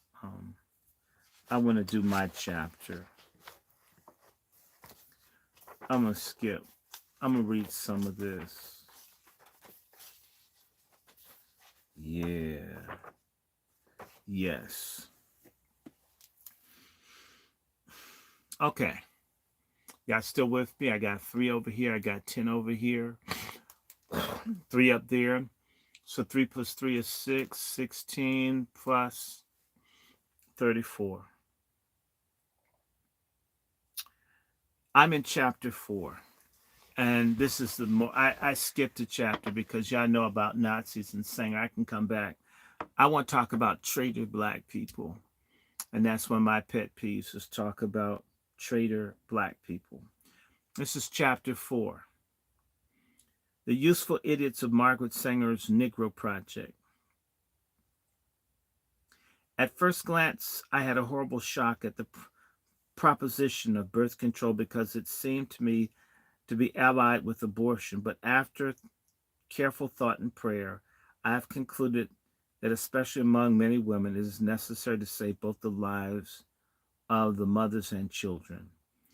This is a letter from J.T. Braun, editor-in-chief of the National Baptist Convention Sunday School Publishing Board, to Margaret Sanger.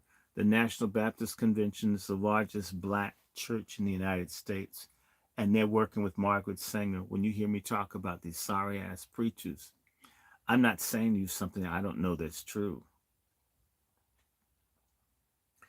When the communists took power in Russia in 1917, Vladimir Lenin created a phrase to describe those who would unwittingly support his sinister and deadly agenda for his nation and the world at large as the useful idiot. Throughout the 20th century, this phrase would come to be associated with a whole slew of leftist political movements from communism, Nazism, and socialism in the early 1900s to feminism, animal rights, gay rights, and environmentalism today. Each has its share of useful idiots, like Dr.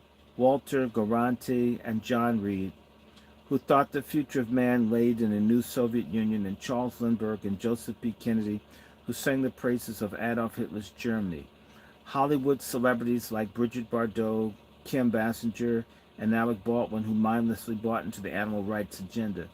More recently, Sean Penn, Danny Glover, and Oliver Stone, who incredibly duped by Venezuela's dictator Hugo Chavez. The global warming, now climate change movement has its useful idiots, as well as such people as former Vice President Albert Gore and NASA Administrator James Hansen.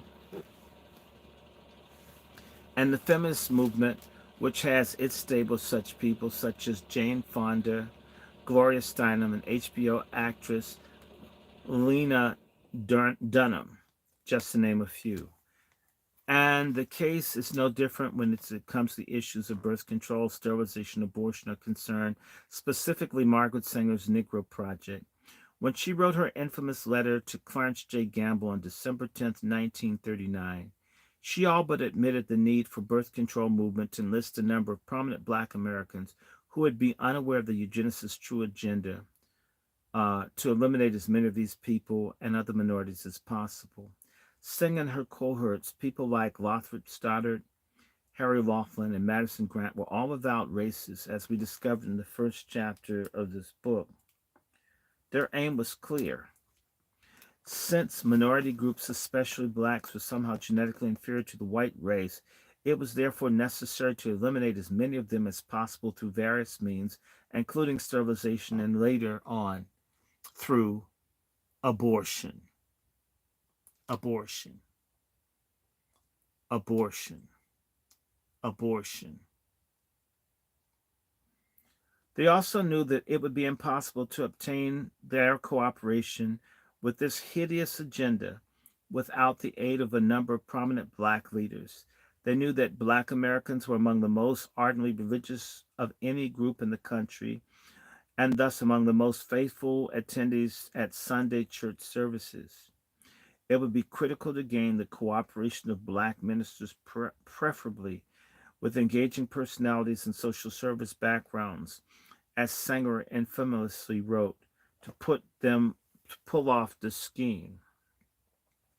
This effort to deceive the minister's unsuspecting flocks into accepting Sanger's agenda would start with the churches. Remember the shutdown? They did it. This is a Sanger's playbook, what they did.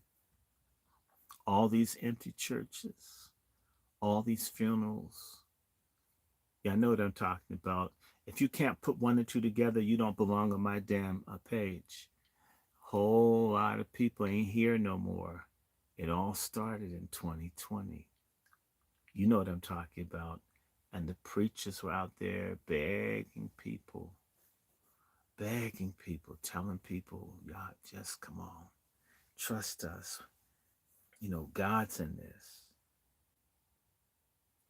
So they got these preachers again. This effort to deceive the minister's unsuspecting flocks into accepting Sanger's agenda would start with the churches, but it would soon encompass nearly every segment of black life and would come to include leaders in business, entertainment, academia, and the media. And the tradition of all leftist ideology, the eugenicist agenda, would be framed in such benign and noble sounding euphemisms as family planning, birth control, and disease prevention, and would rely heavily on a number of useful idiots in the black community to carry it forward. The purpose of this chapter, then, is to examine more closely the role that these people played in implementing Margaret Sanger's Negro Project, not only from its inception in December 1939, but up to and including the present day. One prominent figure in the black community was W.B. Du Bois. Born in Great Barrington, Massachusetts in 1868, Du Bois became an accomplished writer, sociologist, and key founder of the National Association for the Advancement of Colored People, the NAACP. During his long career, Du Bois became recognized at the time as the most outspoken civil rights activist in America, and was a recipient of a number of awards, among them the Spingarn Medal from the NAACP in 1932, doctorates of letters from Atlanta University and Fisk University in 1938, and honorary doctorates from Morgan State, Berlin, and Charles Universities. He was also a committed leftist and later a member of the Communist Party. In fact, Du Bois was awarded the Lenin International Prize in 1958. His political views meshed well with the progressive movement that was coming to the fore in the early decades of the 20th century, including the eugenic views of Margaret Sanger, Lothrop Stoddard, Henry Laughlin, and others. Du Bois came to believe that what he called the worst of his fellow blacks were the overbreeding and, thus, adding to the social ills that were plaguing this group, while the best, as he called them, were not holding up to their end of the bargain. He believed that the problem could only be resolved through the selective breeding of black children with desirable traits, meaning through eugenics. These views led him to promote the idea of a so-called talented tenth of the black population would over time raise the whole black race up to the level with their white peers. Author Jonathan Goldberg gives an insight into Du Bois's take on the subject in his book Liberal Fascism, The Secret History of the American Left from Mussolini to the Politics of Meaning, in which he writes the following, quote, Du Bois shared many of the eugenics views held by white progressives. He defined members of the talented tenth as exceptional men and the best of their race. He complained that the Negro had not been breeding for an object and must begin to train and breed for brains, for efficiency, for beauty. Over his long career, he time and time again returned his concern that the worst blacks were overbreeding while the best were underbreeding. Indeed, he supported Margaret Sanger's Negro Project, which sought sharply to curtail the reproduction among the inferior stocks of the black population. Close quote. Du Bois' disdain for his fellow blacks for bringing what he considered useless offspring into the world was clear for all to see. In 1932, in Sanger's Birth Control Review, for example, was titled The Negro Number and was dedicated to the question of birth control and sterilization among blacks. It featured articles by Du Bois, Charles S. Johnson, and others that attempted to make the case for wider access to birth control. In his essay, Black Folks in Birth Control, Du Bois gave a brief recap of what many blacks in the aftermath of emancipation and Reconstruction. He cited the inevitable clash of ideas between those Negroes who are striving to improve their economic condition and those whose religious faith made the limitation of children's sin as a cause of their misfortune. He savaged the mass of ignorant blacks who still breed carelessly and disastrously, so that the increase among Negroes, even more than the increase among whites, is from the part of the population that is least intelligent and fit and the least able to rear them properly. Du Bois had a solution. The problem of rearing children, he believed, did not make his talented 10th list. A religious approach among church-going blacks and the people that could help bring this about, eugenicists themselves. The churches are open to intelligent propaganda of any sort, he wrote, and the American Birth Control League and other agencies ought to get their speakers before church congregations and their arguments in the Negro newspapers. He justified his eugenic position as he concluded his piece thusly. Many blacks, he wrote, quote, are quite led away by the fallacy of numbers. They want the black race to survive. They are cheered by census return of increasing numbers and higher rate of increase. They must learn that among human races and groups, as among vegetables, the quality and not mere quantity really counts, close quote. As among vegetables, is this what the most outspoken civil rights activists in America really thought of his fellow black citizens? That they were no better than vegetables? Sanger and her associates could not have been more pleased with this take from one of the most high-profile and deeply respected black Americans of his era. And since he had already been named to the advisory board of the Harlem Birth Control Clinic in 1930, this only made things better in their view. The irony could have not been more apropos. Sanger, the religious bigot, enlisting Du Bois's help in infiltrating the black churches in order to promote the eugenics agenda and thus aid and abet their own destruction. But despite their attempts, the birth control advocates still had tough sledding ahead. For all their efforts over the next few years, they were frustrated by the opposition of many black ministers and their congregations to their plans. Sanger and her allies still had much work to do, yet the tide began to turn in their favor as their campaign of intelligent propaganda slowly began to bear fruit. As they gained more access to black churches, they were able to deliver their message that birth control was actually good for blacks. After all, who could be against better health for black women? See how they use this woman shit? That's why I just rip into it. I don't believe in no. Everybody gets held accountable. So I used to say women. Oh, just give it to them. Whatever. Women, just shut. Women. No. Analyze that shit. I don't care what your genitalia is. If it's stuff is full of shit, I don't care if you have a pussy or a dick. If it's stupid, it's stupid. If it's bad, it's bad. Oh, well, she has a vagina. And I'm gonna say this: the sorriest ass people in our race are black men who think it's cool if they just indulge everything that comes along with the person with the vagina. That's being cool and that's being hip. No, you've opened the door for your woman to be sterilized, for your legacy to be destroyed. Dumb fuck black men. Everything is his dick. At the end of the day, his dick is it. You have a dick to procreate, not to create abortion fodder. Idiot. Black women. Who could possibly be against blacks improving their economic lot by having smaller families? The argument proved powerful indeed.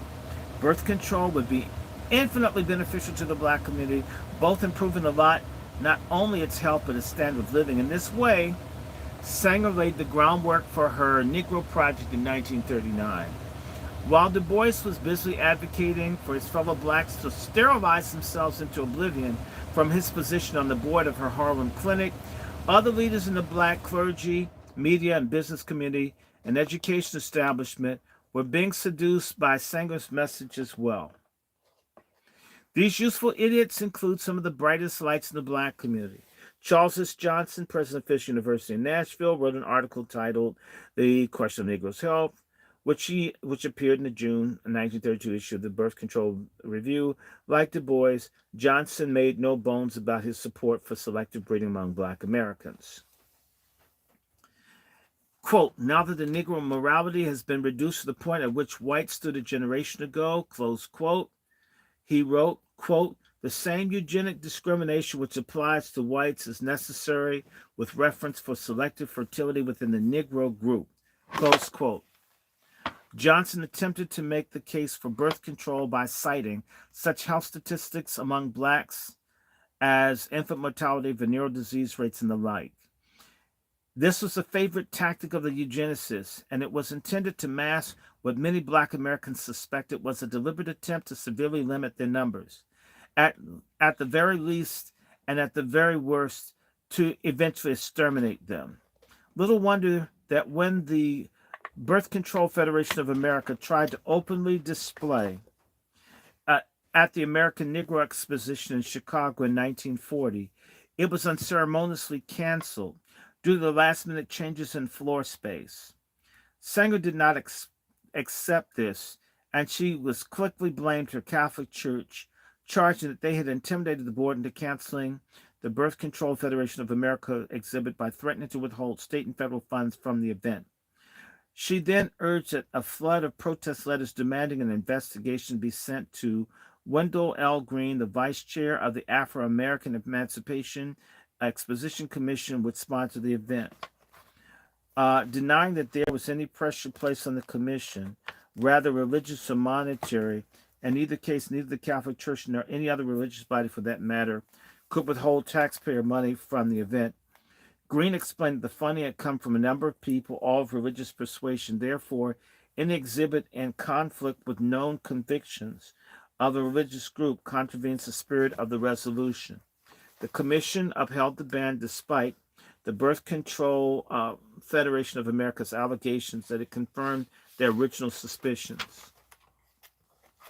Clearly, then, much of the work still lay ahead for Sanger and her allies carrying forth their eugenics agenda.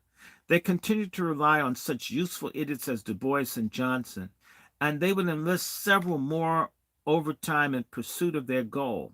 Another such person whom they would turn to was Dr. Dorothy Boulding Farabee. This is the craziest, wickedest pork chop feminist of all times. Her papers at Howard University, I've gone through some of them.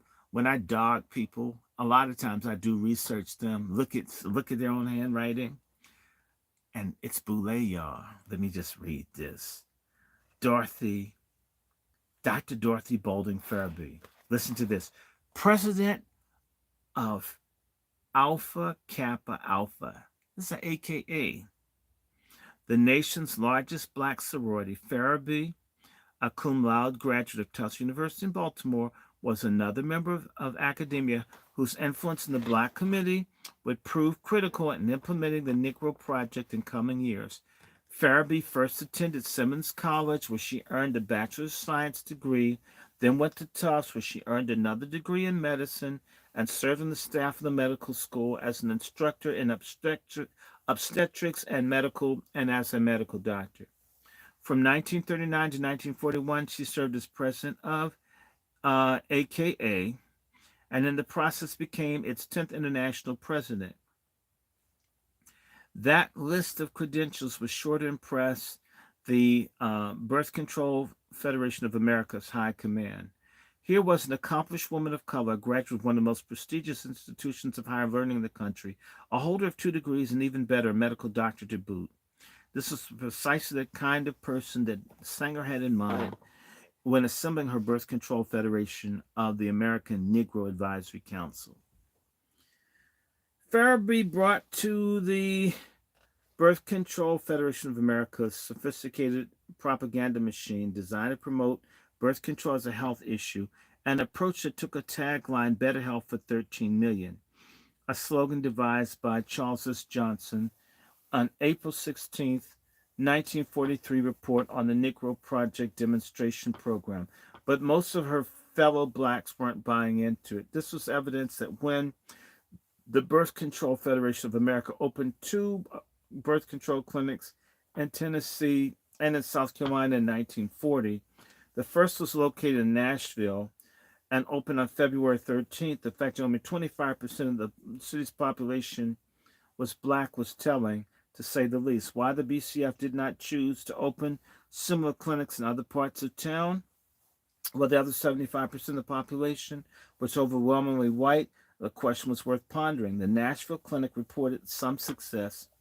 55% of the women receiving birth control used it regularly, but much resistance on religious grounds yet remained.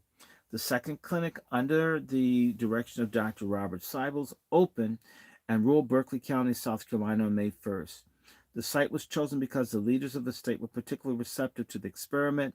South Carolina had been the second state to make child spacing as part of its state public health program after survey of the state's maternal deaths showed that 25% occurred among mothers known to be physically unfit for pregnancy. Child spacing, the reader will recall, was merely one component of the Birth Control Federation of America's strategy to couch its agenda in non-threatening and utterly misleading terms. It fit neatly into the better health theme that the BCFA was attempting to establish, and as other BCF facilities, emphasis was on birth control and not better prenatal care. Don't care nothing about women. They want to kill the babies. On June 29, 1942, representatives of 34 states of the BCFA chapters met in a special session to form Planned Parenthood Federation of America, or Planned Parenthood as we know it today. The words birth control disappeared from the bylaws of each state league affiliate to be replaced with the words Planned Parenthood, and no wonder, as Robert G. Marshall and Charles A. Donovan wrote in Blessed Are the Barren, the social policy of Planned Parenthood, particularly in the New York Federation of Planned Parenthood's old bylaw stipulated the object was to organize sound eugenics, social and medical principles, interest in and knowledge of birth control throughout the state of New York as permitted by law. The new bylaws replaced birth control with Planned Parenthood. Eugenics, Marshall and Donovan wrote, was dropped in 1943 because of the unpopular association with the German government's race-improving eugenics theories. At this meeting, the progress report, which Farabee contributed to heavily, presented comparing the success rates at the 2 clinics. It was revealed that the programs did not significantly improve the lives of black families in either state, and allowed that religious factors, as well as a comparison of birth control to abortion, along with conditions of grinding poverty, especially in the rural South Carolina, played a major role. Despite this, Farabee remained optimistic and wrote, when thrown against the total picture of awareness on the part of Negro leaders of the improved conditions of their opportunities to even better conditions under Planned Parenthood, the obstacles to the program were greatly outweighed. Farabee then called for disseminating more propaganda to the black community in a fashion that can only be described as chilling and highly disturbing. Quote, the future program of Planned Parenthood should center around more education in the field through the work of professional Negro workers because those of us who believe that the benefits of Planned Parenthood as a vital key to the elimination of human waste must reach the entire population. Close quote. Imagine, if you will, the level of public outrage that this comment would have generated had the speaker been a Klansman who was referring to black Americans if the same thing had been said by a member of the American Nazi Party referring to Jewish Americans. Planned Parenthood would have been discredited immediately. Its members rightly ostracized by every right-thinking American, but Farabee was neither Klan member or Nazi brown shirt. Again, this is using black women to do incredibly evil things, and because they have a vagina as a black woman, we just have to go along with it. Fuck that shit. Scrutinize a woman just like you would anybody else. And you sisters need to start busting women out, holding them accountable. And you see this now. You put in a black woman, no matter what bad happens, it's a woman, you just have to accept it. It's sick. It's unacceptable. I don't care who does it. But Farabee was neither a Klan member nor a Nazi brown shirt. Rather, she was a highly educated black woman who was actually applauded for her views, and she would continue to play a leading role in Planned Parenthood for many years to come. But it only got worse as she continued to address the Planned Parenthood meeting. She went on to emphasize the importance of, quote, Negro professionals fully integrated into staff who could interpret the program and objectives to other blacks, and a normal course of day-to-day contact could break down fallacious attitudes and beliefs and elements of distrust, could inspire confidence of the group that would not suspect the intent to eliminate the race. She's talking about exterminating black people. I forgot she has a vagina. It has to be okay. Oh, I'm gay. I criticize a woman. That's what a lot of stupid, dumb fuck black men. I have to say this about dumbass black men. The one thing I like is when it's a stupid, dick brain Negro who just goes through like pussy, pussy, pussy, pussy, pussy, pussy. And he gets to court and that woman takes every fucking thing he has. The white judges and everything. That bitch destroys him. And all of a sudden he discovers women are people, that a woman can be bad. She's more than a vagina with the body as a life support unit. And that she took your money and she cut you off and you begging and you going to court with no damn representation trying to prove I love her. I wouldn't take a vote. She got like a whole row of lesbian lawyers with buzz cuts that are going to cut your nuts off. Her pussy, we had great sex. Women are people. A woman can love you, a woman can hate you.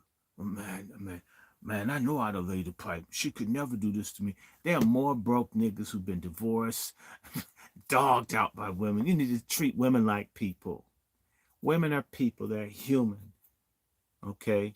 And that's what's killing the black race now. You put a stupid ass black woman up and nobody asks anything. Nobody get mad. We got one right in DC. Everything's fucked up. But it's a woman. Half of man, I would fuck her. Can't get jobs. Everything bad happened to you. You're hiring all these white cops to harass us. But the mayor, she got a big ass. I'm so tired of dumbass black men. Damn. I hope they're all vaccinated. Just go away. Leave us alone. Don't want to use your head. This woman's talking about exterminating black people. And if most of y'all saw a picture, damn, she's fine, man. Man, I put some secret sauce in her, right?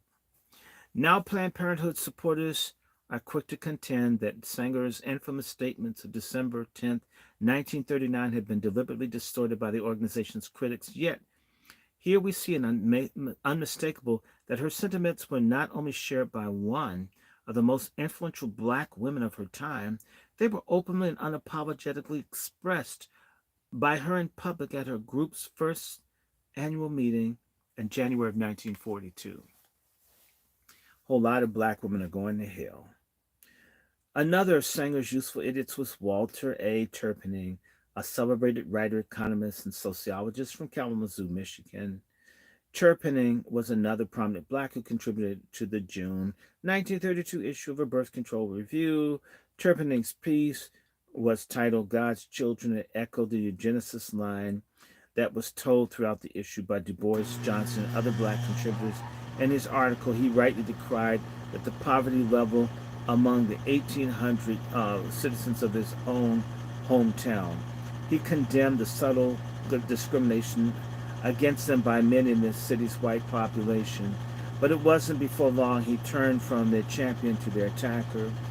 Even as he praised many, quote, colored citizens as fine specimens of humanity, he excoriated others in a large percentage of Kalamazoo's human scrap pile.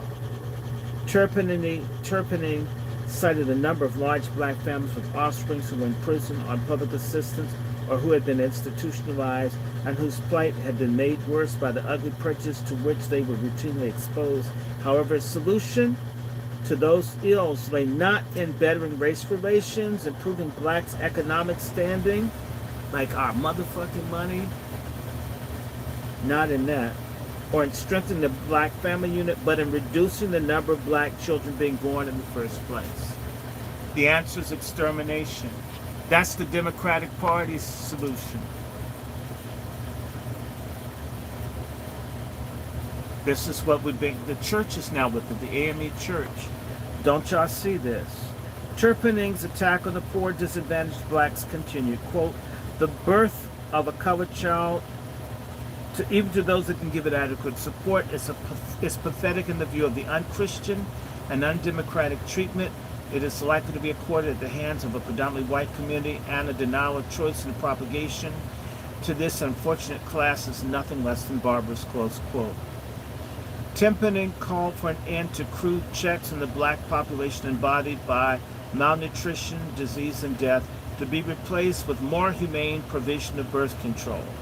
In other words, another way to kill black people, more status, you know.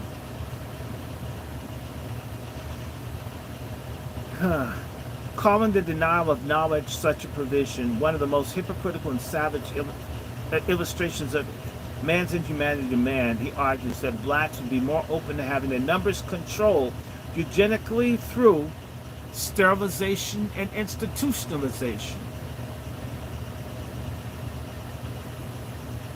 He continued promoting the eugenic line all the way to the end of his piece, concluding, quote, the dissemination of information on birth control should have begun with this class of poor blacks rather than with the upper socioeconomic class of white Americans.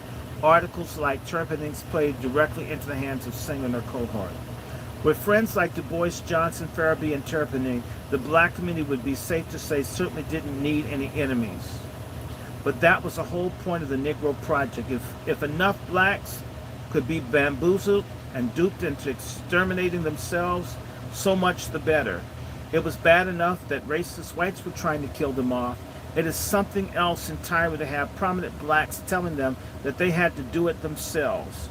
At a time when the Great Depression was in full spring, not to mention the grinding racism that accompanied it, the useful idiots of the Negro Project were sending out precisely the wrong message to black Americans. It's better that they had never been born at all than to try to make the world a better place. How ironic indeed, then, that the man who called for the elimination of human scrap piles would one day be honored by Albion College with its Walter A. Turpinning Award that recognized the scholarship and service by a graduating senior in economics and management.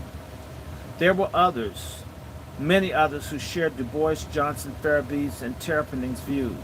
As Sanger's Negro Project began to gain momentum, it ensnared more and more mainstream black leadership in its web of deceit. By 1942, 3 years into its Negro Project, Planned Parenthood's National Negro Advisory Council numbered no fewer than 36 black leaders from all across the country, representing every segment of society, from the clergy to the professions, from academia to the black media. Mary McLeod Bethune was one such member, just as was Dorothy Farabee. Cloud Bethune is a Delta. She brought an impressive list of credentials with her to her seat on Sanger's Council. For one, she was president of the National Council of Negro Women's Groups in Washington, D.C. From here, she was able to bend the ear of President Franklin Roosevelt as a special advisor on minority groups. She was a close friend to FDR's wife, Eleanor, and would remain so until her death in 1955. Bethune was the only black woman present at the founding of the United Nations in San Francisco in 1945. She was a member of the so-called Black Cabinet, a group of influential blacks who had regular access to FDR during his presidency. And she is probably the best remembered establishing institution of higher learning that bears her name, Bethune-Cookman College in Daytona Beach, Florida. Let me just say to you, if you read Margaret Sanger's papers, Bethune-Cookman begged her to come to Daytona and teach her students about birth control. Sanger never bothered. She wasn't interested in her. When the women of the 20th century, her list of accomplishments is both long and impressive. Her life story inspired many people of all races. The fact that a woman whose parents were slaves in South Carolina was able to access the freedoms that were finally won by fellow blacks and soared to such great heights as a result of her own drive and initiative should make all Americans exceedingly proud.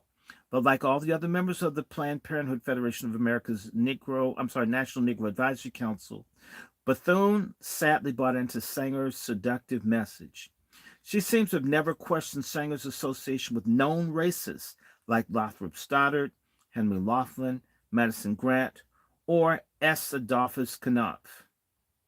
She apparently never read nor questioned any of Sanger's own racist writings, such as The Pivot of Civilization, in which the reader will recall she wrote, quote, "Our failure to segregate morons who are increasing and multiplying demonstrates our foolhardy and extravagant sentimentalism. Philanthropists encourage the healthier and more normal sections of the world to shoulder the burden of unthinking and indiscriminate fecundity of others, which brings with it, I think the reader must agree, a dead weight of human waste, instead of decreasing and aiming to eliminate the stocks that are most detrimental to the future of the race and the world, it tends to render them as menacing degree dominant. We are paying for and even submitting to the dictates of an ever-increasing spawning class of human beings who should have never been born in the first place." Bethune could not have been unaware of Sanger's views on severely limiting the number of immigrants coming into the United States, which is made quite clear by her and other eugenicists' support for the Immigration Restriction Act of 1924. Neither could she have not known about Sanger's plan for peace, which she advanced in a speech to the New History Society in New York in 1932, and her speech, which was also published in that April issue of the Birth Control Review. Sanger advocated a number of things, but her chief demand was for a stern and rigid policy of sterilization and segregation to grade the population whose progeny is tainted or whose inheritance is such that objectionable traits may be transmitted to offsprings. This should have set off alarm bells for Bethune, but she agreed nonetheless to serve on Planned Parenthood's Federation of America's Negro Advisory Board without a second thought. If she had done due diligence and looked into Sanger's background, her associations and her alliances, how different might things be today? But sadly, Bethune and her fellow black leaders did not, and millions of Americans of all races, including the unborn, paid a terrible price for the willful blindness of so many in the black community who are entrusted to lead their people responsibly. That price is still being paid even today in the continuing decimation of the black population in America.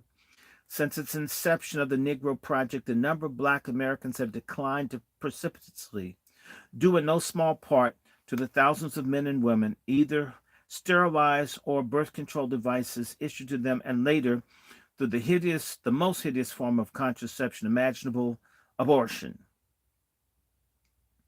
It has been stated previously in these pages that the black demographic is in dire peril as fewer and fewer children are being born in the place of their parents. No society can survive, let alone thrive, with a replacement rate of less than 2.1 live births per female.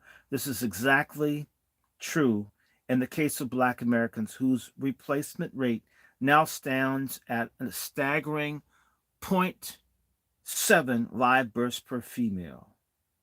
We will examine more closely and many contributing factors that so negatively affect this group in Chapter 6. For now, let us heed the warning of those who are closer to the situation. I'm going to stop here.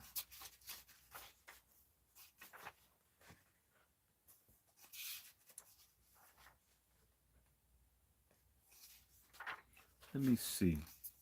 I want to skip something. Hold on one second. I'm going to go past this. Hold on.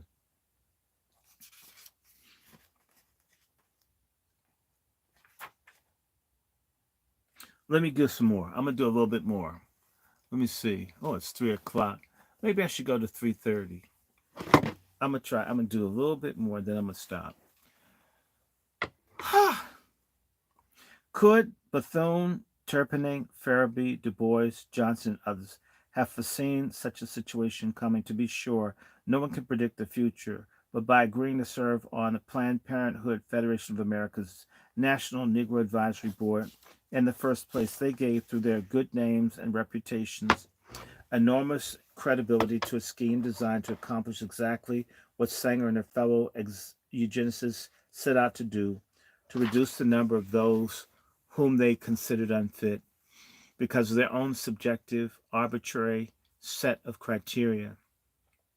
To make matters worse, it would be done with the unsuspecting cooperation of people like W.B. Du Bois, Walter Turpinning, Charles S. Johnson, Dorothy Farabee, Bolden Farabee, Mary McLeod Bethune. There were others who should have known better, yet they instead swallowed the whole line of Margaret Sanger, Lothrop Stoddard, Henry Laughlin, S. Adolphus Knopf, and Paul Popenoe. These individuals, through the power of the pulpit, academia, and their influence in the business community and the media, would in their own way contribute to the success of the Negro Project, and in doing so would sow the seeds for the coming decimation of the black race in America. Let us now look at some of the ministers whom Sanger targeted to promote her racist eugenic agenda in the black churches, such as Adam Clayton Powell Sr. At the head of Abyssinia Baptist Church, the largest such church in the Harlem section of New York, Powell was enormously powerful and influential in the city's teeming, vibrant black community. Due to that power and influence, he enjoyed a position of great credibility. People held him in high esteem. They listened to what he had to say and considered his opinions on many spiritual matters to hold great weight and importance. It was only natural, then, for Sanger to zero in on him to help her out. He was just the kind of person she had in mind when she wrote her infamous letter to Clarence Gamble on December 10th, 1939. A minister with a background in social services who could straighten out those rebellious members of his congregation if they ever got the wrong, or in this case, the wrong idea about what she had in store for them. As a man of faith and compassion, who was deeply concerned about the plight of his people, Powell was in a position to be used in the most cynical way possible by Sanger and her cohorts. It was at the height of arrogance and hypocrisy that Sanger, who was not just irreligious but openly hostile to organized religion, in this case the Catholic Church and its tenets of compassion and charity for all, was able to enlist the aid of a man who led the largest black congregation in New York City. Sanger did this through her stated concern for women's health. Women.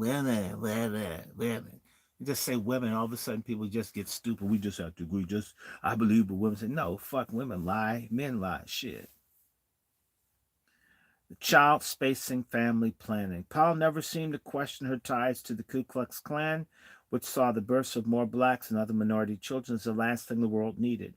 Neither did he grill her on her association with racial eugenicists like Madison Grant, who penned The Passing of a Great Race, S. Adolphus Knopf, who delivered racially inflammatory speech in New York of March of 1925, in which he warned against the menace posed by the black and yellow peril, or Lothrop Stoddard, the author of The Rising Tide of Color Against White Supremacy. The reader will recall that none other than Adolf Hitler, who not only praised Grant's book but referred to it as his Bible.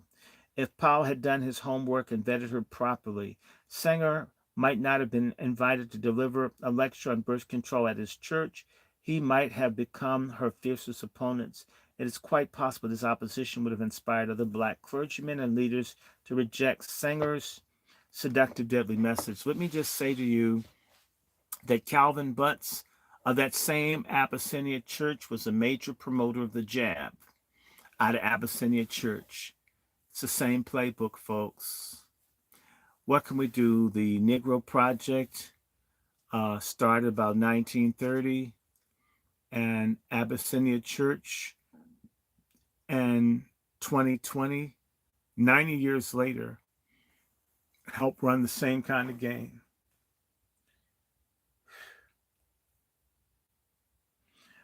This is only speculation, however, because none of that happened. The fact is, Powell did invite her to address his congregation, which she did on December 7th, 1932. By failing to properly vet this woman before allowing her into his church, he unwittingly aided and abetted the coming destruction of millions of black and other children, first through sterilization and contraception, over the next few decades, abortion. But Sanger's appearance that night was not without controversy or opposition. Earlier, the Powell, the reader might recall, received blistering and adverse criticism from a minister from a congregation other than Baptist who was surprised that he'd allowed that awful woman in his church. As we also saw, the damage in the end was done. Sanger successfully hoodwinked Powell and his flock. She had gotten exactly what she wanted and would now move on to other targets. One of those targets was Grace Congregational Church, which hosted a debate on birth control. Sanger's disciples argued that it was actually good for blacks to limit their numbers rather than increase them. They tried out the same arguments that birth control would help black families from a health and economic perspective. Family planning was positive, was beneficial because it helped women recover physically from childbirth, and that the regulating the number of children a family would have would help the father, who was almost exclusively the primary breadwinner in the family, recover financially. Further, the proponents of birth control argued that it would result in the birth of healthier children, not physically but mentally, as well that the incidences of communicable diseases would decrease. Nowhere in these arguments is there any mention made of the need to combat the horrible effects of racism on the black community, which manifests itself in so many ways. Birth control would not end discrimination against black Americans. Family planning and child spacing would do nothing to end Jim Crow in the Deep South. Contraception would not provide black Americans with better opportunities to improve their economic station. But this was not meant to do any of that. Leaders like Powell, Du Bois, Farabee, Terrapin, Bethune, and others failed to grasp that the only way blacks would finally win the economic and political empowerment that they craved lay in increasing their numbers and influence, not in limiting and reducing them.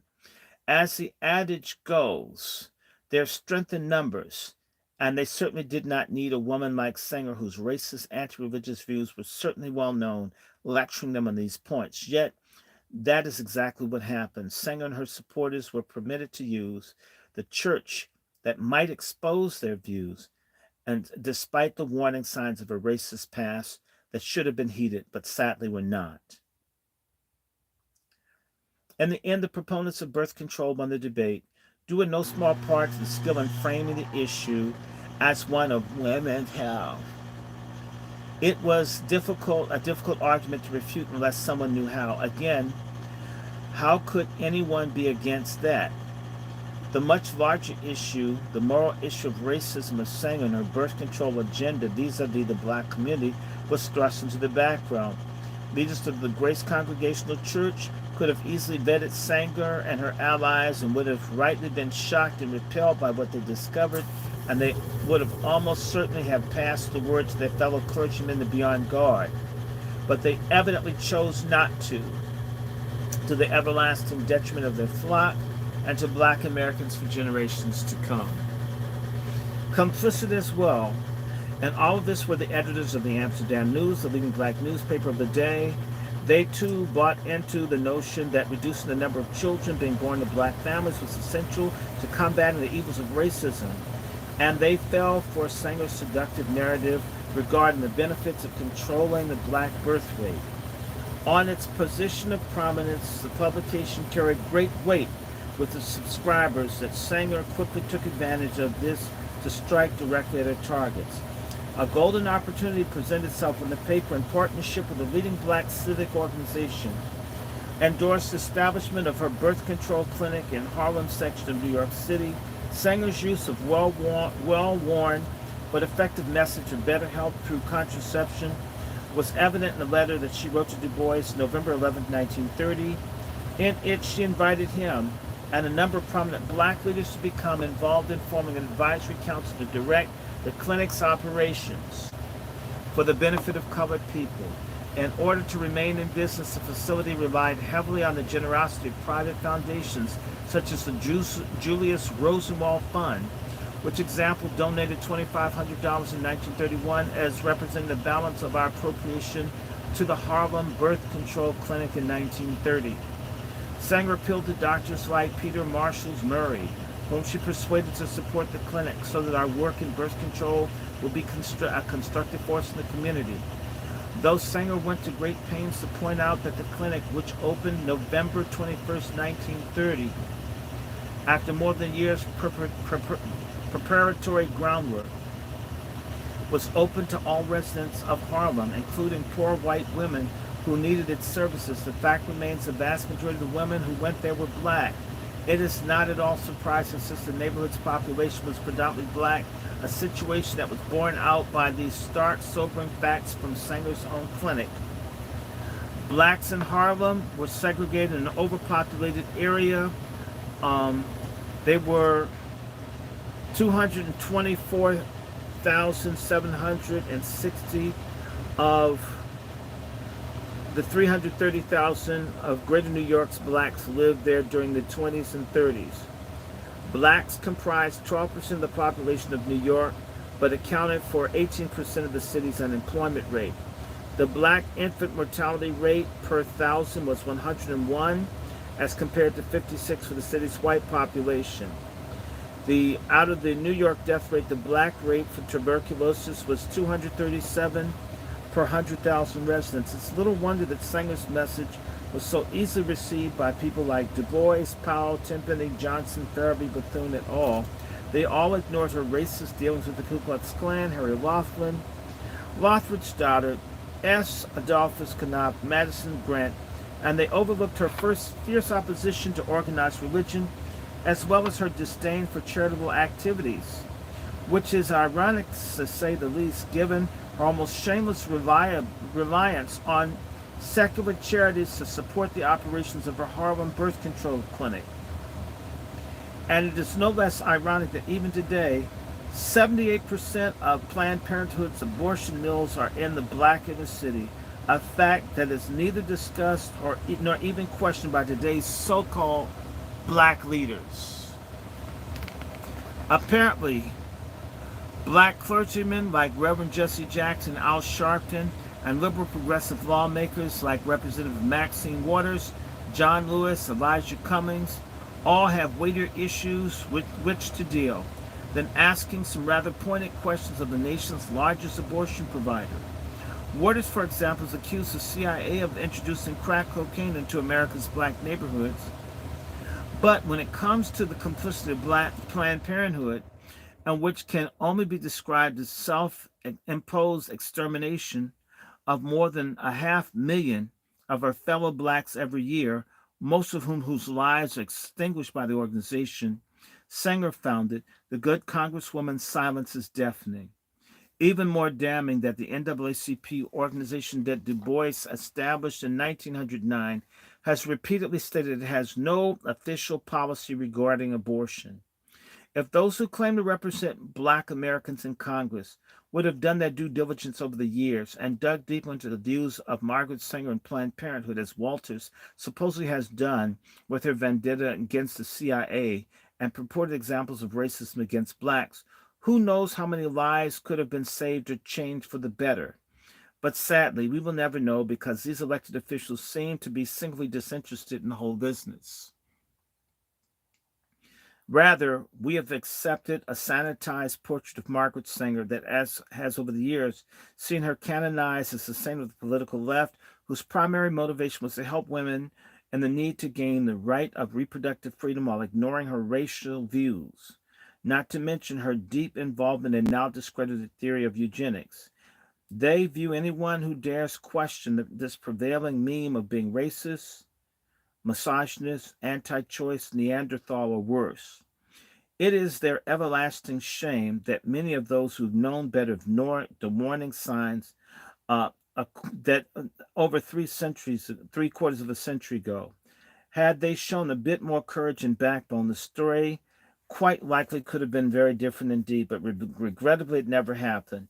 In fact, the more of black leadership of the early 20th century fell for the eugenics agenda hook, line, and sinker, and the rest continued to rely on useful idiots in the clergy, academy, professions, and media to aim their quest.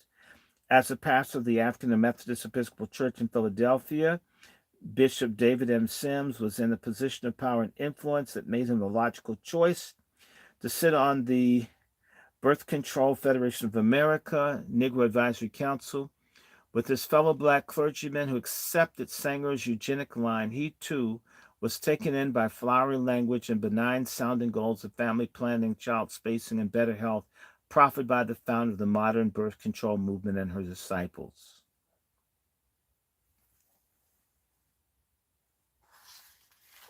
Oh, wow, I'm almost done.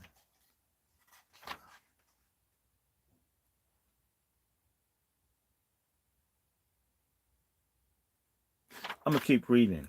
You need to hear this.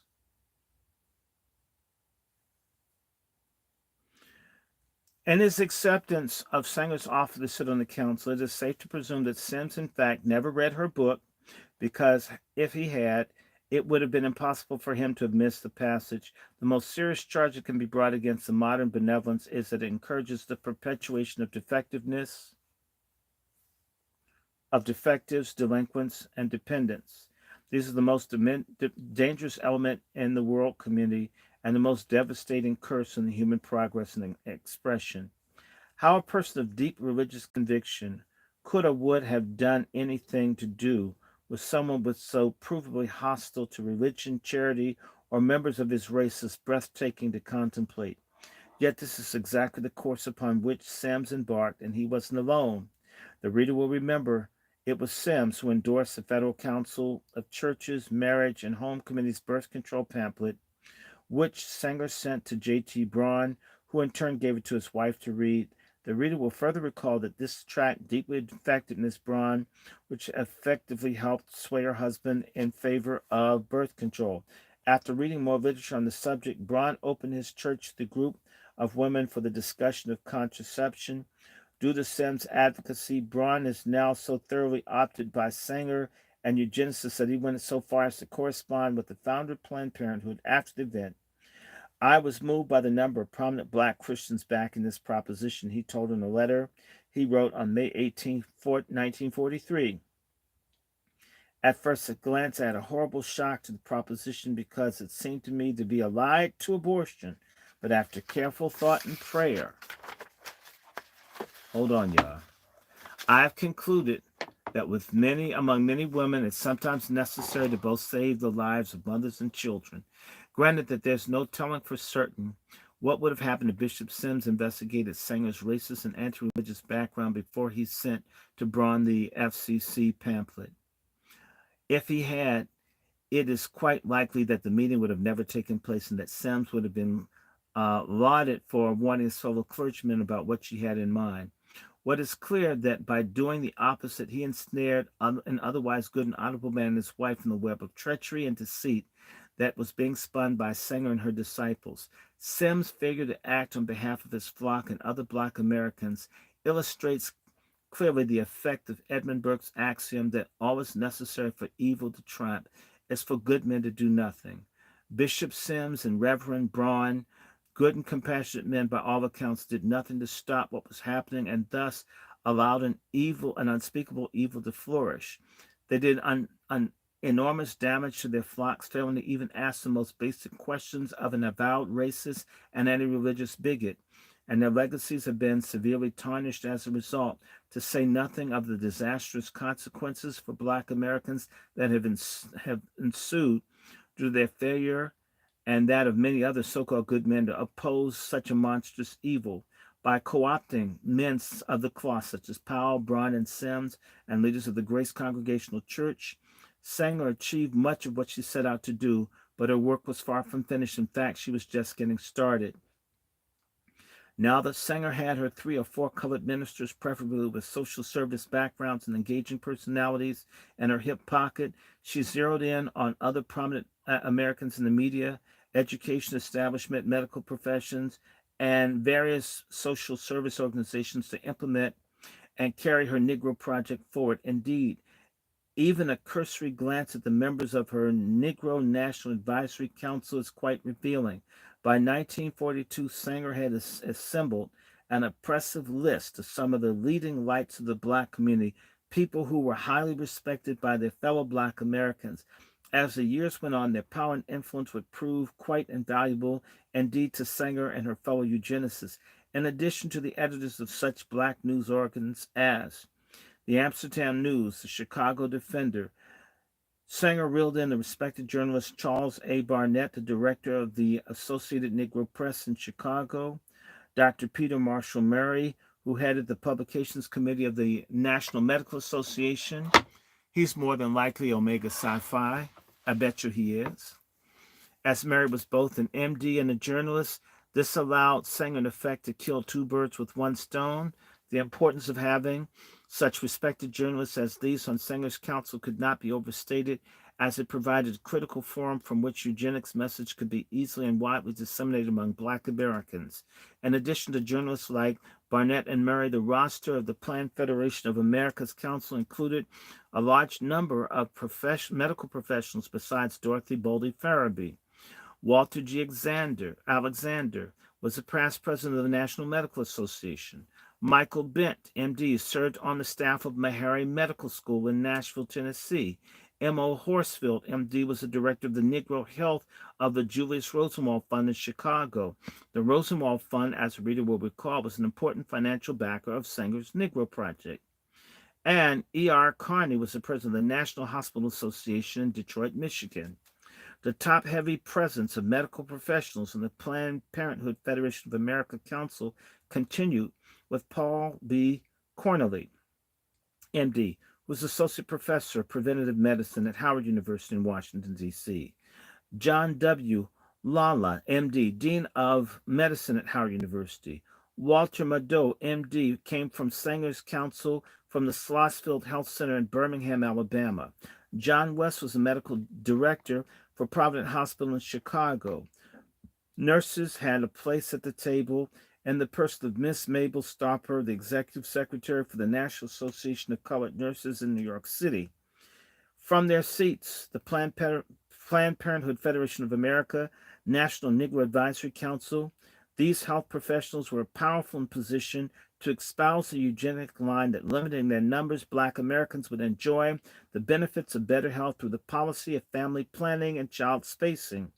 And as important as the presence of doctors and nurses on the PPFA Council was, the inclusion of a number of prominent Black academics on Sanger's board was equally indispensable. In addition to those who we've examined earlier, the National Advisory Council held several well-respected educators, such as John W. Davis, president of West Virginia State College. Davis was joined on Sanger's council by Albert W. Dent, the president of Dillard University in New Orleans, Louisiana. Charles Hubert, D.D., Morehouse College in Atlanta, Georgia. And Frederick D. Patterson, president of Tuskegee Institute in Alabama. Ira D. Lead, Reed of the Sociology Department of Atlanta University, Forrester B. Washington, Director of the Atlanta University School of Social Work, Emmett Scott, Secretary of the Southern Education Foundation in Washington, also lent their presence to the PPFA Council as well. Not to be undone by their fellows in the media, academic, and medical professions, leaders of a number of business and labor, social, civic and civil rights organizations also got into the act. In addition to Mary McLeod Bethune of the National Council of Negro Women and W.B. Du Bois from the NAACP, other notable blacks who served on Sanger's Council included Channing H. Tobias of the National Council of the YMCA, Finley Wilson, Grand Ruler of the Elks, Max Jurgen, President of the National Negro Congress in New York. By the way, I think he's communist. A.L. Halsey, Secretary of the National Negroes Business League in Tuskegee, was also a member of the PPFA, as was Jesse O. Thomas and Eugene Nickel Jones of the National Urban League in New York.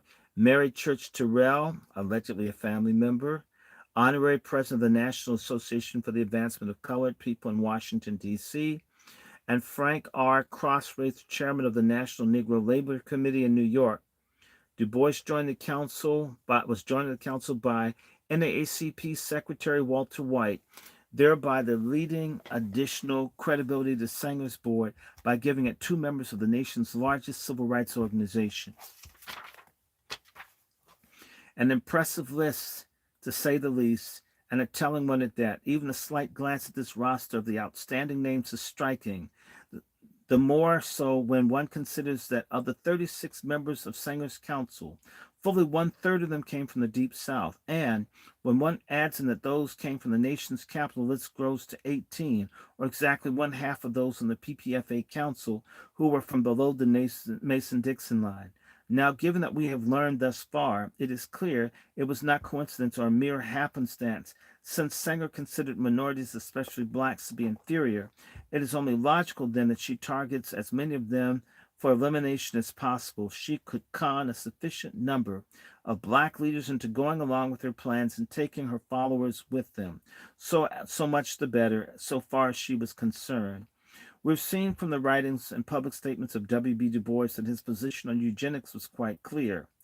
But there was another black leader who, although he never served on Sanger's Council, was nevertheless firmly in the eugenics camp. Firmly in the eugenics camp. His name was Marcus Garvey, the Jamaican father of the Back to Africa movement. Garvey was a firm believer in the eugenics doctrine, and he was the founder of the Universal Negro Improvement Association. Unlike Du Bois, Garvey was highly critical of the attempts by the civil rights organizations like the NAACP to normalize race relations. In fact, he had nothing but contempt for these efforts.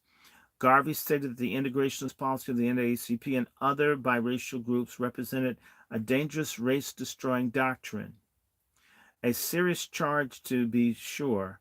It is interesting to note that Garvey's view of selective breeding came along about political lines rather than the prevailing scientific or pseudoscientific, as it turned out, attitude surrounding the eugenics movement. Garvey firmly opposed interracial marriage and believed that the races should be kept apart wherever and whenever possible. In fact, he was quite clear on this point. The UNIA, he wrote, believes and teaches the pride and purity of race. We believe that white should uphold its racial pride and the black race should do likewise. Garvey viewed the union of whites and blacks as reflecting the watering down of racial integrity, if not a sign of downright racial suicide. In a speech he delivered on September 7, 1921, Garvey opined that interracial marriage should be rejected in order to strengthen the gene pool and establish a uniform type among ourselves.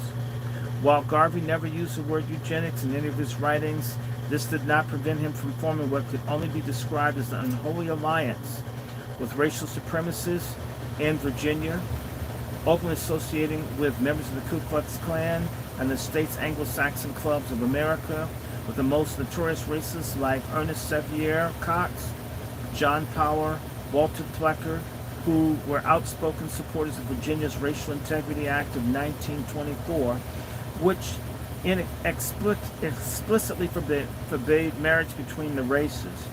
While it is correctly seen as a point today, Garvey wholeheartedly supported this law.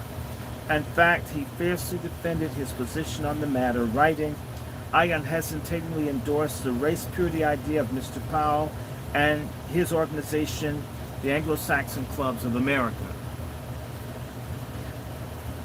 Garvey did not stop there. In subsequent writings and public statements, he continued to clarify and refine his eugenics path as to black empowerment theme. For example, in The Negro's Greatest Enemy, Garvey posited that any attempt to bring about the amalgamation of any two opposite races is a crime against nature. How stunning to realize that he shared the same views on the subject that Madison Grant voiced in The Passing of a Great Race. He theorized that race mixing could lead to political confusion because children of mixed marriage couples would not know which group or ideology to support. Garvey concluded that we feel that there is absolutely no reason why there should be any differences between black and white races if each stops to adjust and purify itself. We believe in the purity of both races. Garvey's followers latched onto his premise of black political empowerment through selective breeding with all the energy and enthusiasm they could muster, and they spared no effort to present this message in an ever-widening audience of their fellow blacks. For example, in Fighting Fire with Fire, the African Americans' Hereditarian Thinking, 1900-1942, University of Alabama assistant professor Michael Dorr, PhD, writes that John Finner, the president of the UNIA's Richmond Division, was the most helpful in this regard. Finner, Dorr relates, worked to place eugenics tracts in the hands of members of my race intelligent enough to understand them. Also secured black audiences throughout Virginia who listened attentively to the pronouncements of white eugenicists. This approach seemed to have worked quite well, as Finner elaborated. I find the increased sentiment agreeing with the integrity of the races is a fine idea. The improvement of the same is growing. Little wonder that Garvey's views were so well received by the Klan, the Anglo-Saxon clubs, and the racists in Virginia. Despite his difference in skin color, he was just as much one of their own had he been white, and therefore a most useful idiot and Sanger's scheme. But for all his political posturing and attempts to co-opt his counterparts at the other end of the racial divide, Garvey may have well been too clever by half. He should have known better that the true goals and aims of the eugenic movements were, even though he had his own political agenda, did not seem to understand that there can be no increase in economic, political, or social empowerment without an increase in the number of those seeking such empowerment. This is precisely what Sanger and her fellow eugenicists and racists in the Ku Klux Klan and Anglo-Saxon Clubs of America had in mind. As fewer members of undesirable, unfit, or inferior races as possible, what would Marcus Garvey, for that matter, W.B. Du Bois, or members of the Planned Parenthood Federation of America's National Negro Advisory Council say today if they could return and see the murderous effects of the eugenic agenda on the members of their own black race? They should be shocked to learn that many of their fellows have either been sterilized or aborted out of existence. What would they say if they knew of the coming extinction of black Americans, if the policies of Planned Parenthood and other abortion providers are taken to their logical conclusion? And how would they react knowing that the leading civil rights group in the country, which Du Bois helped establish in 1909, has no official policy regarding abortion, which takes the lives of over 500,000 unborn black babies each year? The useful idiots of Margaret Sanger's Negro Project are all gone now, but their shameful legacy survives in the persons of Jesse Jackson, Al Sharpton, former Planned Parenthood President Faye Waddington, Congresswoman Maxine Waters, and Barack Obama, who on April 25, 2013, became the first sitting president to address a Planned Parenthood conference. Obama ended it by saying, God bless you. Let me just mention, Obama said, God bless you to the Planned Parenthood people. At the same time, Dr. Gosnell, a high yellow racist doctor who has the same damn birthday as me, was being investigated for murdering 17,000 primarily black children in Philadelphia. This man would have the women have the baby and then cut the baby's spinal cord and let the baby die. Obama's response to that was God bless Planned Parenthood. Y'all voted for that bastard. I never did. Philosopher George Santayana warned us years ago, those who forget their history are condemned to repeat it. When will these people ever learn? Or rather, will they ever learn? I got through it. And we're going to come back together because over the holiday, we're going to have a ball. I'm going to, y'all like this? What y'all think about this? And, oh, wait a minute. Yes, I need y'all to definitely subscribe. How many of you have subscribed to the Angry Black Men's Book Club? Oh my God. And I've got another eugenics book. I think in a couple of hours, I'm going to come back out and do, I've got the, y'all thought I was bullshitting. I have this Madison Grant book. It's right here. I'm not joking. I want to thank all of you guys' supporters. This Madison Grant book, y'all won't believe this. This is like a $200 book, maybe $250. I was able to get a $99 one, and because it has information about them trying to kill off black people. And you know, sometimes you can't.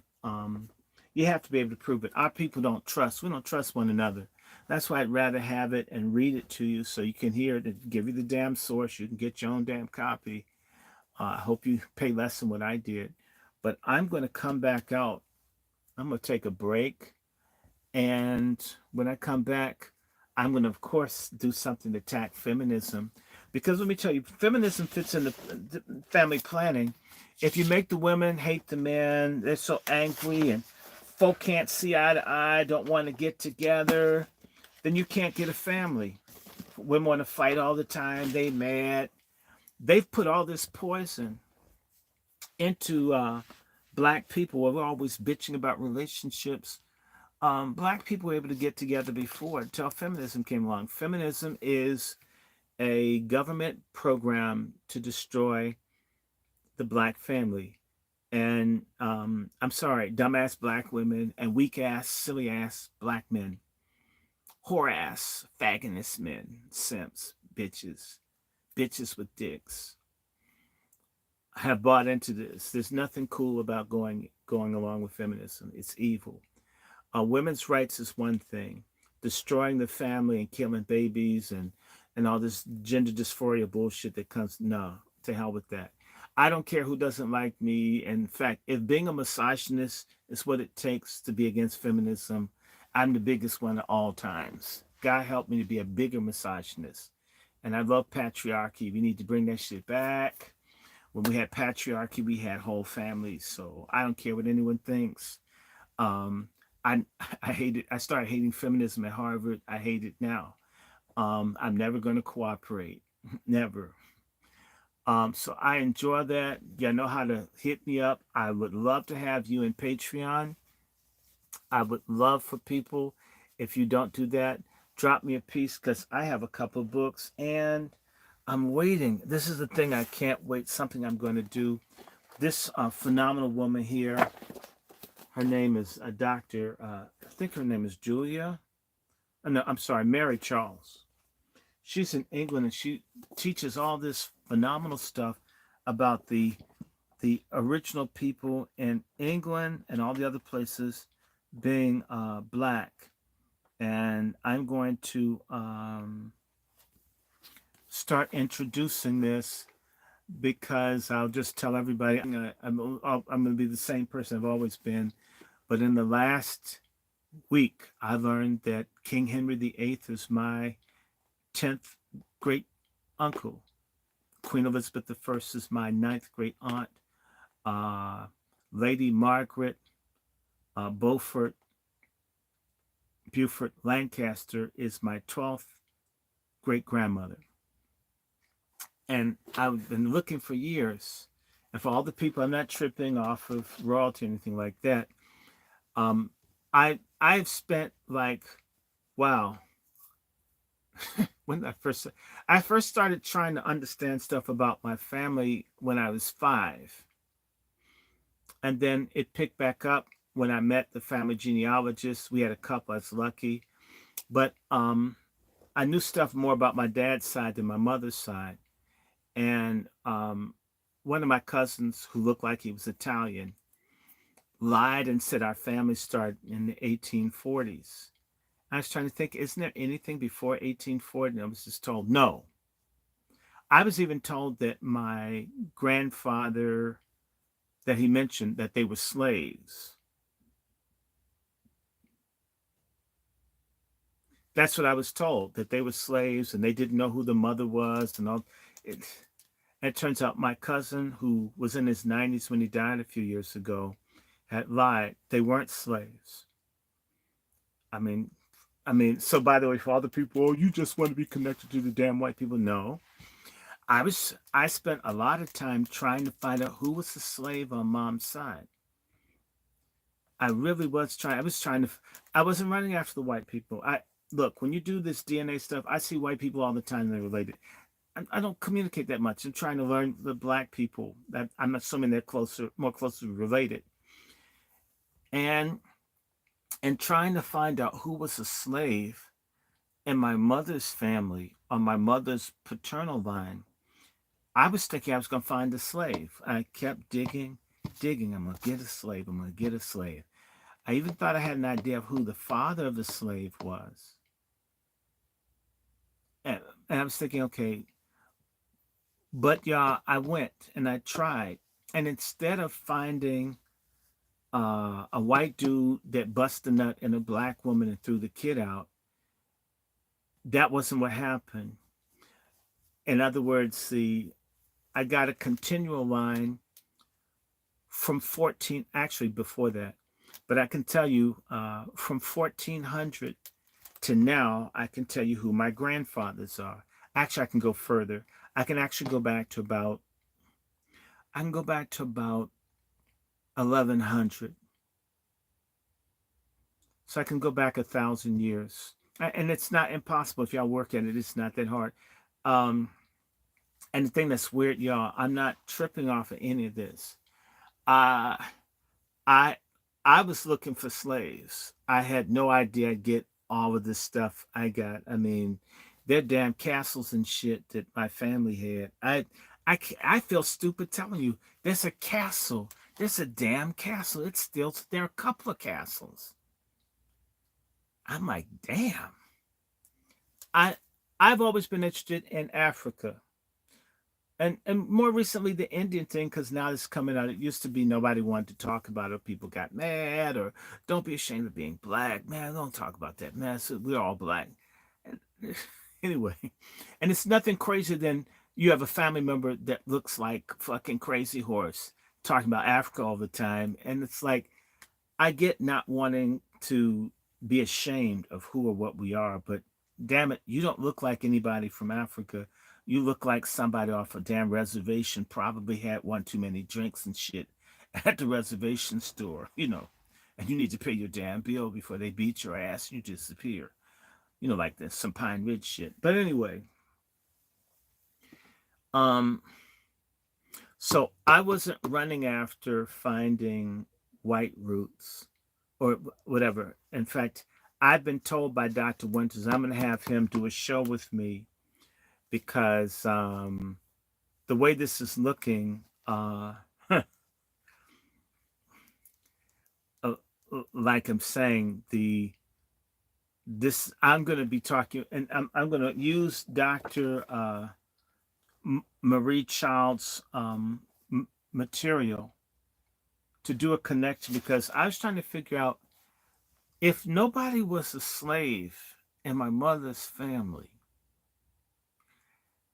how did we get black if these people came from England? Right? Shouldn't, right? I mean, how did people get black? I mean, how did this not make? And see, my grandfather born, my grandfather's born in the 1700s are calling themselves black. Yet my grandfather served in the White Army in the Civil War. which means they couldn't tell he's black. If who was black in his family? And he had brothers and sisters that owned slaves and all this stuff, and some of them didn't call themselves black. And so trying to figure out, well, what's going on here? And so I keep learning more and more stuff, and ultimately, I'm here with Dr. Charles, and I'm of the conclusion, my friend, we've been lied to about everything in history. I never really paid a lot of attention to medieval stuff. I figured, it's just some white people killing each other, burning out castles and shit. And I says, let them have that. Middle Ages, Dark Ages, enjoy it. In fact, dark was kind of cool. And then you find out, damn. Like I said, this happened like 3 weeks ago. I've been looking for like a year trying to figure out who was the father within the last year or two. Who was my 3 times great grandfather's dad? And I kept looking for a slave, and I found someone black, but I couldn't make them in the same thing. I kept trying to say, well, damn, if he's in the census, there's got to be something. And there's a thing called Family Search. That shit's the bomb. Someone told me about it, and I had been blowing it off because I was trifling. I'm used to just using Ancestry or MyHeritage DNA's app. But I went to Family Search, and I love it. I love it. Y'all need to look into get that app in your phone. You might find people you never thought you'd find. I have done all kinds of stuff trying to get who was the father of my great grandfather. And I didn't think I'd ever find it. And I was like, okay, well, we did have a slave in my mother's paternal line. Okay, the slave was somewhere in the 1750s or 1760s or something. So my theory was, okay, we had people in the family that were Quakers, right? My great-great-great-great-grandfather was a Quaker. They must have been set free, and that's why there's this continuous name, right? Which is Lancaster. And that's what's cool. Okay, I finally found the slave, but it's not recent. And went into Family Search, put my great-grandfather's name in there. Pop, there it was, with his dad's name. And if you use Family Search, then it had his dad's name. So I'm thinking, okay, I'm getting closer to the slave ancestor. I'm going to find the slave. I got his dad. And finally I got to my 8th great-grandfather, who I had heard of, and I even talked to someone years ago that this could possibly have been the person that owned the family and threw the little nigga out, and that's not true. He's my grandfather too. And then it had his father's name, and his father's name. And it kept going back, and it's, damn. And like I said, I've been ignoring English history because, I'm like, I don't want to hear about castles and shit. And I know a little bit about Queen Elizabeth and Meredith Scott, but not really, the Bruce and Bannockburn, but not that deep. But y'all got to get into this genealogy, because I'm going to tell you, it'll screw you up when some of you find out who the hell you are or where you come from. Like I said, I went in to find black slaves.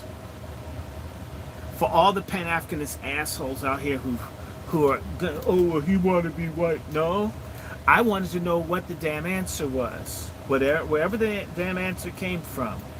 If they were white, they're white. If they're not white, okay. But just tell me. So I get one, then I get another, and I'd never heard of a damn Margaret Buford. I started to go to Wikipedia. Who the hell is this hoe? You find out it's your grandmother, and then you find out, wow, my grandmother created the Tudor dynasty. King Henry VIII is her grandson. Queen Elizabeth is her great granddaughter. I'm related to Queen Mary of Scots, who got her head cut off. Damn. And according to Dr. Winters, they weren't white people. So there's never been a slave. You know, y'all have no idea. I've been trying to find out, because I've always been interested in roots and ancestors. Like I asked my grandfather, who looks like a cross, who looks like he's from Kazakhstan or something like that. What about the slaves in the family? And the dude's looking at me like I'm psycho. I'm like, come on, granddaddy, tell me the truth. Are you ashamed of being black? I'm ashamed of being black. Well, then tell me the slave shit. You know, who got beat? Who got sold? You got family somewhere. And literally just says, I can't help you. He says, well, what can you tell me? I can tell you that my mother's an Indian. I'm like, what kind? And he says Cherokee, which is like a bullshit blow off thing, I thought.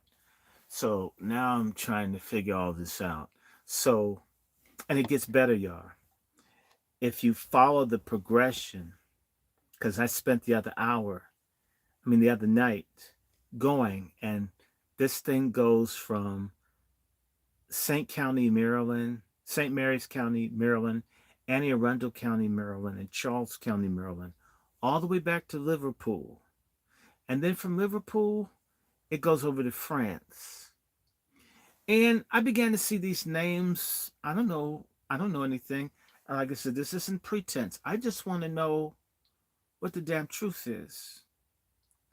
I see this odd ass name I can't pronounce, and it just keeps showing up over and over and over again. And this is the thing I'm going to tell you.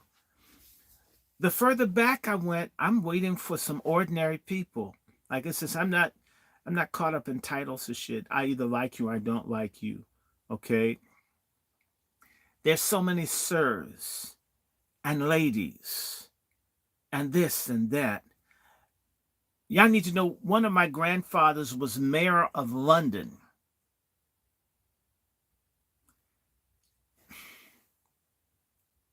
Mayor of London? I'm just telling you. Mayor of London. What's his name? Whittington, I'm sorry. Mayor of London. Who'd think? My family? Me?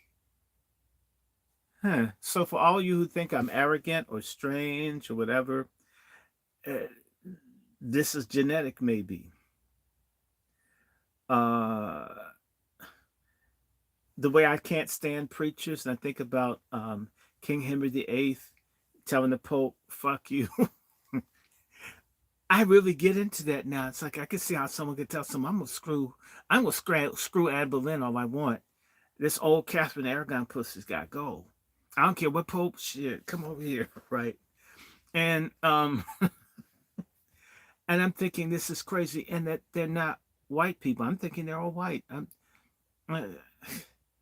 and I'm not opposed to. I mean, I got mixed people in the family. It's nothing like that. But we always talk about the kings and queens from Africa, and I have some of those too. Okay. Uh, I got some from Africa. I like that too. I got some Indian chiefs too. And we need to look at who we are, and because you might find, in fact, my friends, the further back I go, I don't find fewer significant people. The number expands. I've never been opposed if someone's just an ordinary person. If you mind and we cool, that's me. To meet all these people that are ballers. And let me just stop this on y'all. I had a guy. I'm gonna have him in. I'm gonna have him on this program. Uh, when I gave him my DNA stuff, he sat down and told me, "Your family used to rule France. You are a descendant of people that ruled France." I'm like, "Yeah, yeah, okay, all right, okay." Well, he's about his shit. Why? Because the family, the name, I can't pronounce it, I'm not certain, but it's definitive. My ancestors are from the House of Bourbon, the people that ruled France and Spain and Luxembourg and the Netherlands and Belgium. At some varying degrees. It means that the people, my relatives, killed Joan of Arc. That's awful. Damn. This whole thing about who's white and who's black, it's irrelevant. It's bullshit. So, wow. I'm going to stop here because I'm trying to process this. I had never had any interest. I really, that's medieval, that's white shit. Fuck it. I'll be paying attention to Africa, Egypt, shit like that. No one knows this Europe. It's not my stuff. Has nothing to do with me. I'm out. We need to pay more attention to everything and everywhere. You never know who's yours. I'm going to tell y'all this again because it happened just over a month ago. And I'll stop. On the 12th of November, through my Ancestry account, I get this strange communication. And it's a white male. And you know what white folk bother you? It's normally some sex shit or something racist they might do or whatever. And so I'm like, oh, this white dude wants to screw a black man. Who the hell is this writing me? Ancestry, damn him. So I hit the link and it takes me to this dude's Instagram page. And they have 40 million followers. And I'm like, who the fuck is this writing me through Instagram with 40 million? I don't know anybody with 40 million followers. Yet, and you have to understand something. They wrote me through Ancestry. You can't just write people in Ancestry. You have to be a DNA match to write someone in Ancestry. I may repeat myself, but I'll say this. The person that wrote me on their birthday, who's my cousin, if you've ever seen X-Men or Wolverine, it's Hugh Jackman is my cousin, the white Aussie. This is wild. So all these people you relate to everyone.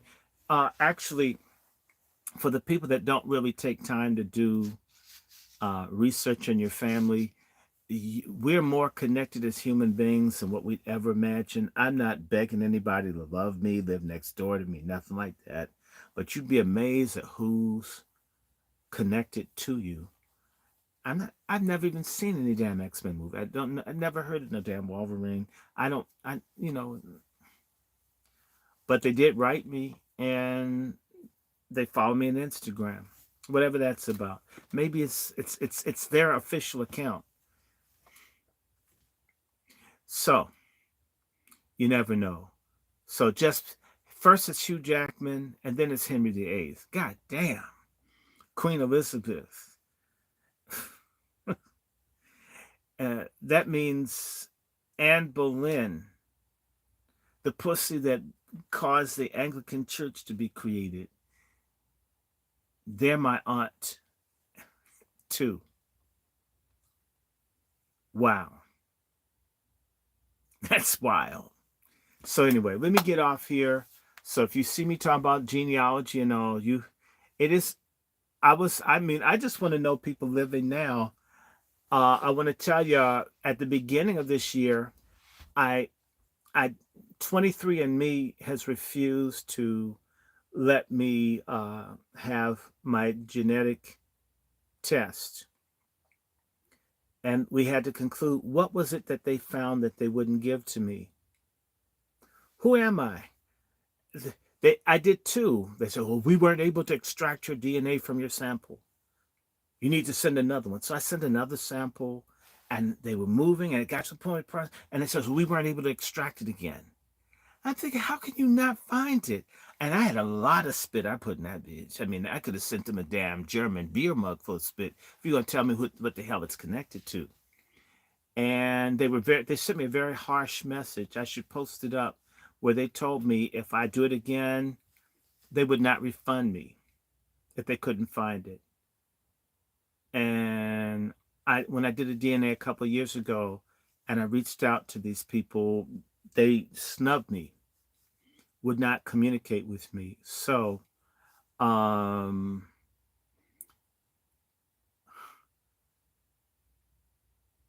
only am I a child of King Jesus, but I'm a child of European, African, and Aboriginal kings and queens, and we all are. And if we're not, we're still just be a good human being.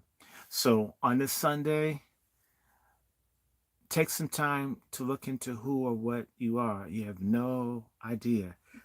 The reason I do this genealogy, you never believe. I mean, all the damn time I run across people, and the more I get along with them, the more likely even though I've never met them before, they're always invariably some kind of cousin. And you'd be amazed at how cool. And by the way, my second, third, fourth, and fifth cousins are way better than my first cousins. I mean, fuck them. I mean, a lot of my first cousins, damn, not all, but some just, they have no real interest. And I'm not mad at them, but just damn. So that's the other thing. If you're not happy with the family that you do know, cast your net a little wider. You may find very cool people in your family. The minute you get away from the ones that are most familiar with you, that grew up watching you piss on yourself. I remember when your mom used to take the shit out to crack your ass. You'll never grow up. Find some people in your family that you don't know that are cool, that just want to have peeps. And we Negroes better find out who the hell we are and who we're connected to, because time's about to get rough. Rough, rough, rough, rough, rough. Yep, spiritual family, yep. So anyway, may the Lord bless and keep you. May his face shine upon you, give you peace. We need our MFM. That won't come without us being good to one another and good to the Most High. Support the Angry Black Men's Book Club. Be a coon buster. Please don't vote Democratic in the coming year. You're going to see a lot of stuff on Monday. I am going to see the color Slurple. I'm going to be out here raging. Everybody knows I can't stand Oprah. And you can get a butt lift, but you can't get a heart lift. That only comes from God. That's something she can't buy. And just because she's not fat, I can't forgive her getting over on the people that suffered in Maui. Or the girls that have been raped in their school in South Africa. Oprah can't do anything for me. So, I'm going to tell you all about the cover Slurple. I will be probably doing Twitter spaces and all of that. And thank all of you for staying up tonight. I could do another one. Y'all want me to do some more? Do y'all want me to leave? Because I got like 42 people over here. Do y'all want me to stay at this? I'm not sleepy. I thought I was sleepy, but I'm not. Y'all want me to do some more? Come on, talk to me. Say something. It's just 6 hours. I think I could do another 30 minutes. Y'all want me to do another 30 minutes? Someone says, read Chris G. Should I do some of this defending? Damn, there's so much of this shit. Whew. Okay. If y'all had a choice, y'all want me to go after feminists or talk more about race? I don't talk about race that much. Not because I'm not aware of white supremacy or bigotry, I'm very much so. I'm just concerned that black folks don't like to deal with themselves, and it's easier to look at race outside than to deal with stuff we must work on in ourselves. What do y'all want? Should I talk about race? race. Who says race? Eugenics. We want to talk about some races. Can I get down on white people? Now, I normally mess with black people, but I'll get down. Y'all want me to get down on some white people? Because, I've heard people say, he only talks about white people. All he does is talk about race and white people. And I'm thinking, anybody knows me, that not that I'm afraid of it, just too many people cover that. I don't want to do a whole bunch of police shootings and beatings. Not because it doesn't bother me. And, this is a very good book here. A bunch of y'all need to get a copy of this book here. This is an awesome book. A lot of us are Jews. A lot of us are Jews and don't know it. I see Latoya out there. She's a Jew. A lot of us are Jews. That's the thing that was messing with my mind. I have a great-grandfather whose name is Israel, from the city of London where all the Jews do business. Damn. That's why I'm not trying to mess with this Gaza shit. It's just, damn, I can't win. I don't want them hurting the people there, but I'm not a Muslim. And damn, if I would just slice me up for being part Jewish, damn, and then the white Jews don't like you. So just shut the fuck up. I can't win. I get dogged for I just pray for peace. Hope that people treat each other better. Hope the world don't end, right? Okay, we'll leave the feminists alone. We'll do some racial shit. And I have a whole bunch of racial shit here stacked. Okay. I haven't done race in a long time, so I'll do some racial shit. This is on Madison Grant. Madison Grant is one of the greatest white supremacists, and the book is called Defending the Master Race. Woo. And this book, oh my God, look it up. It's expensive. I hope you can get an inexpensive copy. May God bless you to have one.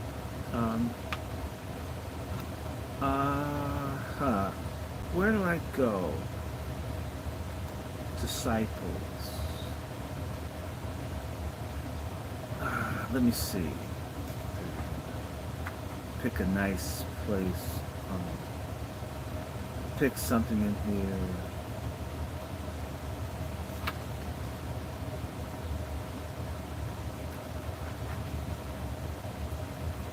No. Oh.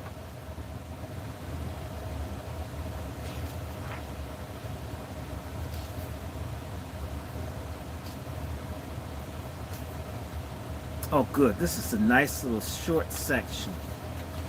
I'm not going to do all this, but I'm going to read a little bit longer, and I'm going to give you something that, this is something that you guys have heard of, but I'll read it. So, okay. Let me just do this one more time so you'll know. This is the Angry Black Men's Book Club, and I'm reading Jonathan Peter Spiro's Defending the Master Race. I'm not doing a whole chapter, but I'm going to do a portion. And I'm going to come back, because once you like this, this is Madison Grant. Hitler's Inspirations, a White American. Okay. This portion is called, this is from the chapter, The Bronx Zoo. And this small section here is called Man in the Zoo.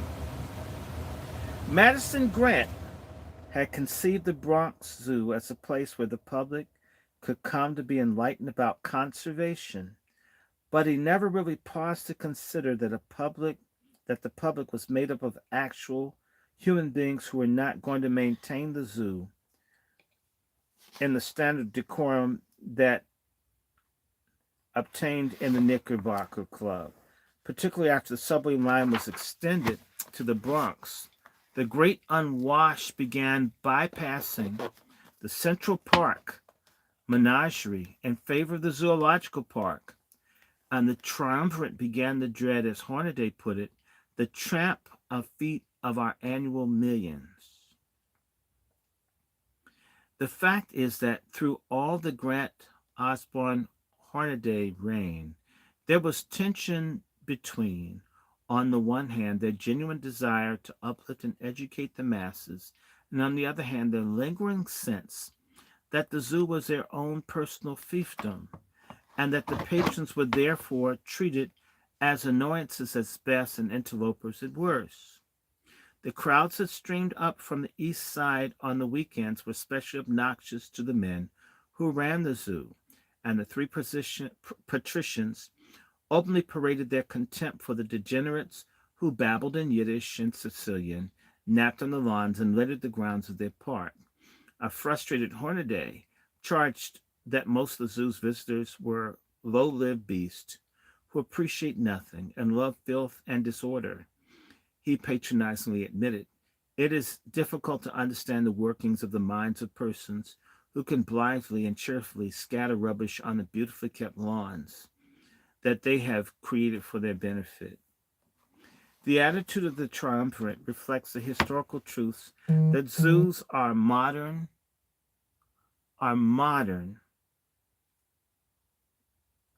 descendants of the aristocratic hunting preserves, updated and popularized for the age of democracy.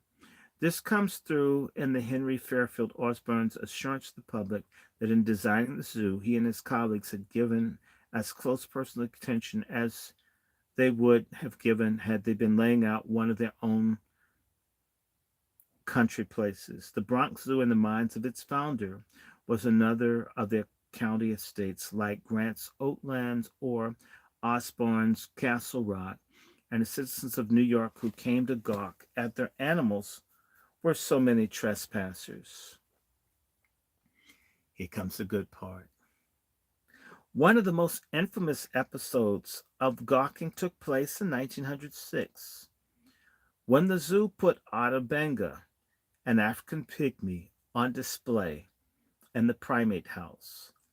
The roots of this tragic episode lay in the St. Louis World Fair of 1904, held to commemorate the centenary of the Louisiana Purchase. The organizers of the fair wanted to create an anthropology exhibit that would feature living representatives of all the world's races, from the Ainu in Japan to the Zulus of South Africa.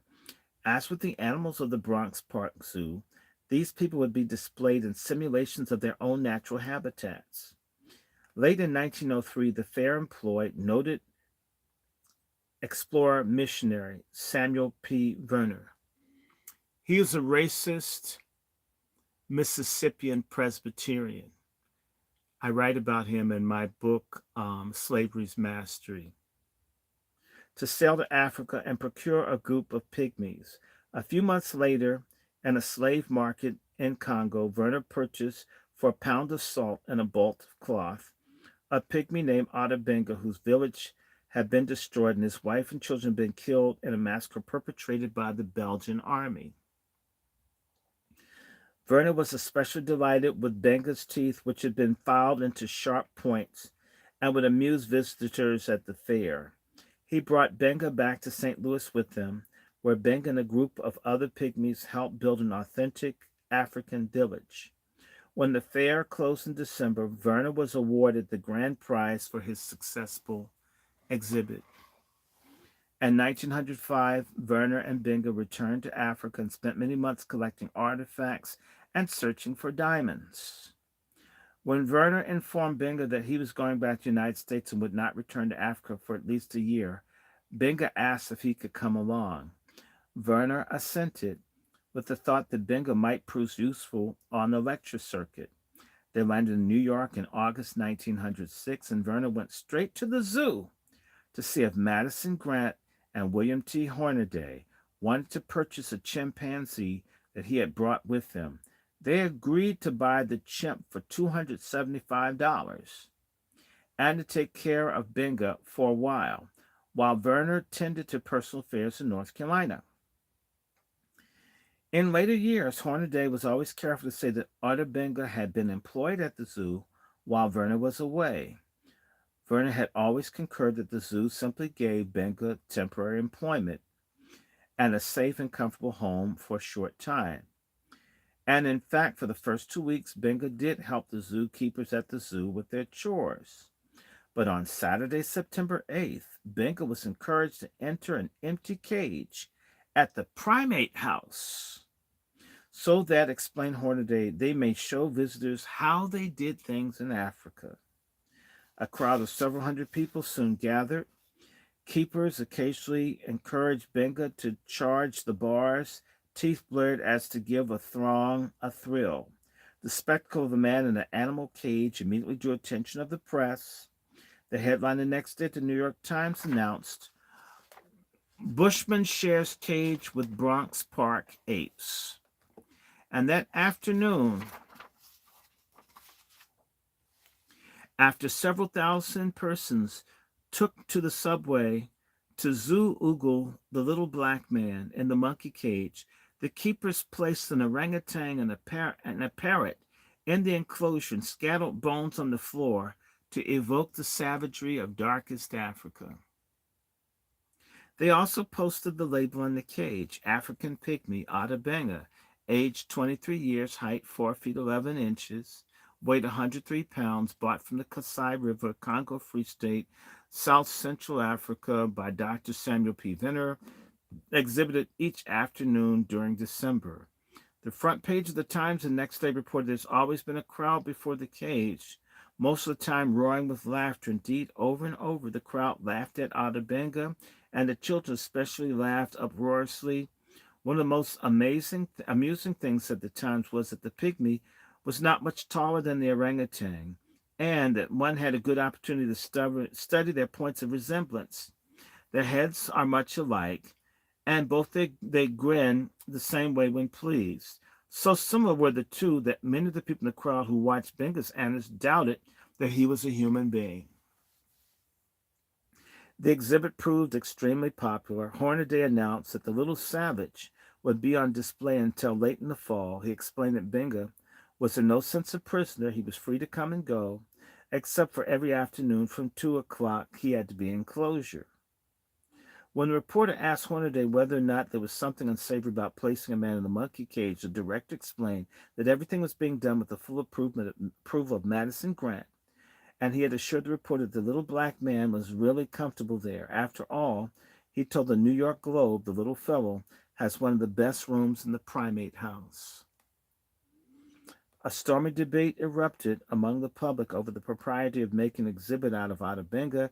Headlines blared, experts argued, editors pontificated, letters flooded in. A committee of clergymen from the Colored Baptist Ministers Conference indignantly declared the dehumanization exhibit an outrage and vowed to free Benga from his cage. When the ministers went to City Hall to ask Mayor George B. McClellan to halt the degrading exhibition, the mayor refused to take any action, which will come as no surprise to those who were familiar with his father's inaction as head of the army on the Potomac.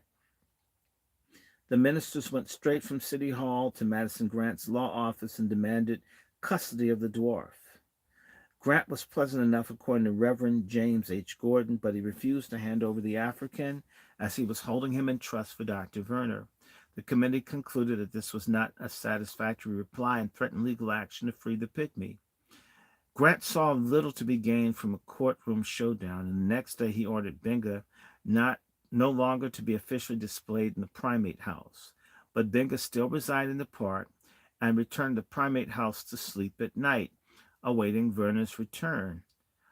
And the following Sunday, over 40,000 New Yorkers jammed into the zoo to catch a glimpse of what the Times called the star attraction of the park, the wild man of Africa.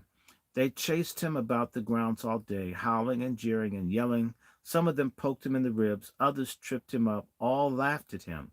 Understandably, Benga didn't react well to being pestered in this manner. He threw a tantrum after being denied a soda. He threatened to bite his keepers. At one point, he nearly caused a riot when he got hold of a knife and branched it about the park. The Zoological Society pleaded with Samuel Werner to return to New York as soon as possible to reclaim him. Hornaday explained to Werner that since Benga was so much in the public eye, he could not be reprimanded when he misbehaved. Finding himself immune from punishment, the boy, Benga was a grown man, does quite as he pleases, and it is utterly impossible to control him. Werner finally arrived at the end of September for the arranged transfer of Benga to the Colored Orphan Asylum in Brooklyn, where Reverend Gordon was superintendent, according to the Times. Gordon's phone began to ring off the hook as anxious relatives of his charges called to protest. Quote, "For the Lord's sake, Mr. Gordon," one woman reportedly cried. "I read in the papers this morning you're going to take the wild man over to your place. Why can't he eat? Why, he'll eat my Matilda alive." Nonetheless, Benga was placed in the care of the Reverend, and the zoo's involvement with Otter Benga came to an end. But the month-long controversy over Otter Benga was more complicated than it appeared. To be sure, the main reason for the anger of the ministers was that keeping a black man in the monkey cage had humiliating connotations. "Our race, we think, is depressed enough," explained Reverend Gordon, "without exhibiting one of us with the apes.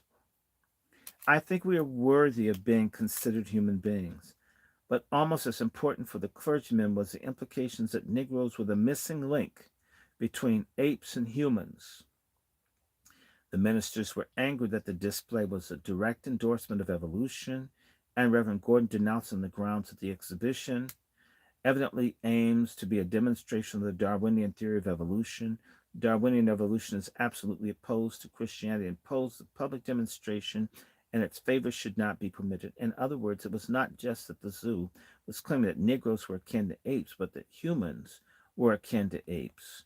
The scandal was almost as much a conflict of religion versus science as it was one black versus white. There was no question that Benga was placed in the cage to reaffirm white viewers that they were superior to the half-naked pygmy. But he was also there to show the audience in those pre-scope days that all humans are primates. William T. Hornaday, declaring, "I'm a believer in the Darwinian theory," explained he's given the exhibition purely as an ethnological exhibit. The New York Times supported this position. The Reverend Colored Brothers should be told that evolution in one form or another is now taught in textbooks of all the schools, and it is no more debatable than the multiplication table. And a letter to the editor the following day praised the scientific character of the display and expressed the hope that the zoo's actions would help our clergymen familiarize themselves with the scientific point of view, so absolutely foreign to many of them. Madison Grant had little patience for those that rejected science in favor of religious superstition. A few years later, when the Church of St. Anne in New York displayed the forearm of St. Anne, Grant called Henry Fairfield Osborne, and the two concurred that the forearm was actually a chicken femur. They challenged the church to submit the bone for examination, whereupon the hierarchy quickly withdrew the relic from exhibition. In the Otter Benga case, the scientists were definitely on the one side and the clerics were on the other. Of course, we need to remember that science of 1906 was thoroughly racist. Hence Hornaday's prediction that Benga would never be able to bridge the gap between the savage African jungle and the civilized Elysian fields, and hence the explanation by the New York Times that while to the average non-scientific person in the crowds of sightseers, there was something about the display that was unpleasant. The fact is that Benga doesn't think very deeply, for he belongs to that race that scientists do not rate high in the human scale. A later Times editorial claimed, "We do not quite understand all the emotion which others are expressing in the matter. It is absurd to make moan over the imagined humiliation and degradation Benga is suffering. The pygmies are very low on the human scale, and the suggestion that Benga should be in a school instead of a cage ignores the high probability that the school would be a place from which he could draw no advantage whatever. The idea that men are all much alike except that they have had or lacked opportunities for getting an education out of books is now far out of date." In 1907, Samuel P. Werner made another expedition to the Congo, but Benga declined the opportunity to go with him. Both men assumed that Werner would be making many other trips to Africa and that Benga would be able to return whenever he wished. In the meantime, Benga's English improved.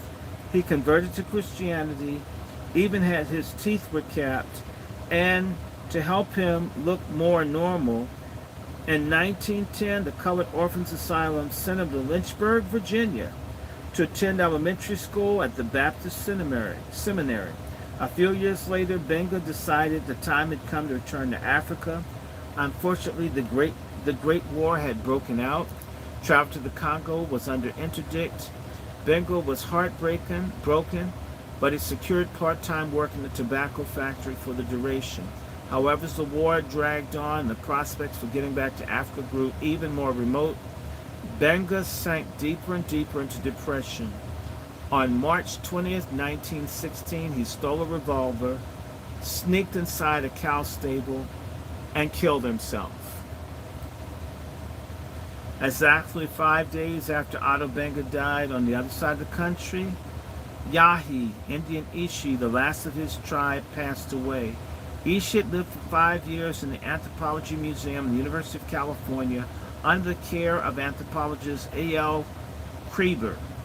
When Ishi died, his brain was removed and shipped to the Smithsonian, where for decades it floated in a jar of formaldehyde in the storage area, despite Ishi's wishes that he not be autopsied.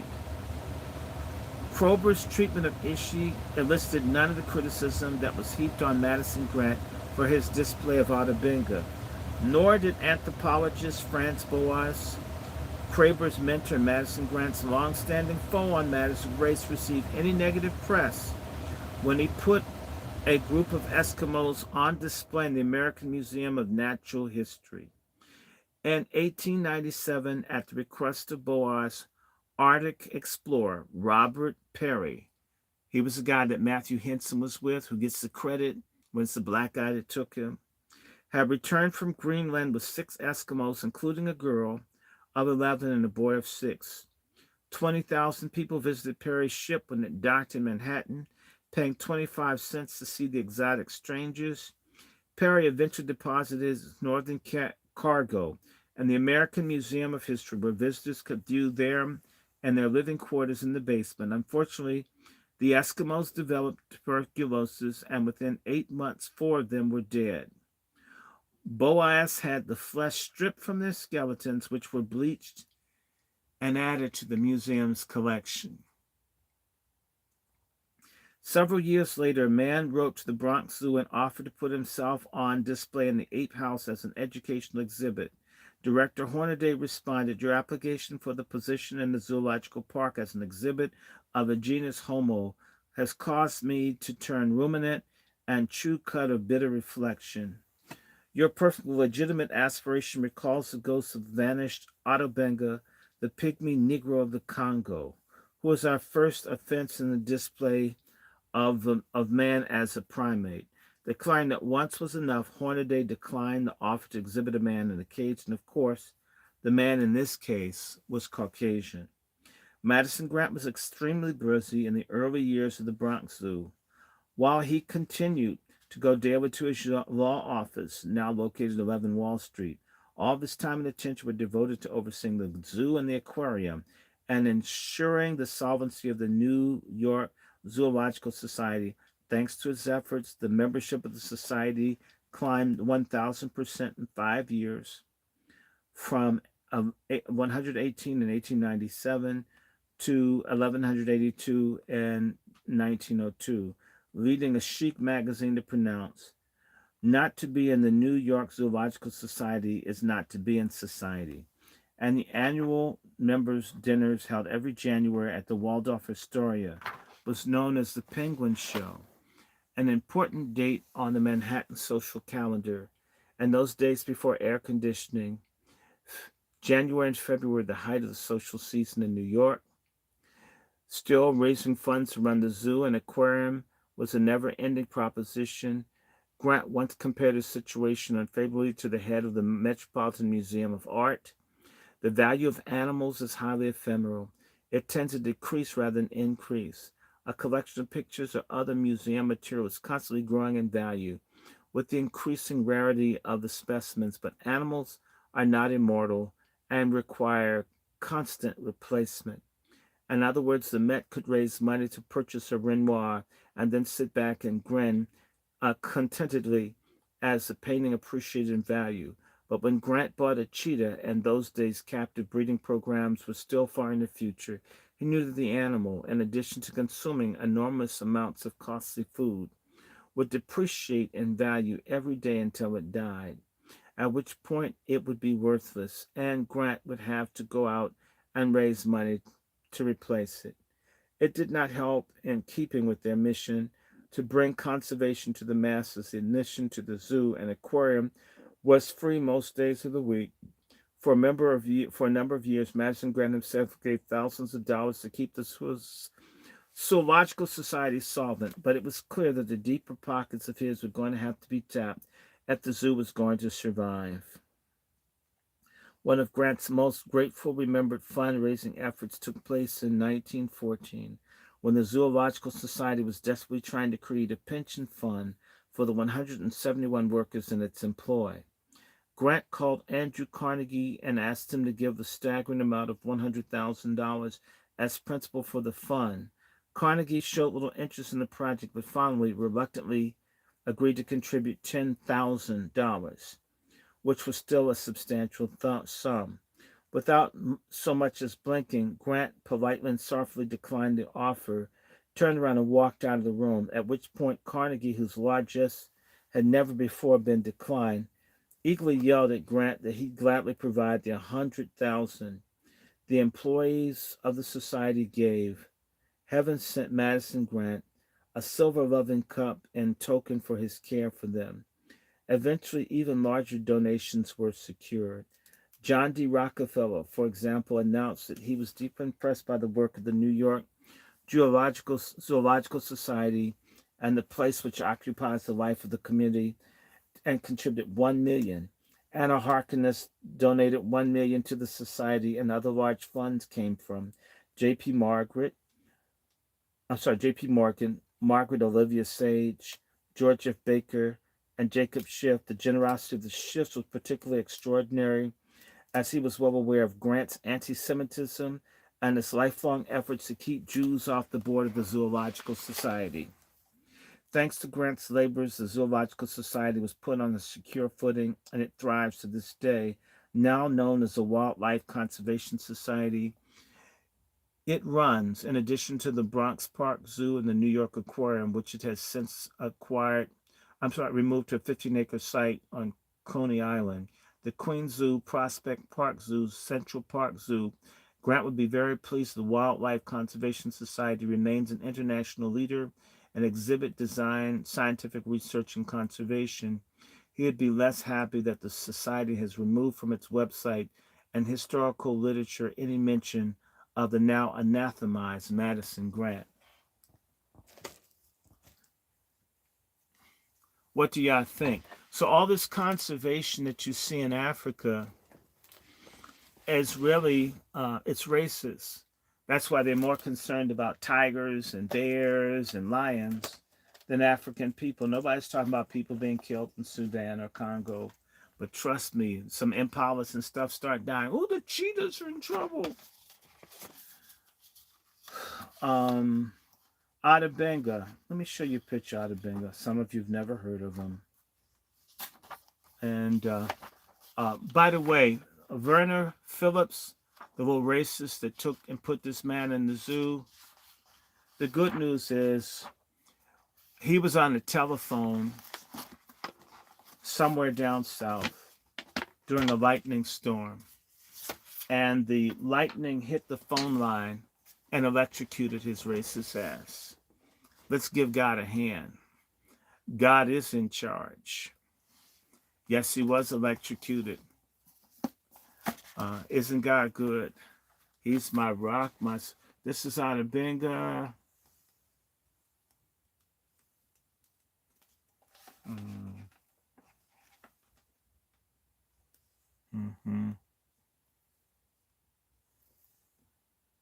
The man that committed suicide. And I'm going to stop for here. It's almost 5 o'clock. I'm going to come back in a couple hours. I'm going to take a nap. But how about y'all think of the zoo? Because it's more. This is Hitler's mentor. This is Hitler's mentor. So let me stop here. So that was my, and when I come back, maybe I'll do some stuff on feminists, and I'm still going to talk about race. So I'll come back and I'll do some more from defending the master race.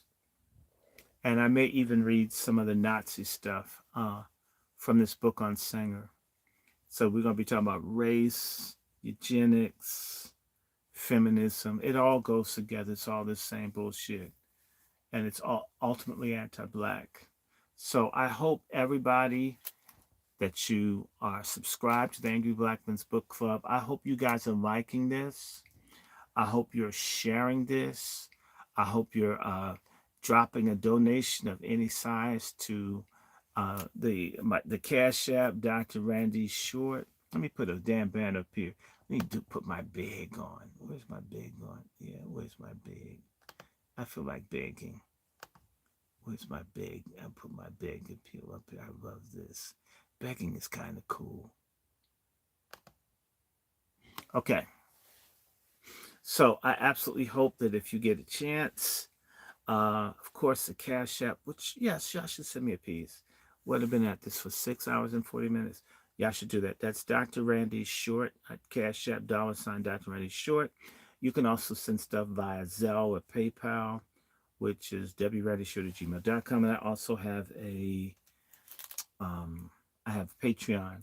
And so y'all should, become Patreon members. It won't kill you. You could do it for like a few bucks. I mean, to me, it would be wonderful if I had like, what, 100? That would be cool. Anyway, I'm about to sign out. I hope all is good. And we're going to pick up more of this. We're going to pick up more of this. And I'm sorry about the bad reception. They've been doing something with this. But anyway, we're good. We're good. I'm going to go MFM, everybody. In fact, do like this. Duh. Duh. Duh. MFM, be Coon Busters. Enjoy your holiday. It's now officially Christmas Eve and then some. I'm looking really forward. We're going to do more. And we're going to start going through more of these. So I just have to do this. Just want to get my stuff straight. All right. So let me get out of here. I'll be in touch with y'all. Much love to y'all. We're going to be doing more of this.